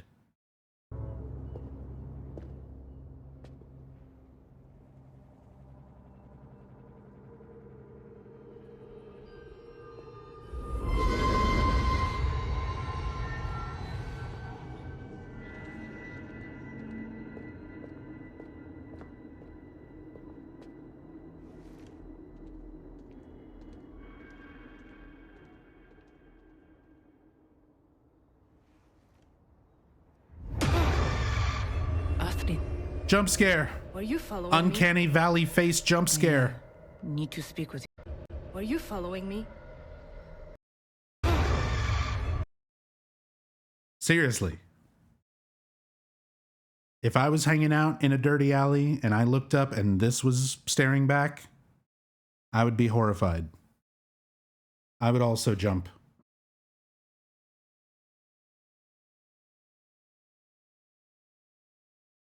Astrid, were you following me? I need to speak with you. About what? Olivia, what's going on? Olivia? I like how they're on a first name basis now. This detective specifically went out of our way. Scary CPS lady? No. This is Detective Hogan. This is Detective Hogan. I know it's easy to mix up all these characters because they're all one-dimensional cardboard cutouts with no feelings or emotions or expressions, and they all look very, very similar. But no, this is Detective Hogan. And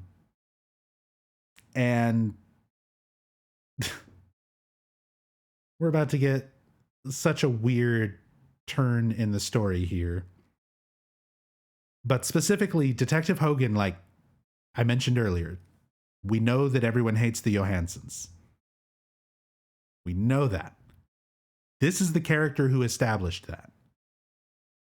When she showed up, this is the detective that showed up after Ingrid died, who initially was, investigating what happened and was talking about how everyone in the town hates the Johansons. Everyone would be happier if there was one less Johansson.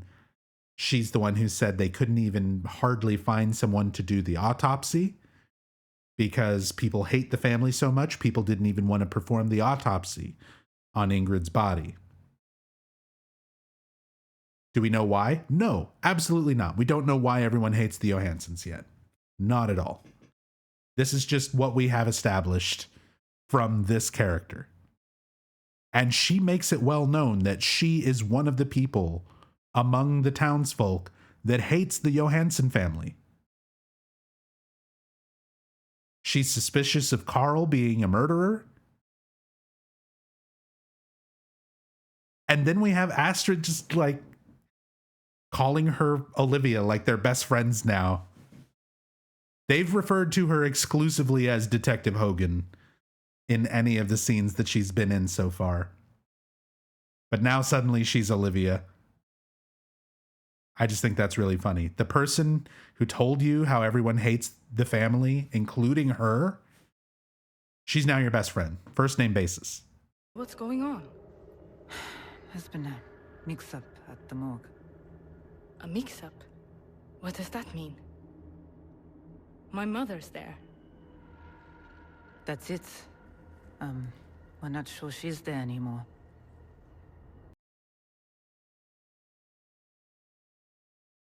So Ingrid's body is just missing. Ingrid's body is just gone. It's missing from the morgue. And they don't know why. Also, while this is playing, I just noticed something. This is a mailbox behind them here. I've never been to Norway, so maybe Norway has very similar looking mailboxes to the United States. But that's the USPS logo. That's like the bird on the side of US post boxes. And this is supposed to be in Norway, right? Do we have any Norwegians to weigh in? Am I stupid? Do your mailboxes also look like this? Because that's a very US looking mailbox.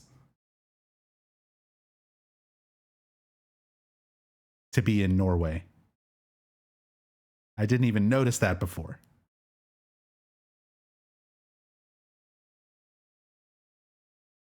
Yeah, the voice acting, there's not like even a hint of concern or anything talking about a body being missing in like kind of a high profile case. The morgue. A mix-up? Googled it and it does not look like it. So it's probably just their public mailboxes seem to be red. So yeah, we've already seen that they just are buying assets. These are all like pre-made, prefab assets, like the laundromat and stuff. So they probably just have a generic asset pack with some mailboxes and things. And they just stuck it in there in the background like, nobody's going to pay that much attention. You had to pay extra for the specific Norwegian mailboxes. Or put in effort to make your own, which requires time and effort, and we can't have that. So just stick a US mailbox in there. No one cares. No one's paying attention. They're too busy playing Candy Crush. Spending money on influence points to notice a US mailbox in the background of a Norwegian town. Couldn't get the calendar date right either. So yeah, I'm guessing that's also just a stock asset or an AI generated asset or something, which is why it wasn't accurate to the 2025 calendar.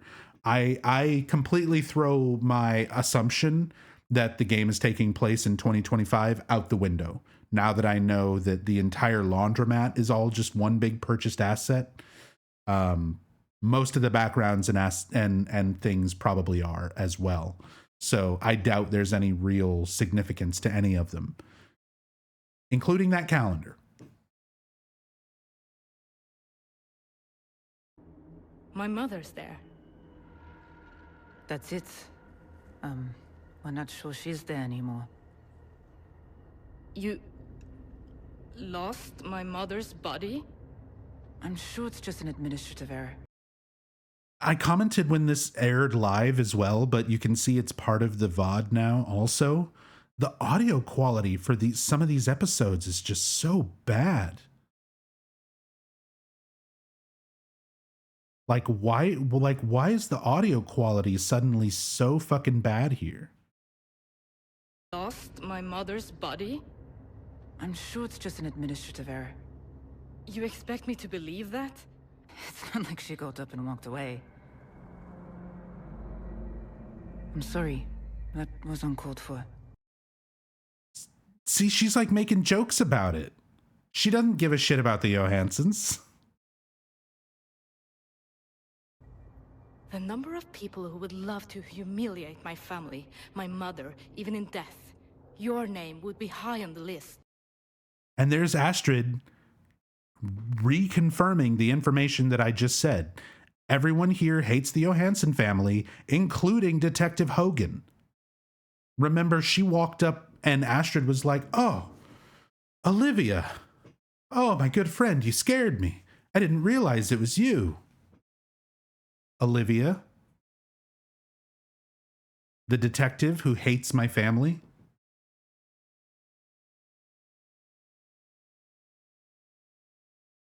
Lost my mother's body, and we're just having no reaction. I know how it looks, but I take the integrity of this job seriously. So you screwed up, and you want me to just look the other way? You have every right to be upset, but I wanted you to hear it from me. I'm not sure what happened, but give me a few days and I promise you we will get this sorted out. What do I tell my father? Tell him everything is fine. Everything is not fine. It feels like his mind is hanging by a thread as it is. Look, if you don't trust me, trust the department. You think I'd tell him that? After everything you put him through? Oh, creepy man in the fog. Doing the default idle position with that one bent leg and the A-posed arms. Wonder who that could be back there.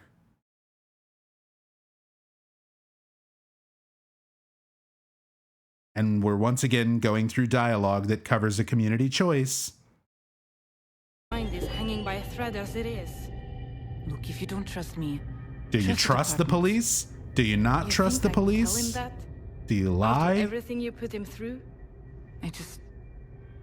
We don't have to be enemies, Astrid. I'll think about it. Is that seriously? Who's back there? They have hair. It's not Tassadul. I'm guessing that's supposed to be Zane.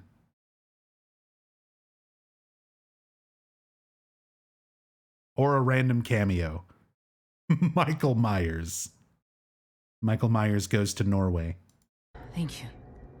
I'll be in touch soon.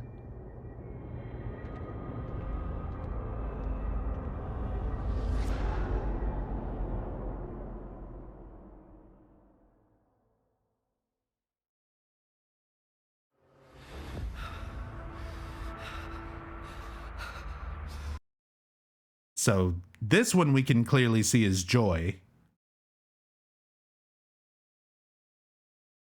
That's a good Toby face. Joy hitting the same idle pose, by the way.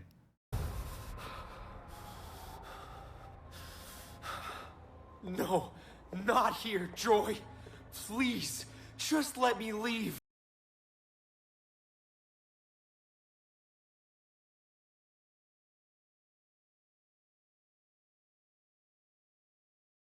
I wasn't even sure what he was looking at the first time I watched this and then went back and rewatched it. When he's here and he's like, "No, Joy, please, not here, anything but this." I had to go back and rewatch this because I was like, is this the mill? What is this building he's looking at? Because and it was at that moment that I realized we have nothing really established for any of the locations. We've seen only very little bits and pieces of like the Johansson farmhouse and the town of Hope's Junction. We mostly see the fucking laundromat and the inside of the bar. Or the inside of the foundation. And I was realizing, like, in the Silent Hill games, you sort of have these iconic locations. Like, once you see the Balkan Church in Silent Hill 1, you recognize what it looks like. Once you see any of these sort of iconic locations, some of which are based on other actual, like, the Gillespie House in Silent Hill 1 is based on an actual place called the Orson House. There's famous paintings of it and stuff like that. So it's like, it's a real location that it was made and designed to be iconic, and you recognize it. Midwich, you recognize Midwich. There's a lot of recognizable architecture and stuff when it comes to the Silent Hill games. And then you have Toby standing in front of this building and being like, oh God, not here. And I had no idea, like, are we supposed to understand where he is and why he's reacting like this? It wasn't until we see Krista that I realized this is the outside of the Foundation, because I don't think we've seen it at all until this point. Nub, do you know Alan Wake 2 is out? Yes, I am aware. Are you aware that Silent Hill Ascension is out? The first new piece of Silent Hill content in 11 years, and that I am predominantly a Silent Hill streamer. Not here, Joy. Please, just let me leave. I was like you when I first came here. Desperate. They used me, Toby. Broke me. But now you can make things right. Make them trust you. Think you really believe. And then you break them. So here's Toby's motivation for joining the cult. Like, and I guess they're trying to set it up where it's like the community, because this is all community votes. Who's going to be Toby's whatever person who indoctrinates him into this cult? Yeah, there's no establishing shots. Even basic cinematography things are not correct.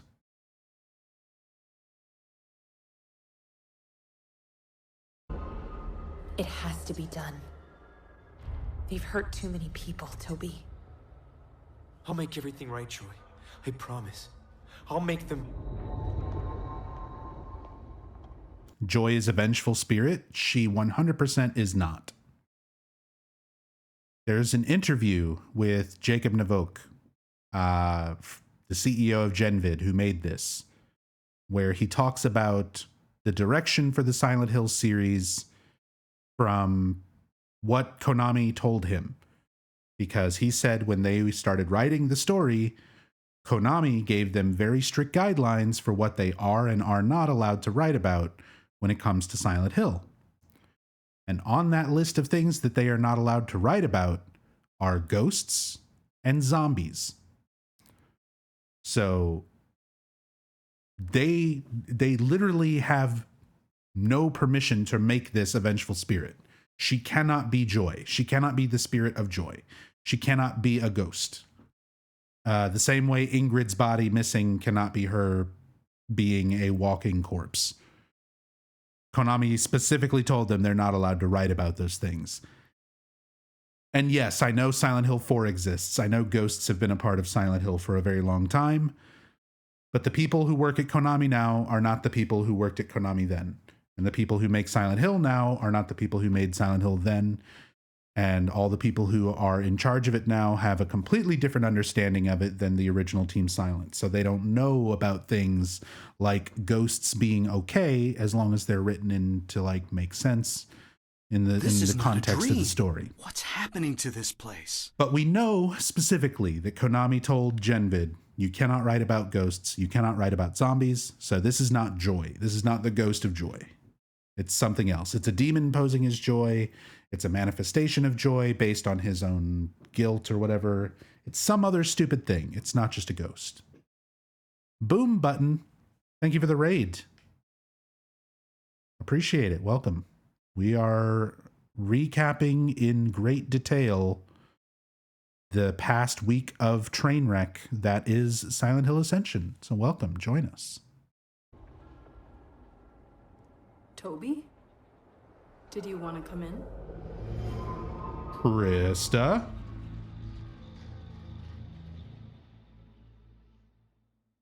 So no Lisa Garland?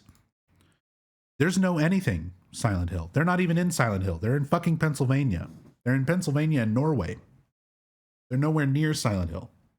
There's no Lisa Garland. There's no Harry Mason. There's no characters. There's no setting. There's nothing Silent Hill in Silent Hill Ascension so far. There's a loading screen. I take it back. There's exactly one loading screen where you see the concept art of the interior of the church that uses some stolen artwork from Silent Hill 3. there's a picture of Alessa on the wall and the halo of the sun from Silent Hill 3.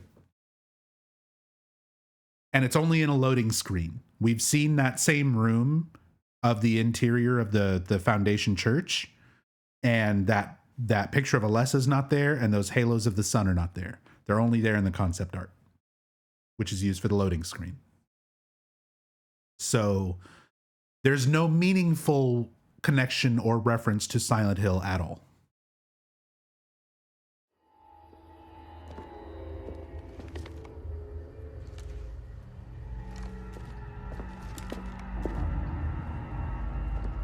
Papa? Oh. Carl's got that magic gun on him. Jumpy. Every scene with Carl is someone walking up to him and him jumping and like pointing a gun at them. You startled me.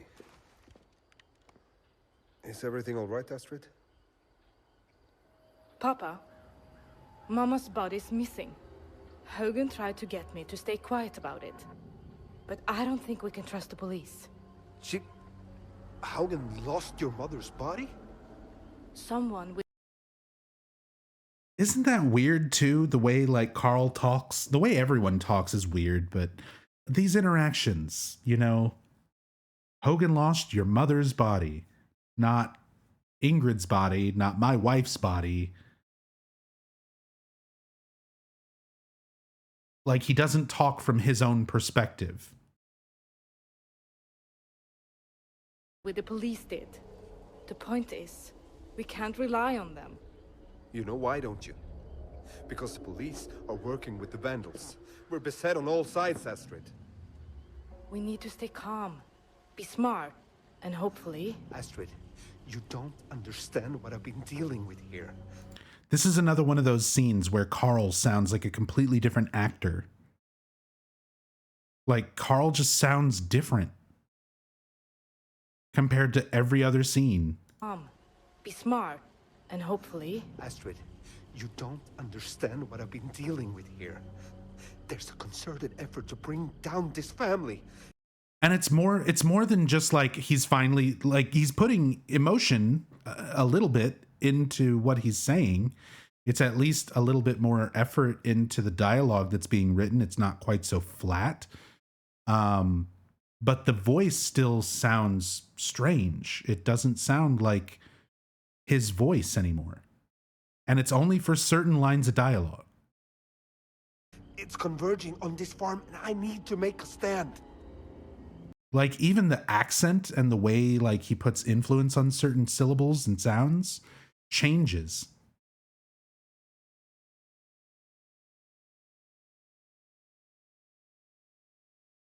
Posting in Discord, interview with the dev who made the laundromat asset. It was a small project he decided to do while finishing up Gears of War 4. He talks about his inspiration on it and such. Wait, you mean the person who designed it was a developer on Gears of War 4?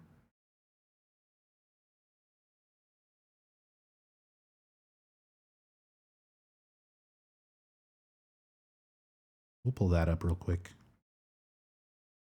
King Wash Laundromat, realistic scene building in Unreal Engine 4. By the way, the Ascension is supposedly running on Unreal Engine 5, according to what the developers have said before. Certainly doesn't look like it. It looks like a fucking PS3 launch title at best. And here it is using an Unreal 4 asset. Clinton Crumpler, what a name. From the Coalition, Gears of War 4 talked about the production of his amazing King Wash laundromat scene. It's an exciting environment experiment with beautiful lighting, hyper-realistic look.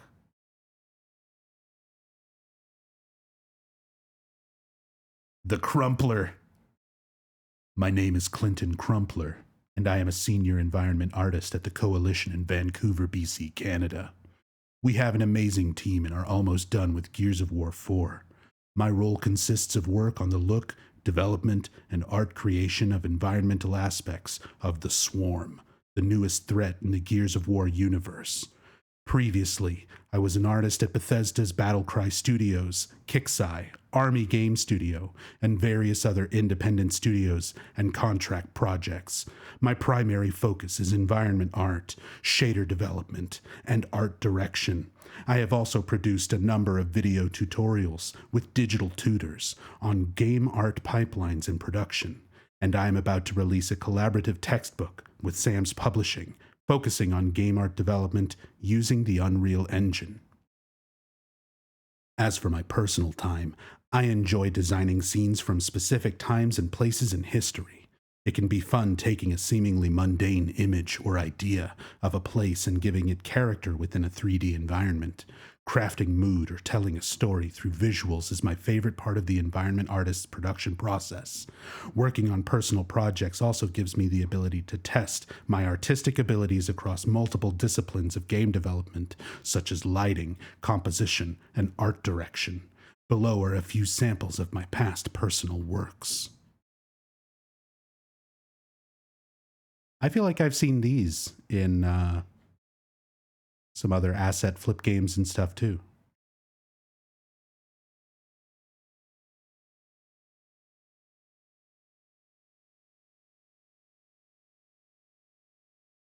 Cool. I'll probably go back and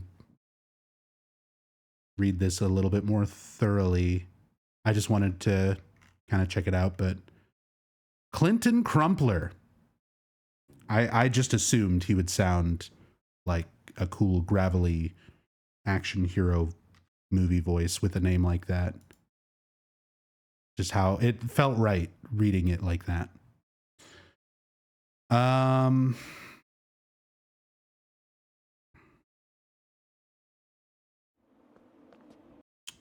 We were on 12 or 13.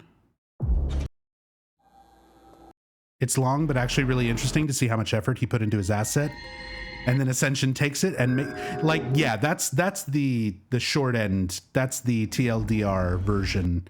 Is the Chad Clinton Crumpler took a mundane setting like a laundromat and made it full of character and super realistic textures and really awesome lighting, and then Ascension just paid for the asset and slapped it into their project and made it look like shit.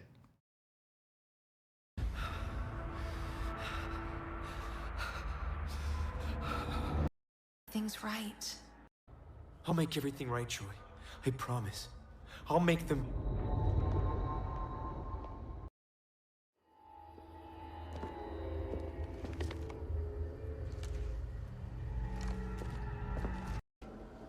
Someone with the police did. This is where we were. Hogan lost your mother's body. The point is, we can't rely on them. You know why, don't you? Because the police are working with the vandals. We're beset on all sides, Astrid. We need to stay calm, be smart, and hopefully... Astrid, you don't understand what I've been dealing with here. There's a concerted effort to bring down this family. It's converging on this farm, and I need to make a stand. I need to focus on protecting the farm from whatever is out there. Papa, I don't think you're dealing with anything more than vandals. We've had issues with harassment before. Because everyone hates the Johanssons. Everyone hates the Johanssons. Everyone hates the family. They've dealt with harassment before. They've dealt with people coming onto the property and fucking with their stuff. So Astrid's trying to, downplay the situation. She's trying to be like, hey, it's not anything that we haven't dealt with before.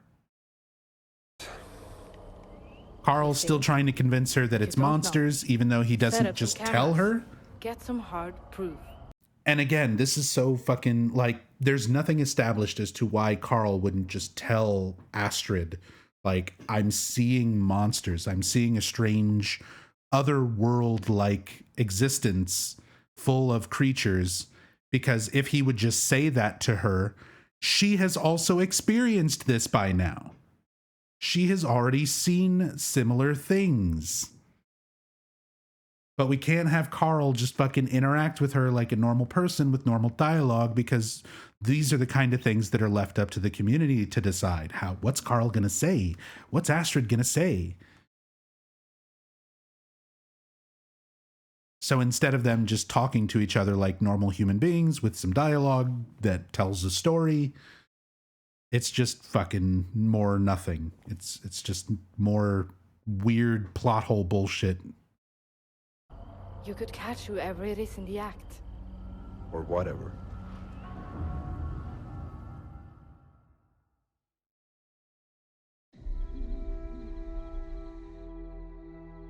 You tried to recruit Toby? It's what Xavier wanted. What did you say? I tried apologizing, but Toby wouldn't budge. We saw the apology that she tried. Again, like, how are we supposed to care and take any of this seriously when even the things that you do try to vote on, like, you know, maybe she should just apologize. She should apologize to Toby for what she's done. And then she's an asshole and doesn't sincerely apologize. So it's like, yeah, there you go. Fuck you. You don't even get your choice to play out the way you expected it to. Well, you're not exactly his favorite person. I don't know, Rach. Ever since your ritual, things have felt off. I mean, I have some ideas, but are you ever gonna tell what really happened that night? Eric, you know I can't tell you that. Why? Why not? I'm your husband. Toby warned me about this. He said you were using me to get what you want at the Foundation. So that was more community decisions that influenced all of that in the past. And now Eric is trying to act all upset about Toby confronting him about thinking that Rachel's using him. But Eric already yelled at Toby for that. He was like, yeah, you can come in and talk shit about my wife and my family, but I'm going to choose them over you any day. Like, now suddenly Eric is trying to feel something about it. Toby will say anything to hurt me. You know that. He said you were gonna get me and Faith killed. Rachel, are we okay? We're gonna be fine. I promise. Again, it's like I see what they're going for with the interaction here between the characters, but without the context, without the better writing, without the characters giving better performances, or at the very least having better animations to convey emotion. This could be like a moving scene where we learn more about Eric and Rachel and try to get some more idea of their character, and instead everything is just so fucking dry, dude. It's so flat. We're gonna be fine. We're gonna be fine. I promise. We're gonna be fine. But right Promise. now, I need to figure out what to tell Xavier. Can't you just apologize and move on? You're so good at apologies. So serious all the time. Xavier is a man of conviction. He expects the same of me. I just wish he'd own up to what he's put our family through. All these little moments. He expects You can the see same the of me. ash like falling in the background. Own up to what he's put our family through. Mommy? We'll be okay. The Purifier, I, can protect us.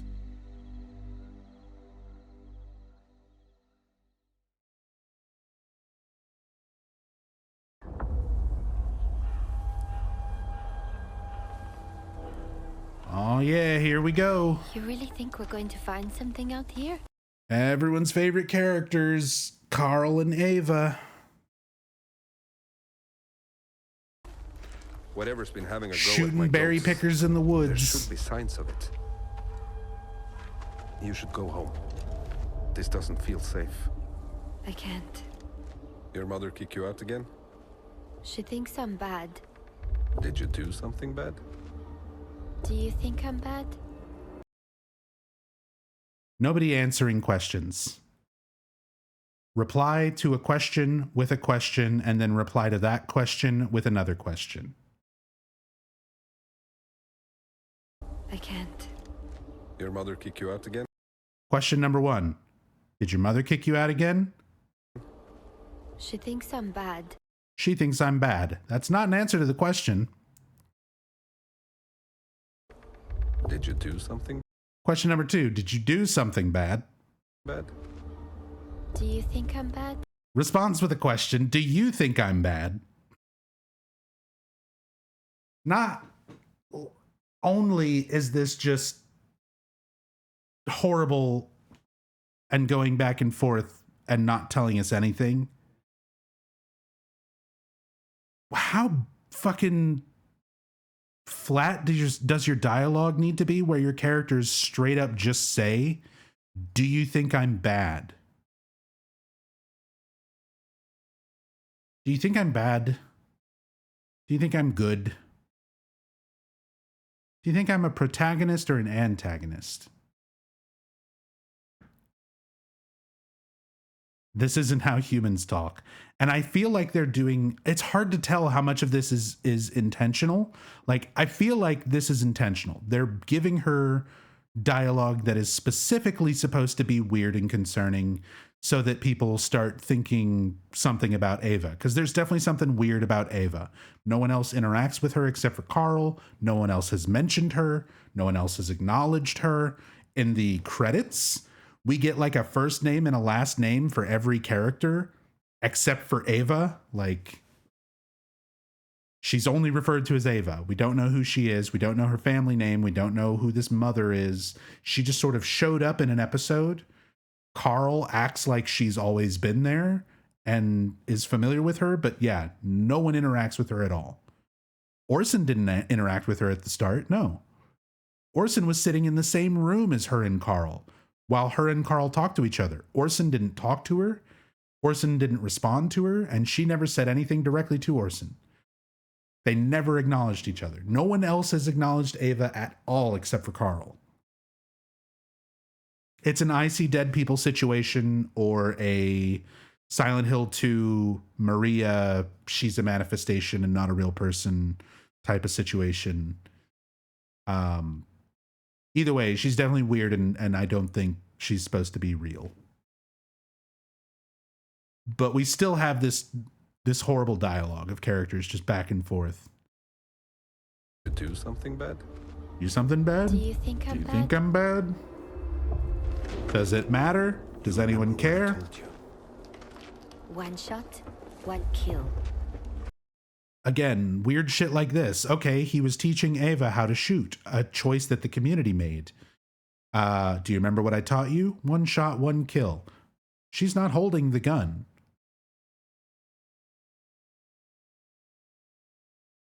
So why would Carl say, do you remember what I taught you? Do you remember what I taught you about shooting? Now that you are standing here walking around with me, not holding a gun? What's the point? What's it matter? If she knows how to shoot or not, she's not the one holding it. Shoot, please. What are you doing out here? Here's the legend. The legend, Crimson Rain. Not as cool as Tassadul. Not as good of a character as Tassadul. The Blood Mage drug dealer is still the best character. Berry Forager, Jam Maker, not high up on the Cameo tier list. I'm just foraging for wild berries, I swear. I stumbled on a great patch of rowan berries over here. Have you seen anything unusual out?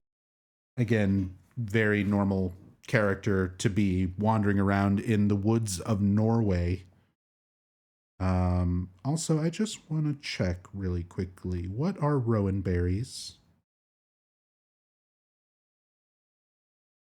And do they grow in Norway? Is that a thing? Oh, there's a myth. The myth of rowan berries. The myth tells that the goddess Hebe, Hebe, lost her chalice of youth, and an eagle fought to recover the cup and return it to her. Wherever the bird shed a drop of blood or feather, up sprang a rowan tree. The rowan tree's bright berries were symbolically associated with these drops of blood.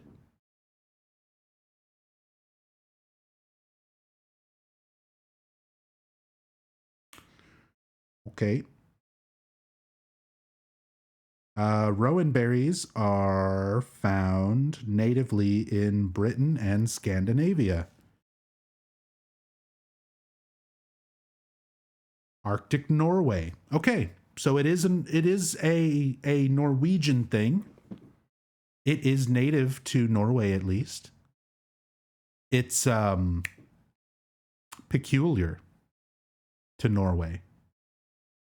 We learned a word from Silent Hill about plants and botany. Remember Silent Hill? That sure was a good game. Out here. Now that you mention it, I have seen some strange things out in these woods.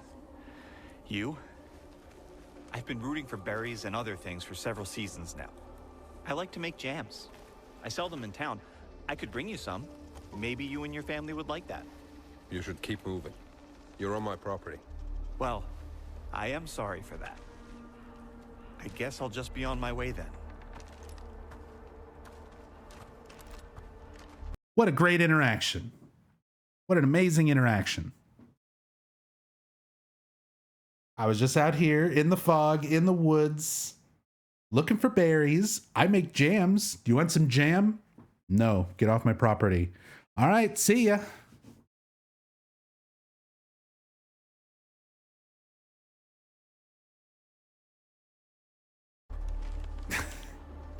We're just going back?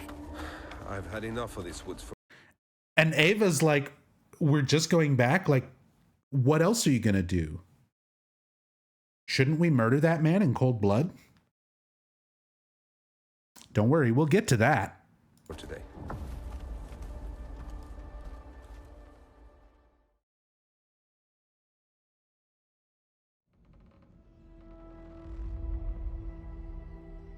Meanwhile, in Hope's Junction, Pennsylvania, Yeah.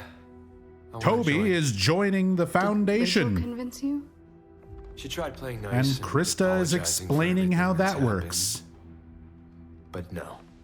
Then why? Why now?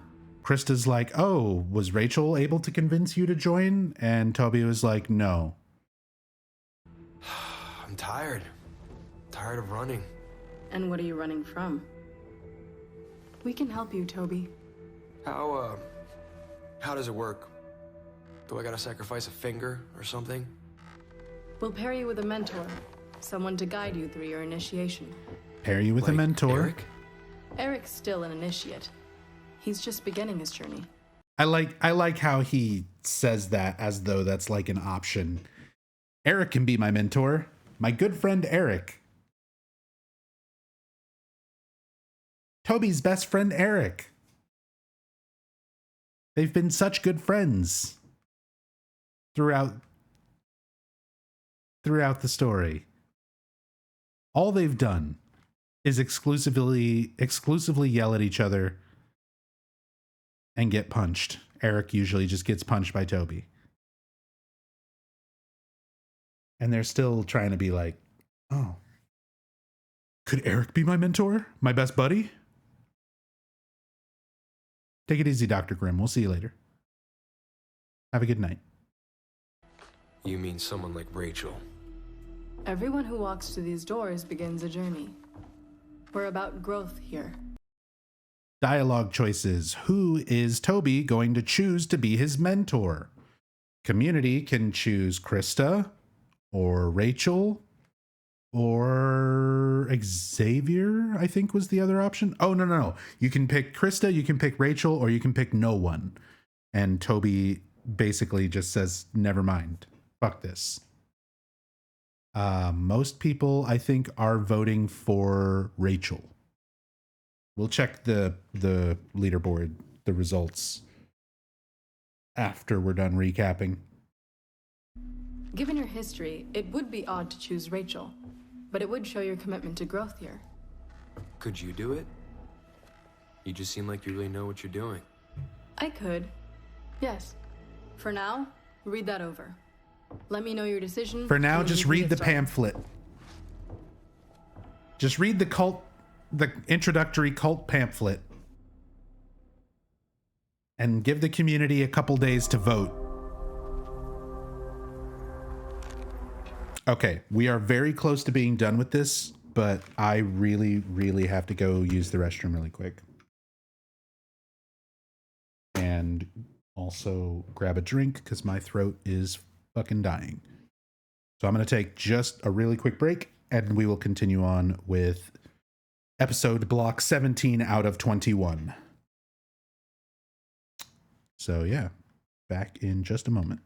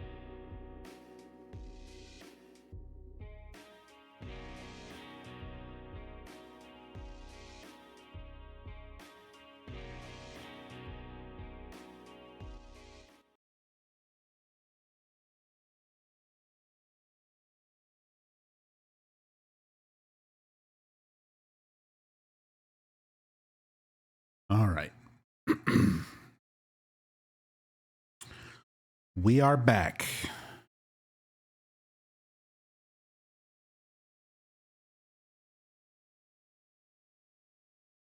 Got some more green tea. Trying to give my throat a little bit of a break. Only a few little episode blocks left. Just a few more minutes. And we're done with the recap.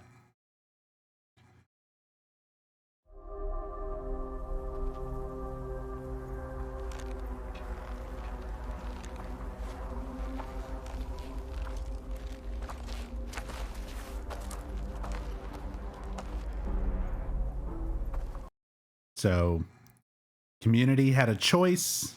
What will Carl do to protect the farmhouse? Will he put up cameras? No.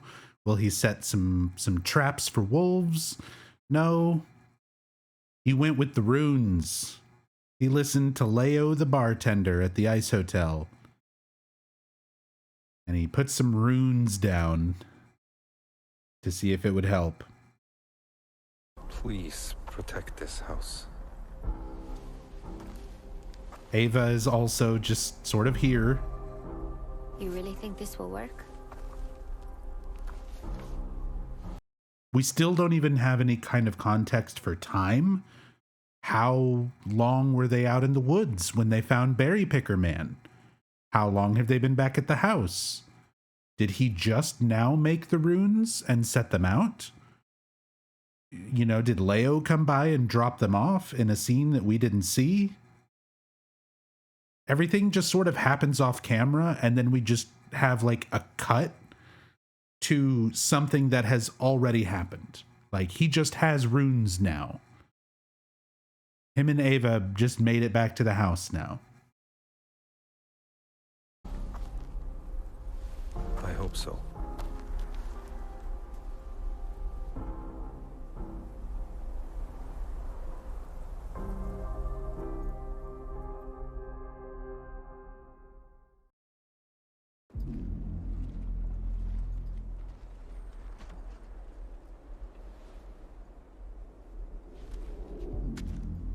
Oh, he's got the gun. He's got that thing on him.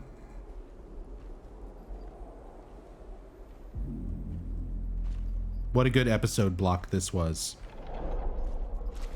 Hello?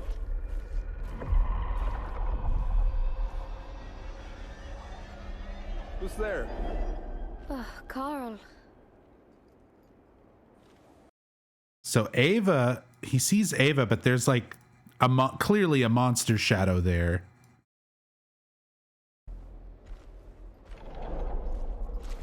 Hello? See this pose, you can see the leg coming in right here, the arms hanging down. That's one of, I've been calling them bag boys because it just sort of looks like a body in one of those like body bag wrap type things. Sort of like the bodies in Death Stranding when you wrap them up and put them on Sam's back and you have to like walk a body to an incinerator. They're wrapped up in one of those like bags. So that's what this enemy looks like. I just call them bag boys. But this is a bag boy. You can see from the pose and the color, even though it's obscured by the fog, like you can tell that's a monster. That's not Hello? Eva, that's a monster. Who's there? Oh, Carl. And then we have Eva sort of appearing the same way. So I'm thinking that's supposed to be deliberate, right? That we're showing that she is just as not real as these monsters, like she's something similar.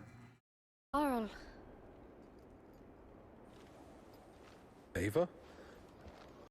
Also, there's like a weird, what's this weird texture that's floating here? You see that? Ava? I think it's supposed to be like a watering can. It's something metallic, but the way it's reflecting the fog is making the effect look all fucking weird. Ava? Sorry, that just really stood out to me for some reason. Are you okay? That's what killed Ingrid? You think Ava is the The monster that killed Ingrid, or the monster we just saw in the fog before seeing Ava? Are they the same thing?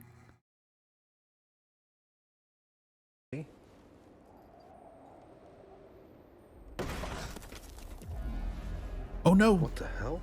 What are you?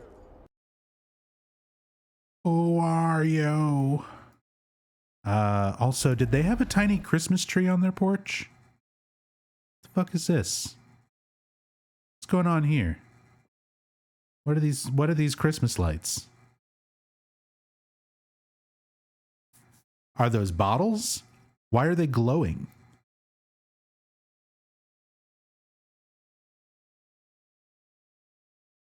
Is this a light? Is this supposed to be like a little porch light or something? Sitting next to the bottles? Why are the bottles lit like this? Where it's like the most prominent thing in the shot. What the hell? What are you? Oh, geez. I was so focused on the bottles, I didn't even realize how bad that fog roll-in was. Zoop. It's like a downpour fog pop-in.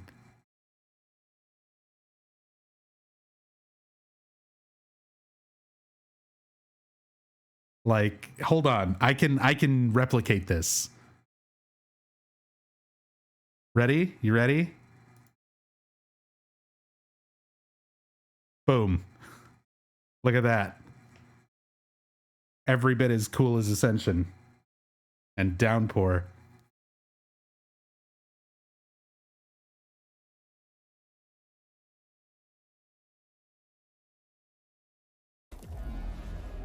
What the hell? Downpour wasn't that bad. Downpour 100% was that bad. Roll the clip. Production, roll the clip where I'm right. Show them.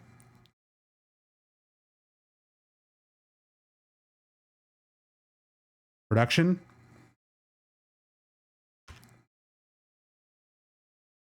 No? Oh, production's working on it. 1 second. Production is going to nubzombie.com and going to Nubzombie's YouTube channel, the Downpour in-depth story playthrough part 1,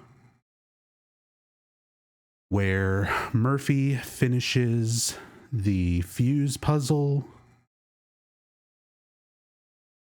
and goes upstairs using the little elevator.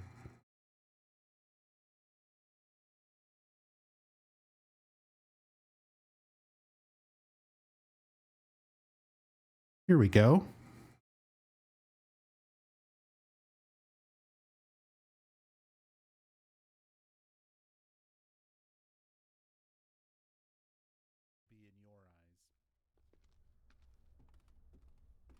Downpour's not that bad.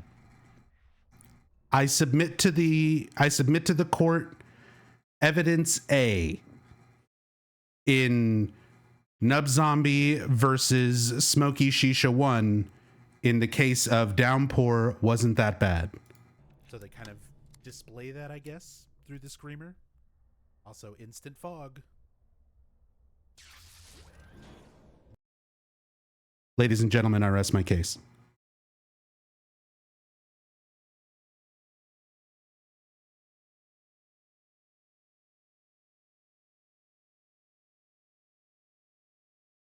You think I don't know Smokey? This is my job. I am the walking, talking Silent Hill Bible. Has been for many years.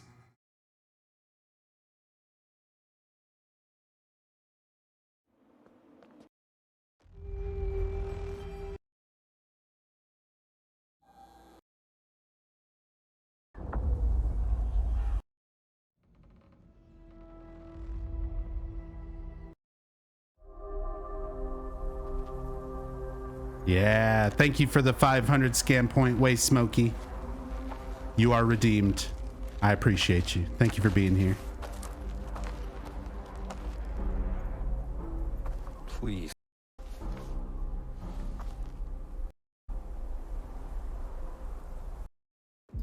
Here it is. Is this part. Oh, Carl. Ava? Are you okay?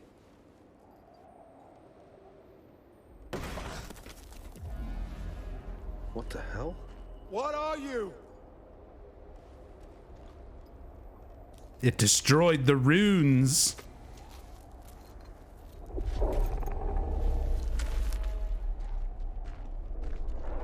Inside. Keep away from the windows. I'm not afraid of you! I changed my mind. I shit my pants. What the fuck was that? I love Carl's line. I love the "I'm not afraid of you" line, and then Bag Boy just jumps out of nowhere. I'm not afraid of you!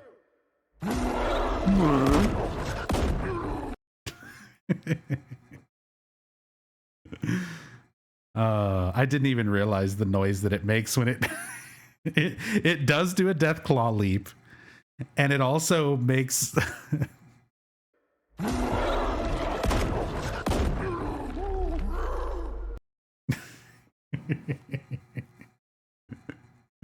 the sound of it getting shot after Carl fires at it reminds me of like Dead by Daylight, like hitting the hillbilly with a pallet.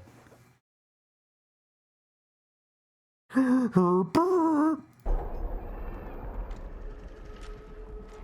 not afraid of you!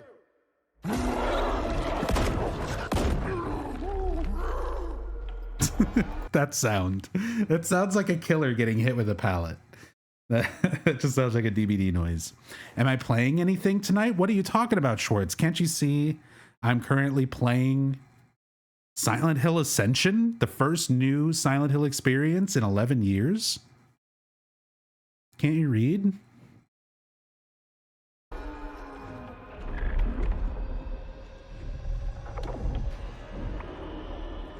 Come out, you coward!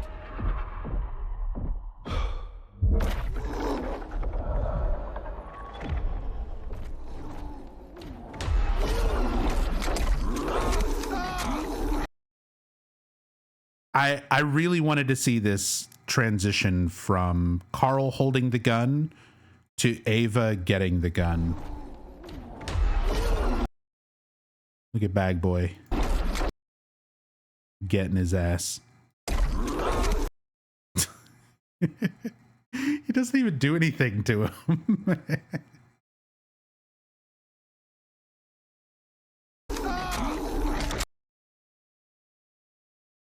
That face.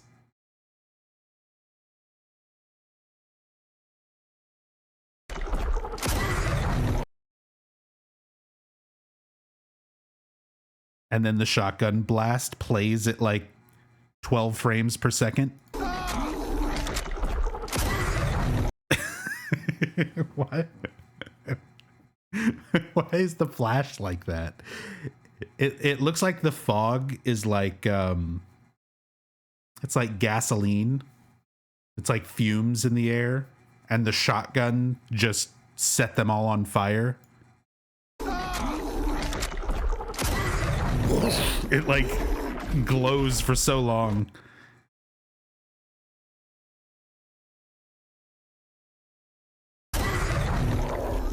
Look at the beautiful blood effect. Look at the gore.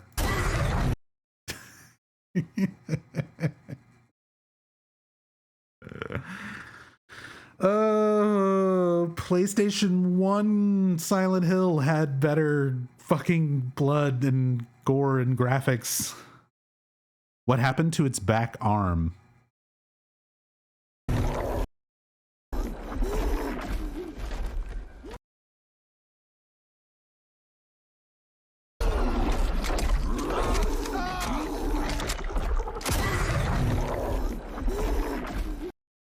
Yeah, it's just twisting around all weird.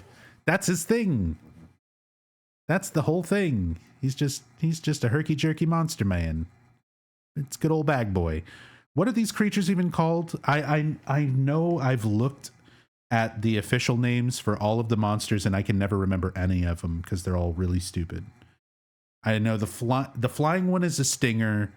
The flamehead monkey Siam knockoff is Immolator. I don't remember what the proper name is for the Bag Boys.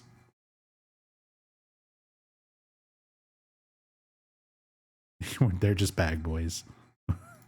I got it. I told you to stay inside.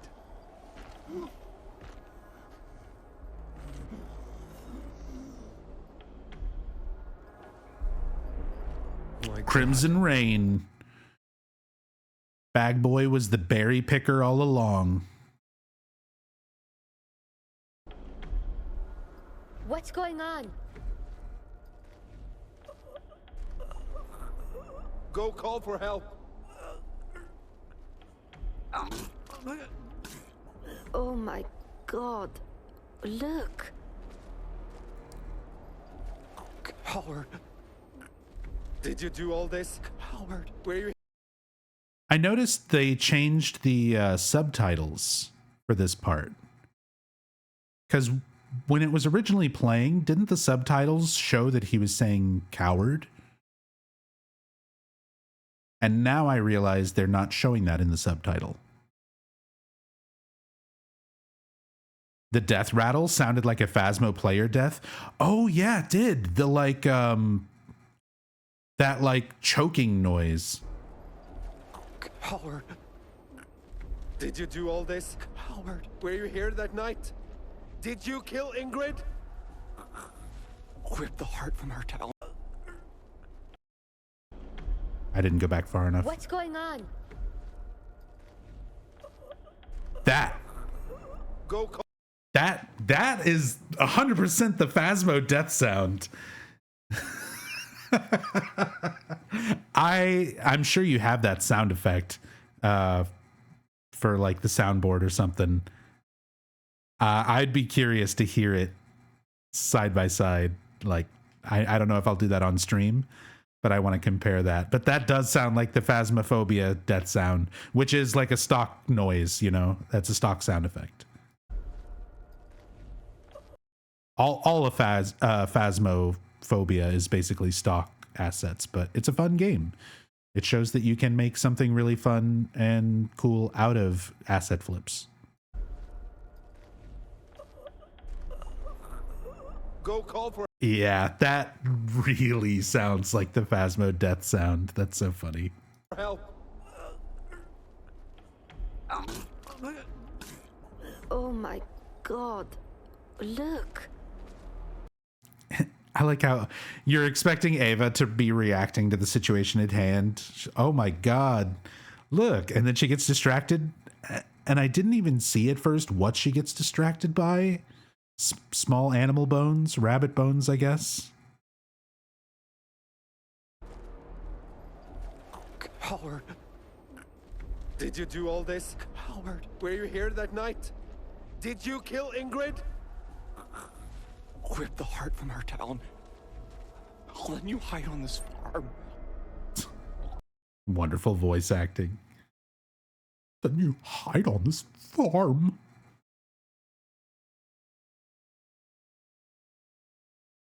Rip the heart from our town, then you hide on this farm. Rip the heart from her talon. What does that even mean? Are you talking about Ingrid? Is that why everyone hated Ingrid? Is this a Silent Hill Homecoming situation where because Ingrid died when she wasn't supposed to, now things are going bad? Now the withering has happened? Are we just doing Homecoming again? Ava was the heart of the town? Or Meta? Maybe. I feel like that's what he's talking about. He's talking about someone when he says the heart from our town. I'm guessing maybe Ingrid, because that's the whole implication, is that like the deaths of Ingrid and Joy are what set everything in motion. But I don't know. I don't have any idea. I'll let you hide on this farm. Because they haven't given us any actual information yet. It's 19 days into the plot. And all of this is very nonsensical. Then you hide on the farm.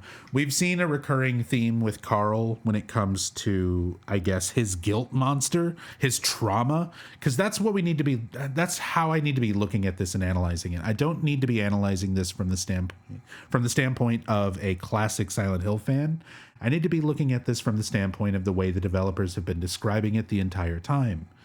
You know, this is trauma. This is the trauma simulator, and everyone has their own personal trauma monster. We know that the monsters are specifically trauma monsters. The devs have said that in pre and post shows and in interviews before the release. So Carl is constantly called a coward. Ingrid always called him a coward. Astrid called him a coward and said he needed to stand up to Ingrid. Now you have this guy calling him a coward. Berry Picker calling him a coward, that he's hiding on the farm. So it's like, that's Carl's trauma. That's his delusion, is that he sees himself as a coward, I guess, or is a coward or whatever. So it's going to be some sort of event in the past where something happened and it was Carl's fault because he was too scared to do something. So whenever we get whatever kind of big reveal that is, why everyone hates the Johansons or whatever, I'm sure it'll tie in. Maybe at the mill? No, that's on the other side of the world. That's in Pennsylvania. At some point, the Norway story and the Pennsylvania story is supposed to converge, presumably. So we still have no idea how even these two stories are supposed to be connected. But yeah, that's the elements of this that I'm sort of picking up on, is like the recurring theme of calling Carl a coward. For Toby, it's calling him like a fuck up, where Joy's delusion self, demon self, whatever, is constantly blaming him for being a fuck up, being an alcoholic and a druggie who, you know, was never responsible and apparently caused people to die due to something him and Rachel did at the mill. Is it going to be like they were kids? Like it was that long ago? You know, Rachel knocked over the lantern that set the hay bale on fire and burned down the old mill while someone was stuck inside. And everyone blamed Toby. It couldn't be perfectly little Rachel. And they were kissing. Oh my God. Yeah, probably. The Eldritch and I were speculating on that, actually, that Toby and Rachel were a thing in the past, and Rachel's daughter Faith might also be Toby's child and not Eric's, because we don't know how long they've been married. We don't know if that's actually Eric's child. There's still a lot of twists and turns. Now, although we're finding out Faith might be some sort of demon creature, we gotta get back to today's episode. This is your tomb. I should just. This is your drag you out to tomb. the woods. Leave you to the wolves.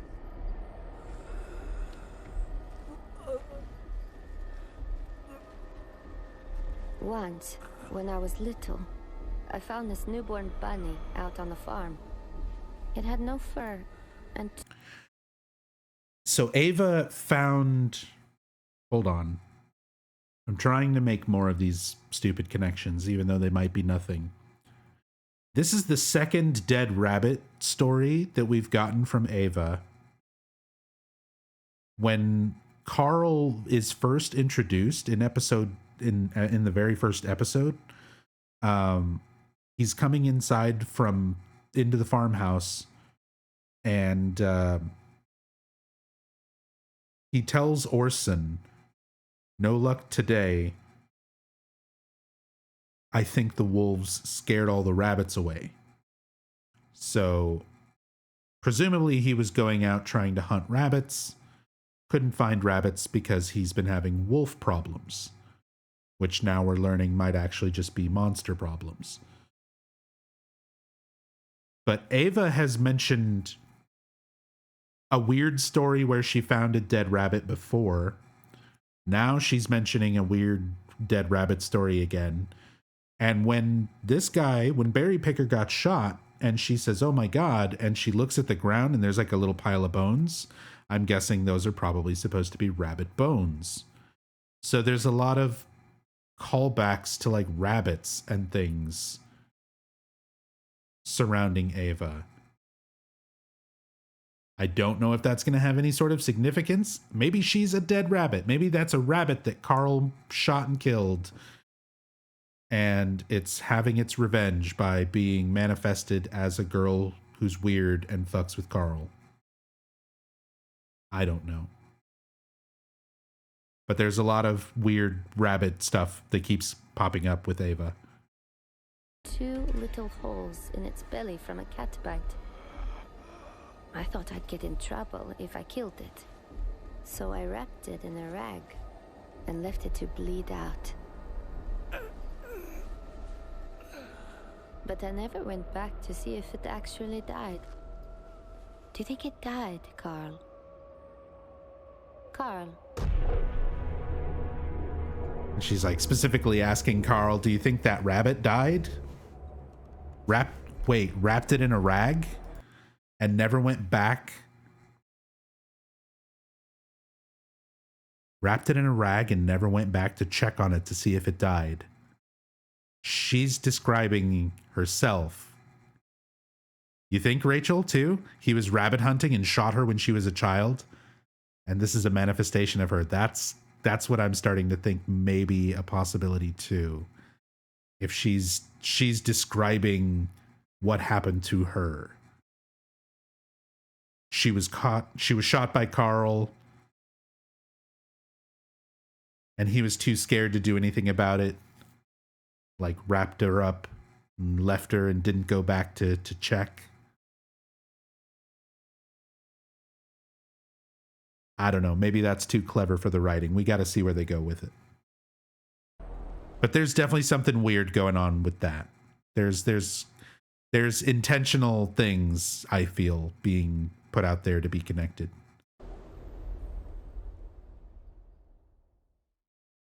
Wrapped in plastic. God, I love the default cameos. This is the 3rd time this person has, this like character avatar has shown up in cameos, because it's basically just your default. It's great.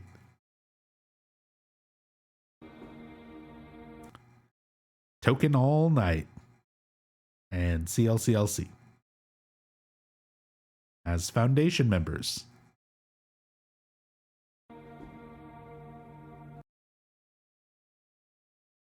We don't really see which one is which, do we? You should have told me your plans, Xavier. I know, Barbara, but... I'm sorry, No, I was expecting you. You were? I told you recruiting Toby was absolutely crucial. No room for error, Rachel. She knows. Why did... Yeah, they spoiled this part on Twitter. They mentioned this scene before it aired where Xavier was disappointed in Rachel because Rachel tried to recruit Toby and was not successful because she gave a super half-assed apology, even though that was what the community voted for. Like, here's your redemption arc, apologize, and then she acts like an asshole anyway. So yeah, because that happened, Xavier is disappointed in her, but they gave that element of the story away on Twitter before it even aired. Did you choose me for this? When you knew Toby wasn't going to listen to me, you sent me into a fight you knew I would lose. This isn't my fault. It's yours. Rachel, I would never ask you to do anything I didn't believe you were fully capable of handling. You cannot keep challenging me like this. I can try again. Don't bother. I already brought him in. What? He came to Krista. Toby will be initiated within the week. Apologizing to him was never going to be enough. Krista's right. You could learn from her, Rachel. Now, about Toby's induction ceremony. If I may, I did have something in mind, Xavier. I'd like your daughter to be needle-bearer for the ceremony. So, again, we've had Barbara, the elder of the cult, like one of the cult leaders, constantly talking about Rachel's daughter, Faith. We don't really know how long Rachel has been a member of the cult, presumably a decent amount of time if she's an acolyte, like doing all this other shit. But we don't know if she was like born and raised believing in this stuff or what. Yeah, we're not sure what a needle bearer is or why it's a child. We don't know any of these details yet, but now that we're seeing Faith start turning into something straight out of The Exorcist. Are you sure that's the... I feel like they're doing something intentional there as well. Like, Faith is a reincarnation. Oh my god, it's Alessa. And she's evil. Because these people don't know anything about Alessa. Are you sure that's the best idea? Best idea? Why wouldn't it be? No. Well, Eric and I aren't exactly on the greatest terms with Toby right now, and Eric thinks it's too early to involve Faith in the Foundation. Do I really need to say anything here?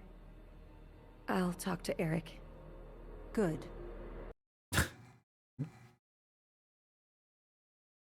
What a dumb response. Do I really need to say anything here? Like, Rachel's trying to say her piece, I guess. Ryra's just like, I don't give a shit. Keep telling Eric what to do. It's what you've been doing the whole time. Don't stop doing that. Then we'd have to write something different.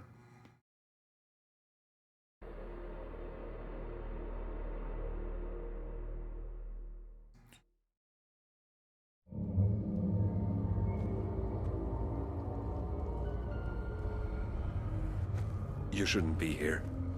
See this? Too late. Crimson Rain 722 showing back up again. It's fucking dead on the ground, I guess, or dying. No visible wounds or anything. Ava talks just like Carl. She does, and it's worth pointing out, I looked up her actress, and she does not have a Norwegian accent naturally. I forget what the actress's name was, but I looked her up, and she's actually, one of her credits was a Street Fighter thing. There was like an animated Street Fighter thing, and she did the voice for Sakura. And I went and pulled it up on YouTube, and you can tell it's the same actress, but she doesn't have that accent or anything. And it doesn't sound like she's hiding it. So I think she might be mimicking Carl's accent, and that also might be intentional. It's hard to tell because the voice acting is so bad, so there's no way to tell what's intentional and what's not.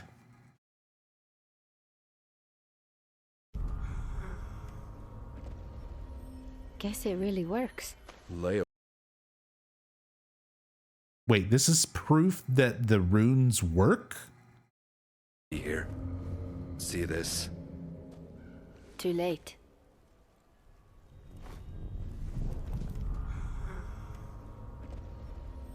Guess it really works. Leo was right. What do you mean Leo was right?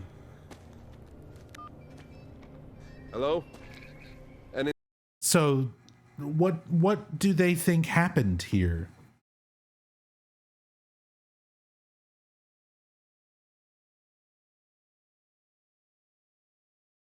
Like, Leia was suggesting that there was a monster and that runes would protect you from the monsters.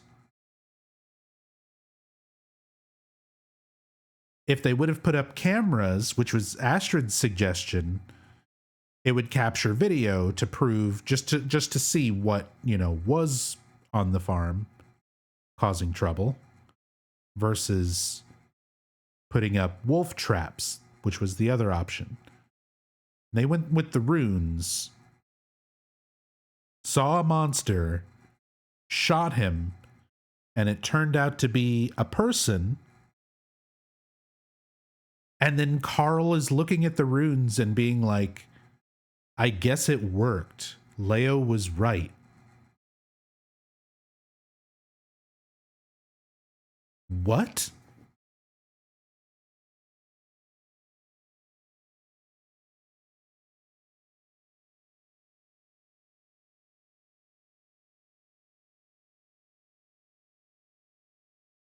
Did I?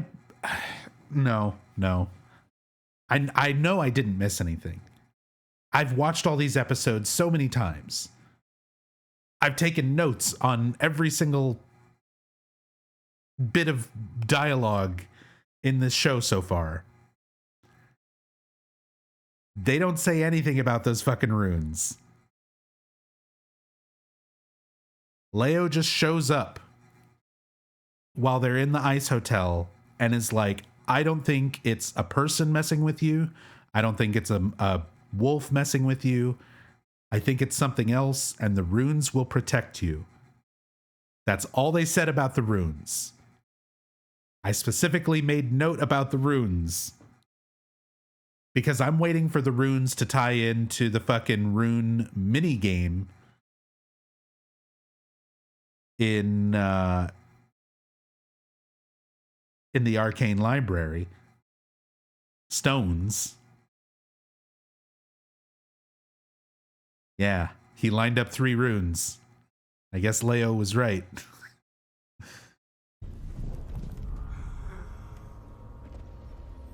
Guess it really works. Guess it really works. Leia was right. I'm still confused. I'm still confused. You didn't tell us in the first place what the runes were supposed to do. Leo didn't tell you what they were supposed to do.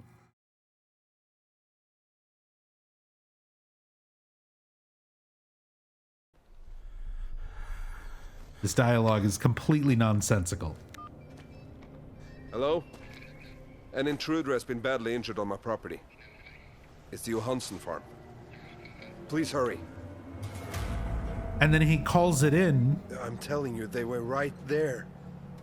Okay, so then he calls it in like like it's just a person, like it's an intruder who he just fucking shot. Mr. Berry Picker. And then he comes back and the body's just gone. I don't understand it. There was blood all over the place. But it stabbed you. It was blood everywhere. Remember Silent Hill 2? Boy, that sure was a good game. They were right there. I don't understand it. There was blood all over the place. Carl, did you hurt someone? I don't know. Looks like our K9 unit didn't come back with anything either. And one of our dogs is missing. So is that going to be the... Yeah, so again, he's still not talking about Ava. Ava's the one who supposedly picked up the gun and shot. And Carl is not saying anything about that aspect of it. Again, he never mentions Ava to anyone. No one ever asks about Ava. No one interacts with Ava. Ava's not real. Carl's being extra weird about it. The fact that it's something... We're supposed to get the idea that Carl believes that she's real, even if she isn't. But why do we never see him actually say anything to anyone about it?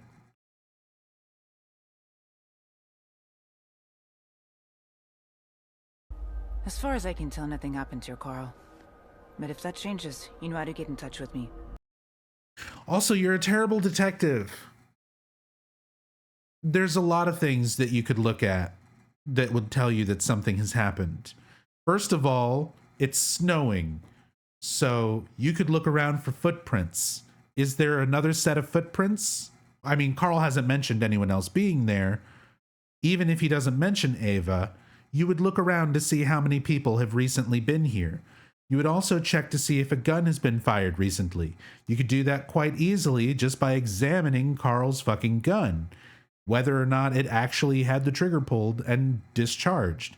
You can test it. You can swab for that. You can look and see, was this gun fired recently?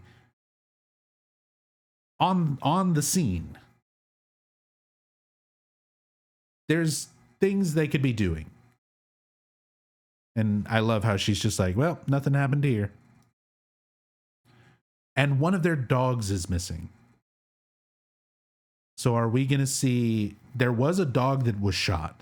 Carl shot a monster dog with Ava in a previous episode. And they found something dead that they buried on their property. So I'm guessing that's going to probably wind up being the missing police dog.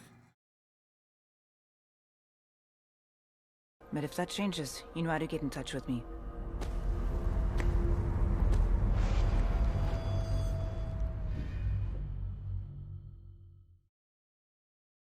It's an honor to be a needle bearer, Eric, especially at her age. We're finally here. Scene 21 of 21. The final scene of the recap for this week. My voice is going out. We've been talking about Silent Hill Ascension for 6 hours. All in one day. And we've earned this scene. So let's just sit back and enjoy it before we go back and we go back and analyze it and pick it apart. I'm going to mute my mic. I'm going to lean back in my chair and we're just going to soak the scene in. Maybe twice. It's only a minute. It's only a minute 42. Let's just really take this one in.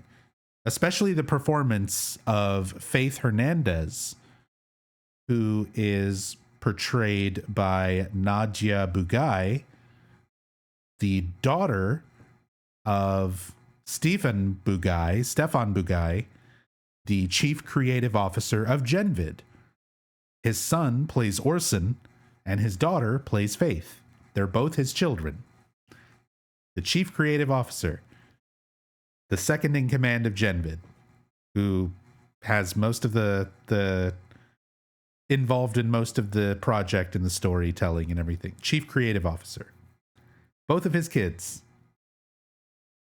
play the two main kids in this. So let's really enjoy Nadia Bugai's performance as Faith Hernandez in today's episode of Silent Hill Ascension with no commentary.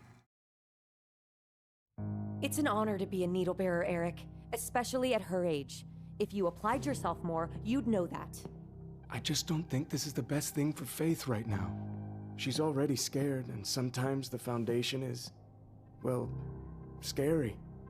Listen, you know I'll support you no matter what, but... No buts! My word is final on this, Eric. Why are you yelling? Faith, honey, aren't you supposed to be playing in your room? I got bored playing alone. Go back upstairs. Mommy and Daddy are talking. But I want to play hide and seek. I want Mommy to play.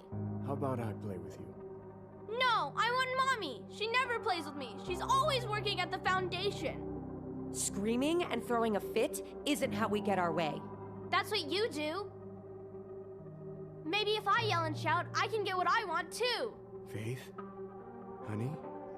Play with me! That's it. Go upstairs to your room. You're in timeout, young lady. No! Faith! Say you're sorry. Now! Faith, come back here right now! I'll go get her. No. I'll talk to her. Faith? Are you down here? Are you over here?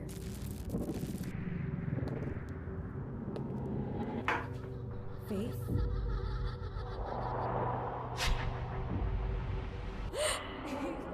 Did I scare you, homie?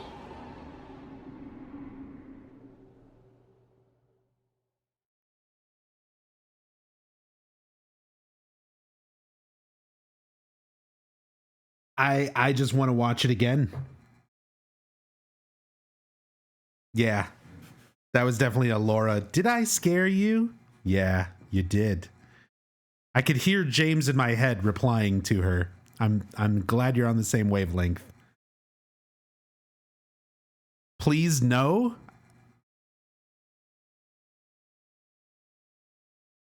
Are you kidding me? You don't want to see this work of art just over and over? Like, this should be in the Criterion collection. It's an honor to be a needle bearer, Eric, especially at her age. If you applied yourself more, you'd know that.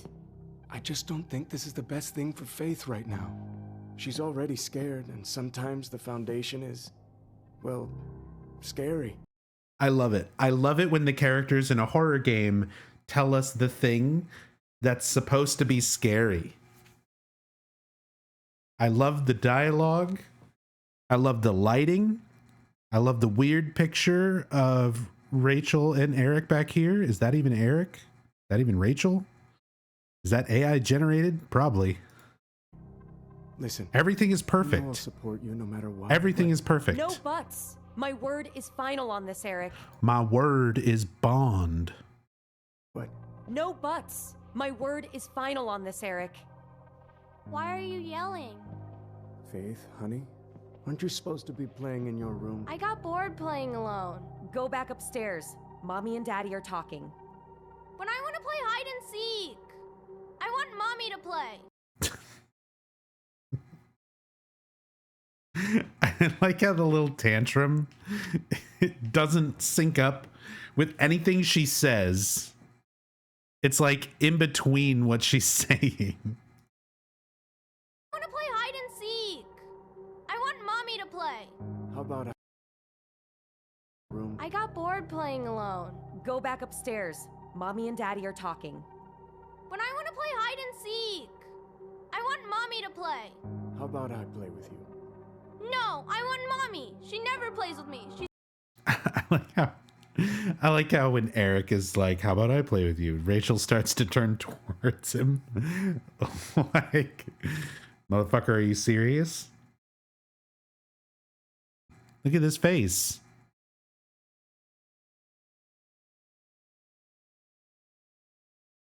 You telling me this doesn't look like, you know, the newest Pixar movie? This doesn't look like theatrical quality visual effects to you? She's always working at the Foundation. Screaming and throwing a fit isn't how we get our way. That's what you do.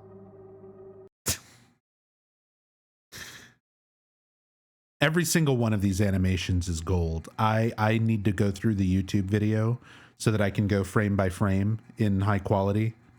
That's what you do. And just look at all of these. Maybe if I yell and shout, I can get what I want too. Faith? Honey?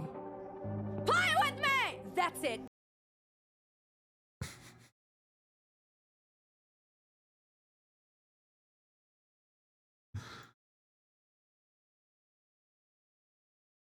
That might become a scam point redemption alert or something. Play with me! That's it. Go. How old is she supposed to be? I think Faith is supposed to be probably around the same age, maybe a little bit older than Orson. Orson is supposed to be like 8. like 7 or 8. So I think Faith is probably around like maybe 10. And again, they're played by Stefan Bugai's children. So Zane Bugai, his son, plays Orson and is 8 years old. So he's about the same age as Orson. His daughter, Nadia, is, I think, in her teens. I think I want to say she's like 15 or 16, something like that. But she's playing like, you know, Faith, who is clearly not that old. Like she's supposed to be like 10 or 11 at the most or something. It's enough of a difference where it's definitely kind of uncanny. Play with me! That's it. Go upstairs to your room. You're in timeout, young lady. No! Faith! Say you're sorry. Oh, that slap. I'm going to get so much out of that going frame by frame. That's amazing.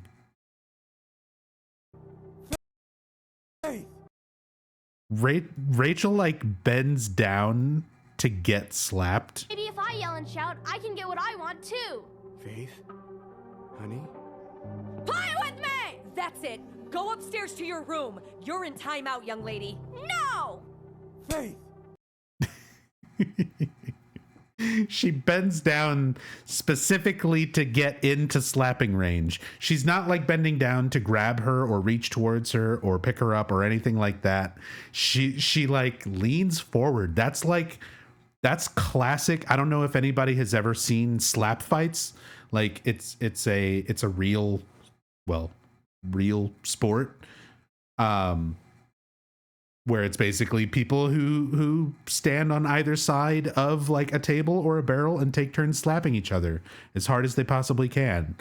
And Rachel leans into that slap like a fucking professional slap fighter.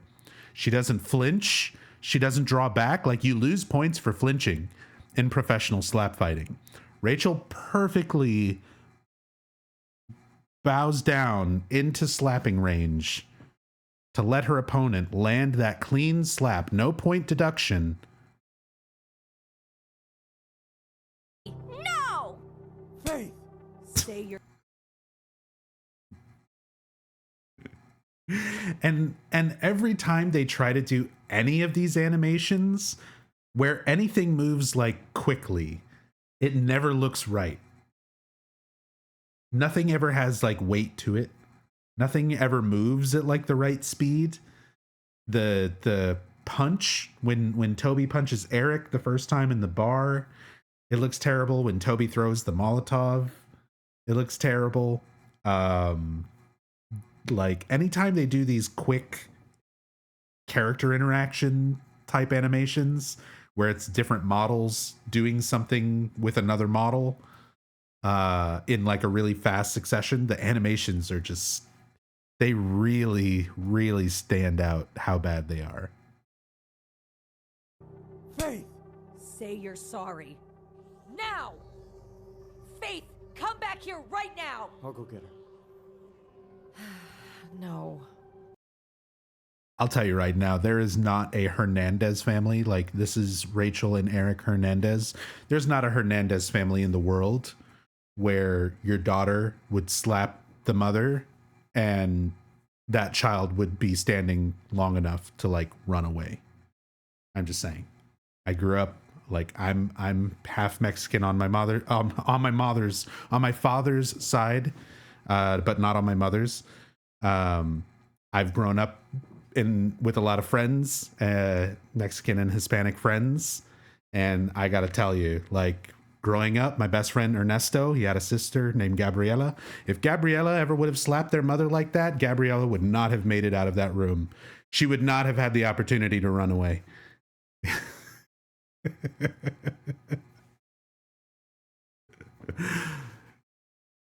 Her mother would have grabbed whatever the nearest object was and immediately started fucking throwing it. The sandal, the chancla would have come off and been in mom's hand in less frames of animation than that slap.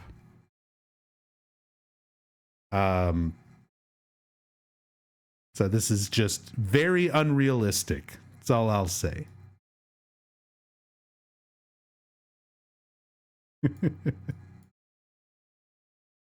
Sorry. No! Faith! Say you're sorry. Now! Faith, come back here right now! I'll go get her. This is like the most upset we've heard Rachel. This is like the most Rachel's voice actress has tried, is sounding angry at Faith slapping her.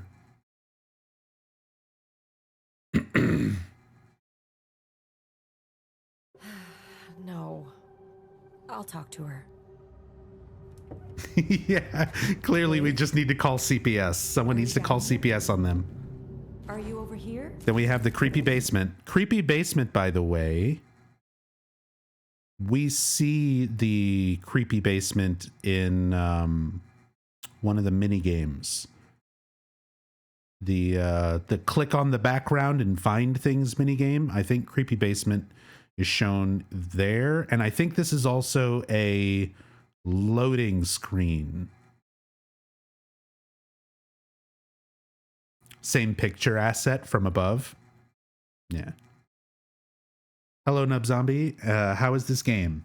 It is a massive interactive live event, which basically means it's not a game. It's more of a TV show with some really shitty mobile game type stuff kind of stapled onto the side of it, like a horrible freak mutant thing. And none of it is good. None of it is good. The story is bad. The animations are bad. The acting is bad. The writing is bad. The UI for the app itself is bad. The mini games are terrible. And it is a predatory monetized mobile app, basically, that is meant to incentivize people buying season passes and influence point bundles in order to interact with it. And it is all horrible.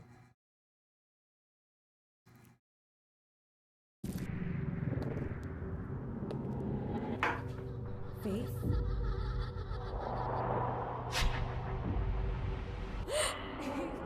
Did I?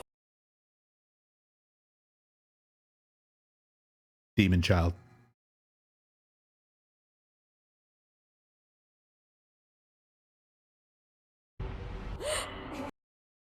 Look at that. That's a demon child.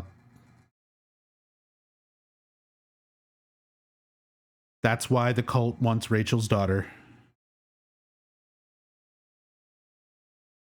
Did I scare you, mommy? They impregnated Rachel with a god. With a demon. Okay.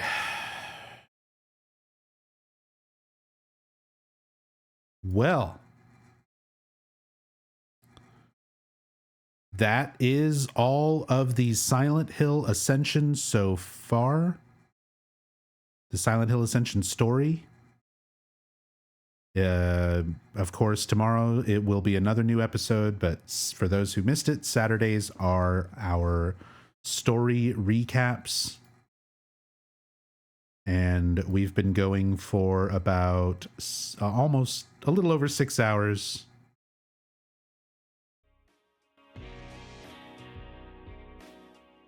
And we're done now. We're done talking about the story. We've caught up on the story. And essentially no one missed anything. It's all still nothing. We've got some things to speculate on. And we've got some ideas, and we're starting to notice certain themes, but there is still not nearly enough context of what's going on to definitely influence or make you feel like you're influencing anything with these types of decisions. or to have any sort of context as far as like what's going on. So who will Toby choose as his Foundation mentor? Closes in 18 hours. So we'll see the result of this choice in tomorrow's episode, most likely. Will Rachel be the mentor? Will Krista be the mentor? Or will he refuse a mentor? Refusing the mentor seems like that would be the most interesting thing. So of course it's massively behind and will never ever possibly win. 2.5 and 2.6 million. Pretty close between Krista and Rachel. And it ultimately, the way this is written, it probably won't make much of a difference anyway. So we'll see who winds up winning between this battle. I voted for no mentor because I hate everyone, and all of these characters need to die. Will Rachel allow Faith to serve at Toby's induction? Xavier has invited Rachel's daughter Faith to play a role in Toby's induction ceremony. She's going to be the needle bearer. Rachel's husband, Eric, was against the idea, arguing that Faith is too young to be involved in such serious Foundation rituals. Now Rachel must decide who to align with, her own husband or the leader of the Foundation. Yeah, wasn't that Barbara?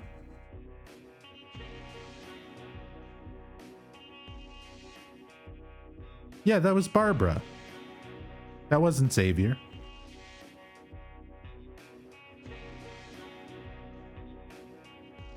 Right? We just watched it. We just rewatched it. I just recapped it, and the information has already fallen out of my own brain.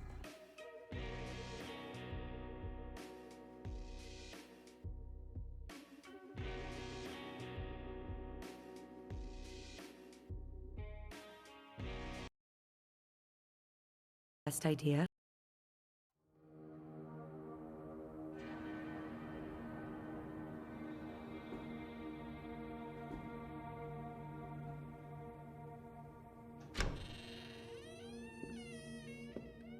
You should have told me your plans, Xavier. I know, Barbara. So Barbara telling Xavier, you should have told me your plans. Because the way that this has been portrayed is like Xavier is not as high up as Barbara. Like he's not considered one of the elders, but he's higher up than Rachel. But...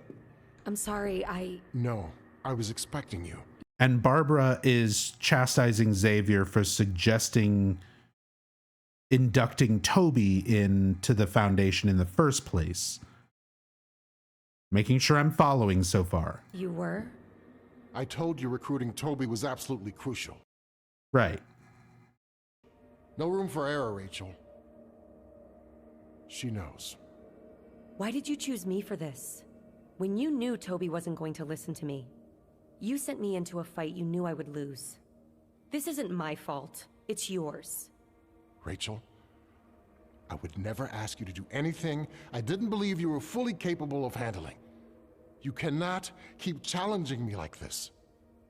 I can try again. Don't bother.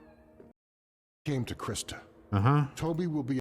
To him was never going to... Okay. You could learn from her, Rachel. If I may, I did have something in mind, Xavier. Yeah, Barbara. I'd like your daughter to be needle bearer for the... Barbara specifically cuts Xavier off to be like, here's my idea.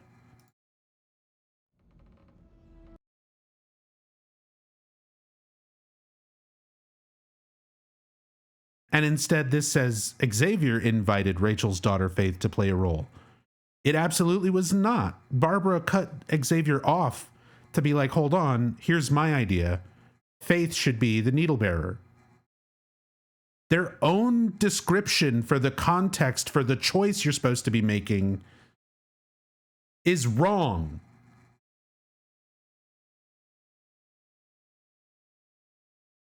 Like, who's writing this? Fucking just pay me. I've already got to sit here and pay attention to this bullshit. Just pay me. I'll go in and I'll type up a description the very moment I watch it live, and I'll just send it in to you and you can update the app. Holy shit. They're not even paying attention to their own story. And this is a gold choice. This decision has a modest effect on the story, and everything that they're giving you for context is wrong. Rachel's husband Eric was against the idea, arguing that Faith is too young. I mean, that part's accurate. Rachel must decide who to align with, her own husband or the leader of the Foundation. It even says the leader of the Foundation, which is not Xavier.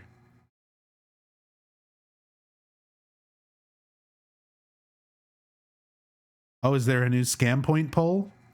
New scam point poll. Use your scam points to vote in the poll. What do you think?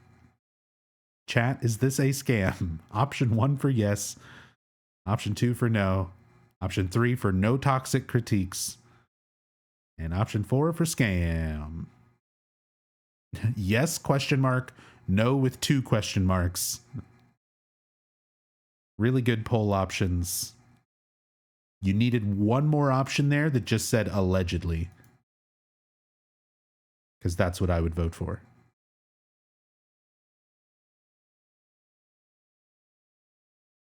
Oh boy. What's the other one say? Krista told Toby that if he chooses to join the Foundation, they will expect him to choose an existing member as a mentor. Toby could choose Rachel if he wanted to show humility. He could choose Krista if he warranted someone to align with him against Rachel. Or he could retain his independence and refuse a mentor. What does that even mean? Does that mean like he will just give up on the idea of even joining the Foundation? Again, that sounds like the more interesting option.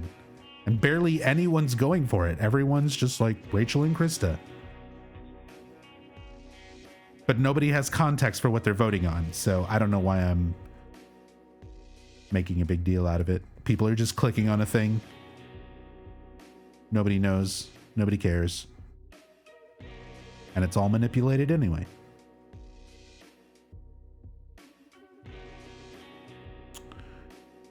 Well,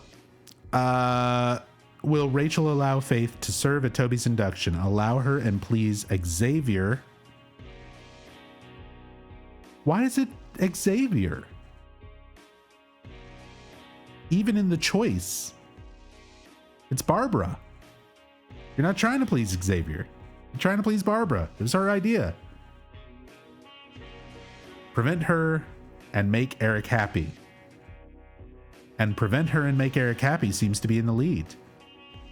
As compared to the choice where they don't even have the correct character listed in the context or the decision.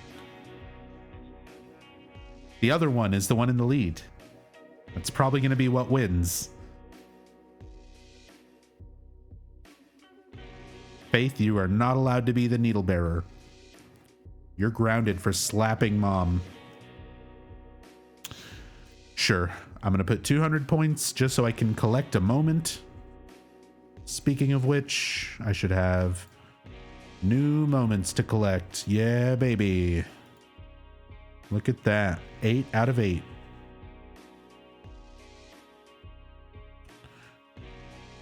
Blue Paw contributed 1,000 channel points. 63% said this is a scam. Allegedly. Allegedly. Okay. Cameo contest. I've got 8,000 points. How many tickets can I get? 13. Lucky number 13. And this just reset. Look, this is different again. Yesterday you were putting in entries and it was like appearing next week. Now it's back to appearing tomorrow. 7 prizes, ends in 19 hours. I got 13 entries out of 384. We're going to be in tomorrow's episode. Let's go. All right. If one of my moderators could help me out. Thank you. Prediction is up. It's time for What's in the Box. What's in the box? Use your scam points and predict what's going to be in the loot box. We're opening up 6 of these. So you're going to have a lot of opportunities here to wager your scam points on what you think is going to be in each of these gift boxes. You have a big opportunity here to come away with a lot of scam points or potentially lose them all.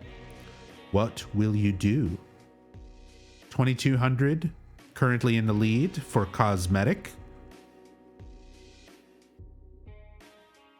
1,700 for art and flair. 500 for sticker emoji. 10 thinks it will be a duplicate item. All bets are in. First box out of 6. It is a... What the fuck? It's an uncommon sticker. Come with me. Ew. Look at the nice happy bondage couple. It's beautiful. It was a sticker. It was a sticker / emoji. Well done, Monchi Bits. 5.2 thousand points to you and 2 others. Yeah, it's the BDSM buddies. The ball gag gang. If Siam got separated. All right. Let's go ahead and run the next one. What's in the box? Box number 2. 2 out of 6. 2 out of 6. What's going to be in the next one? Use your scam points now. Predict what's in the next loot box. Sticker emoji, cosmetic, art or flair, or a duplicate item. 2,000 for cosmetic, 1,000 on art and flair, 50 on duplicate item, 500 on sticker emoji, 1,000 on sticker emoji. Okay, people are starting to be more careful with their points, I'm noticing. People are really saving up and not risking as much on these predictions and things.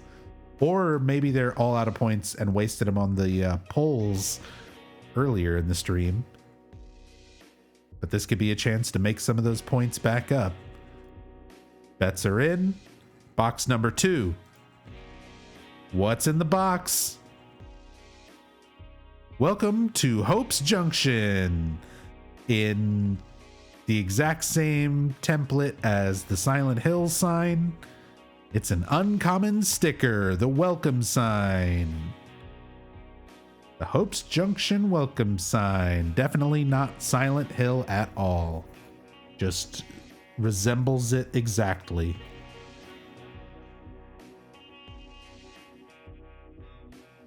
$4.7 thousand points.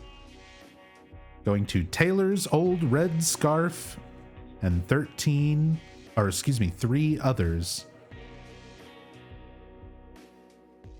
Congrats to everybody. That's fucking stupid. Yes, it is. Even the sign has to resemble the Silent Hill sign, even though it's not Silent Hill at all. All right. Next prediction is up. Box number 3. Box number 3 out of 6. Use your scam points to predict what you think will be in the next box. Is it going to be another sticker emoji? We've gotten 2 in a row. Will we see the hat trick 3 sticker emojis in a row? Cosmetics in the lead with 2,500, 1,000 for art and flair, 10 points on duplicate item. You never know. We've gotten duplicates in the past already. $3,600 on sticker emoji, $2,500 on cosmetic, $1,800 on art and flair. That's it. Bets are closed. What's in the box? Box number 3. Oh, baby. It was a duplicate item.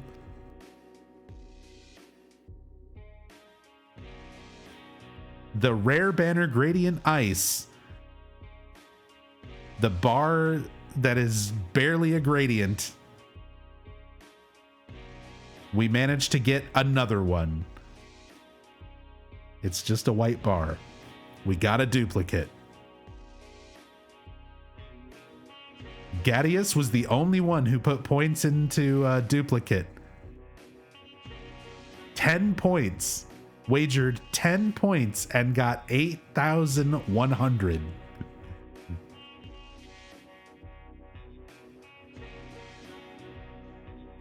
Well done. Well done. What's in the next box?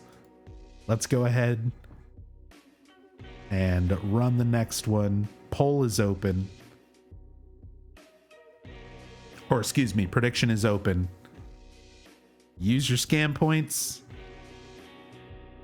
What do you think is going to be in box number 4?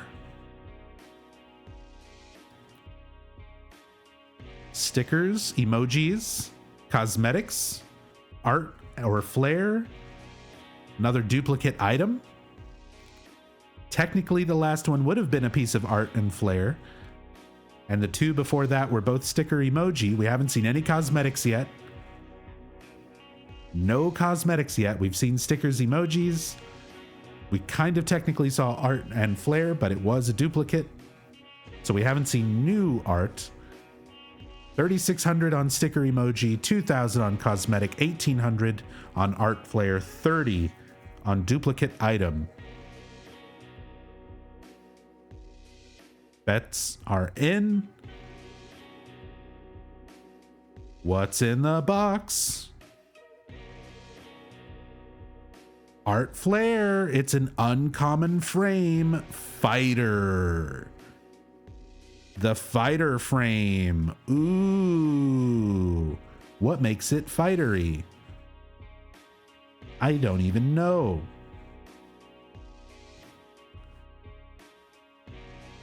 Berry Leaf, 2 right in a row. You're on a hot streak.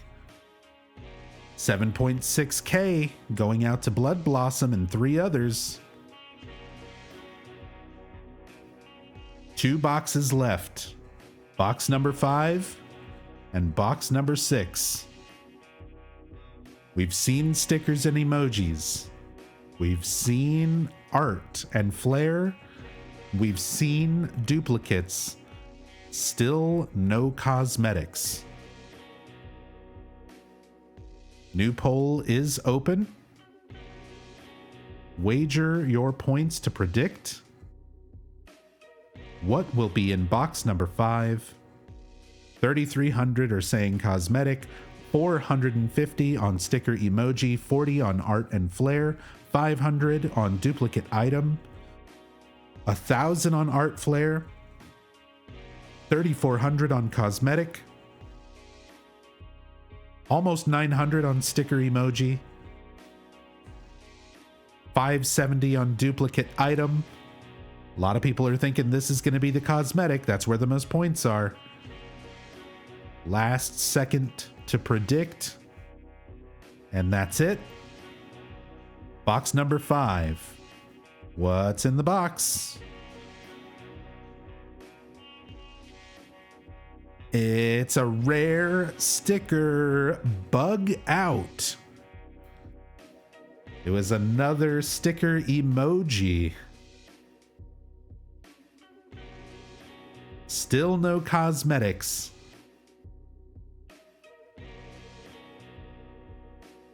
$5.9 thousand points going out to Himu, Ra, and 6 others. Congratulations. What a waste of scam points. That's the whole point. That's the idea. All right. Last is PP. Last interactive scam point prediction. Use your points now. What's in the final box? Sticker, emoji, cosmetic, art, flare, or a duplicate? What's it going to be? What's in the final box? 1,600 think art flare, 2,000 points for art and flare, 1,100 points on cosmetic, 1,400 points on duplicate, 700 points on sticker emoji. Few seconds left. Any more predictions? 3,000 on cosmetic, 3,600 on cosmetic, 2,000 on art flare, 1,400 on duplicate, 800, just shy of 800 on sticker emoji. There it is.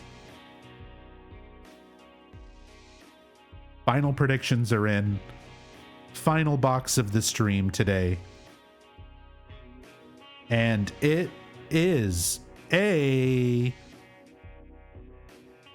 rare emoji snarler. All the emojis. We're getting all the emojis in our boxes today.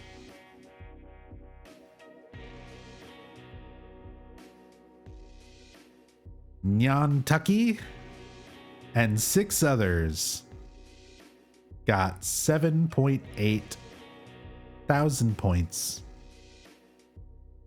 Enjoy, and congrats to everyone who raked in some scam points. My condolences to everyone who lost all your scam points. Of course, don't worry, we're going to go raid somebody, and if you stick around, if you're already following the channel, you can get some extra scam points just for joining us in the raid. No extra charge. You don't have to sub. You don't have to give any money. You can just get some extra scam points for tuning in and watching and for joining in the raids. But that is it. Oh, let's go ahead and claim our dailies. We're working towards the Robbie sticker next.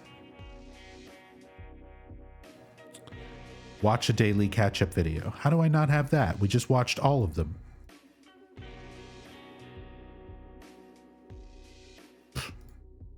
Here we go.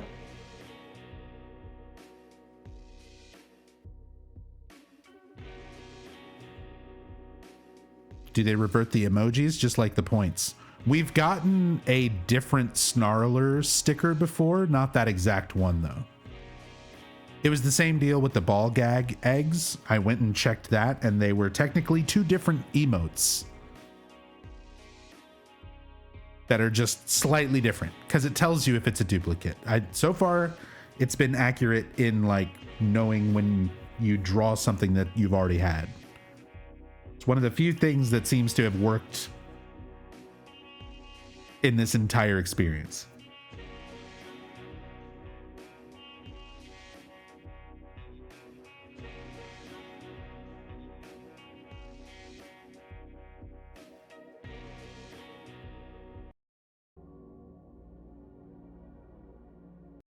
Oops. All right.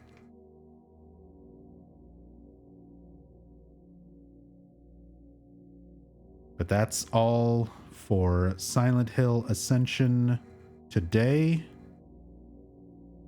Another successful story recap. I covered everything to the best of my ability. I've watched far more Ascension than any mortal should. I've taken notes. I've relayed the information and findings as best of my ability to you. And that's all we can do. That's all we can do. I'm doing my best. But I hope everyone enjoyed the stream. We'll be back tomorrow for another episode of Ascension. These are still going to be daily streams until the end of November. And then going forward in December, I'm only going to do Ascension once a week for the catch up, and we're going to stop doing the daily streams. But thanks everyone so much for being here, for being a part of this, for supporting me and my channel. Seriously, it means the world to me. This has definitely been a horrible train wreck disaster of a game, TV show, whatever. But I appreciate you all being here and keeping it entertaining, because yeah, if it wasn't for chat, if it wasn't for this community, if it wasn't for any of this, then this would have just immediately gone into the dumpster. And here we are sifting through it and somehow still making, you know, having some entertainment and fun out of it. It's got to be worth something.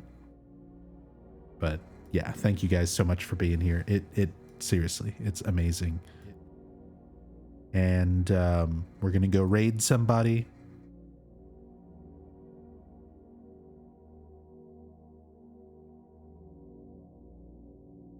Get everybody some scam points. Let's go raid my good friend Maxi Lobes.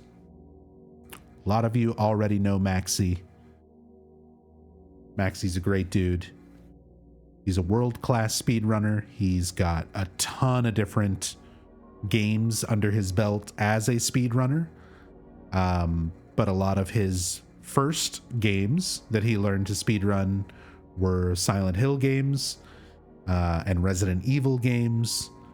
He's currently playing Granny as part of what he calls the Nanthology, doing playthroughs and stuff of like all the Granny games.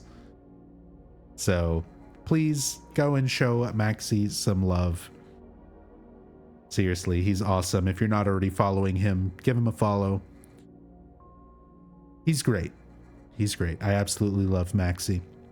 And yeah, thank you all again so much for being here. We made it through another day of Ascension. We made it through a long-ass recap of some of the most nonsensical storytelling I've ever experienced. And we'll continue with that tomorrow. We'll see what happens in tomorrow's episode. So till then, take care, everyone. Be good to each other, and I'll see you next time. Peace.